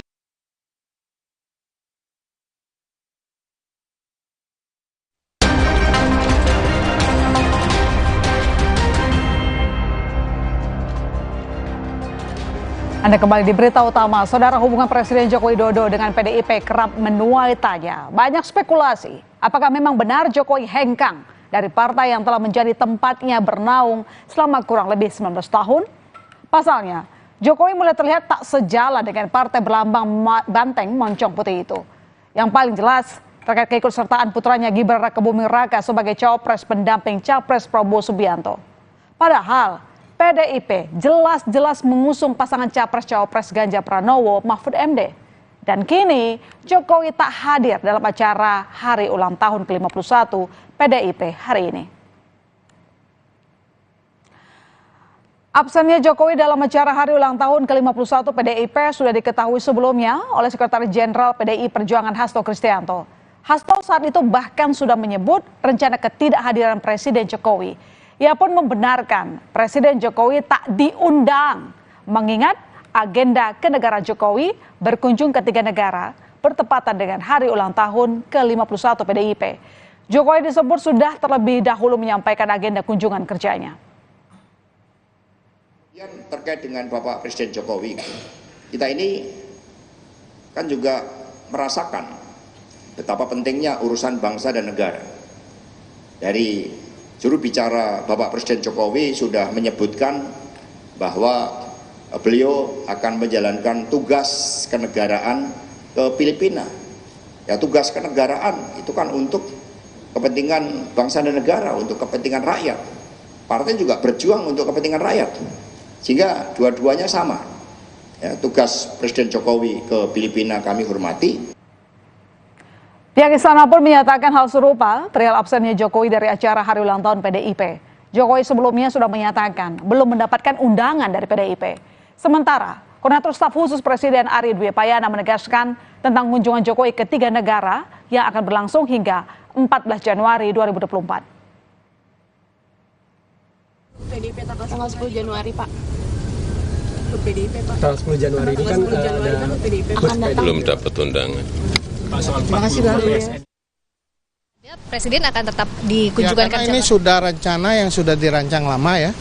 Beberapa bulan yang lalu sudah melibatkan antara Kementerian Luar Negeri dan juga 2 negara terkait dengan kunjungan ke 3 negara ini. Tapi Pak Jokowi sendiri masih berkomunikasi atau tidak dengan PDIP? Atau komunikasi bagus lah, tetap dengan semua tokoh-tokoh politik, dengan semua partai, komunikasi Presiden bagus sekali.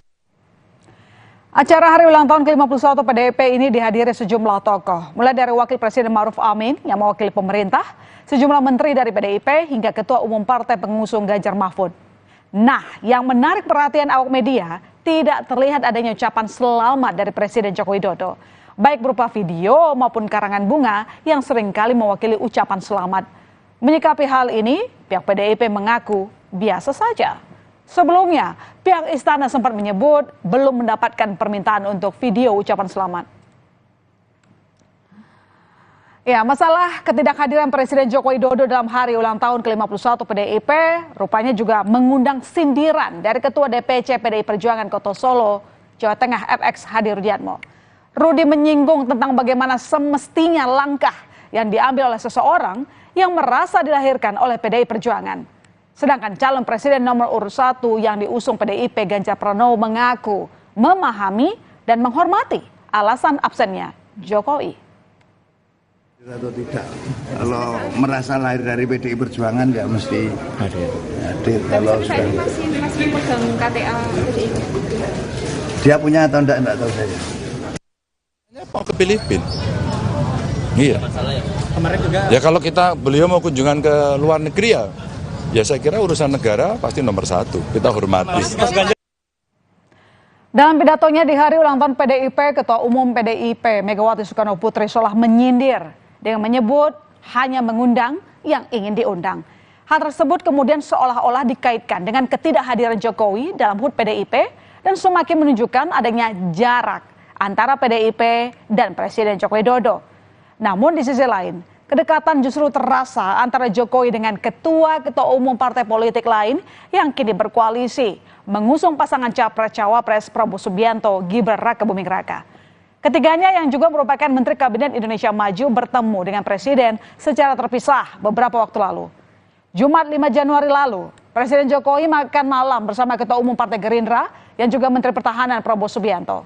Menurut Koordinator Staf Khusus Presiden Ari Dwi Payana, pertemuan di salah satu rumah makan di kawasan Menteng itu berlangsung selama kurang lebih 1 jam. Ya, tak cuma Prabowo saudara, Minggu 6 Januari 2024, Presiden Joko Widodo sarapan bersama Ketua Umum Partai Golkar Erlangga Hartarto.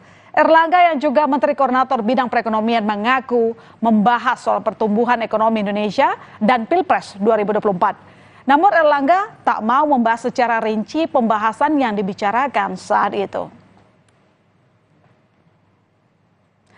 Ya, sementara itu di hari Minggu 7 Januari 2024, Jokowi menemui Ketua Umum Partai Amanat Nasional yang juga Menteri Perdagangan Zulkifli Hasan.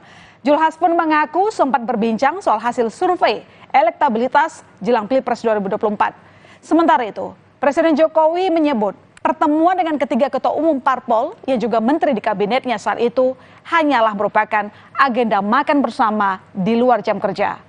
Meski Jokowi juga menyatakan pertemuan itu sempat membahas isu pemerintahan dan Pilpres 2024. Makan malam, makan siang, makan pagi sarapan. Tapi Pak ada dugaan Bapak tidak netral karena kan ketemunya sama koalisi dari Paslon 2 Pak. Ketemu malam hari, ketemu hari libur kan. Dan makan juga. Terima kasih Pak. Pak terkait dengan Pak. Bahas pemerintahan ada, bahas Pilpres juga ada. Di antara ketiga pertemuan itu, pertemuan Prabowo Subianto dengan Jokowi lah yang paling menuai banyak sorotan. Calon Presiden nomor urut 3 Ganjar Pranowo menilai pertemuan Presiden Jokowi dengan Prabowo Subianto yang juga merupakan calon Presiden nomor urut 2 menunjukkan keberpihakan Jokowi. Ganjar sendiri mengaku tidak masalah dengan pilihan Jokowi, namun mengingatkan agar tidak terjadi penyalahgunaan kekuasaan. Buat saya pasti itu sudah menunjukkan sikap berpihak begitu ya. Kalau saya sih biasa saja. Kan memang sudah berpihak. Malah lebih baik kalau ditegaskan bahwa ya saya berpihak. Yang penting tidak akan ada penyalahgunaan kewenangan, kekuasaan, sehingga semua akan bisa fair play ya, bisa jurdil begitu. Kalau buat saya biasa saja. Tidak masalah Pak Jokowi berpihak ke 02? Buat saya tidak masalah, itu sebuah pilihan kok. Sementara itu, menurut calon wakil presiden nomor urut 1 Muhaimin Iskandar, Presiden Joko Widodo perlu diingatkan soal netralitas. Jangan sampai prestasi Jokowi menjadi tercoreng karena bersikap tak netral di pemilu 2024. Kalau kita sih, kita harus jaga nama beliau kita harus ingatkan terus-menerus supaya jangan sampai prestasi-prestasinya terganggu dengan ketidaknetralan. Gitu. Gus, tapi pertemuan Pak Jokowi dengan Pak Prabowo diglorifikasi oleh menteri-menteri, salah satunya Pak Erick Thohir. Mungkin adakah indikasi ketidaknetralan juga di kabinet, Gus? Ya nanti kita awasi bersama lah, tapi bahwa kita tidak bisa melarang menteri sama presiden ketemu. Rakyat yang menilai lah. Rangkaian peristiwa dari waktu ke waktu seolah menjadi kode arah dukungan Presiden Joko Widodo dalam Pilpres 2024. Meski tak terlontar secara eksplisit, publik seolah bisa melihat kecenderungan sikap Jokowi, termasuk soal ketidakhadiran Jokowi di hari ulang tahun PDIP, meski katanya karena bentrok dengan waktu kunjungan kenegaraan. Dinamika politik memang kerap tak bisa ditebak. Namun apakah ini akan menjadi akhir cerita Jokowi PDIP? Saudara, usai jeda ada informasi istri anggota Brimob dianiaya serta disekap perampok di rumahnya di Padang, Sumatera Barat. Selengkapnya berita utama akan segera kembali.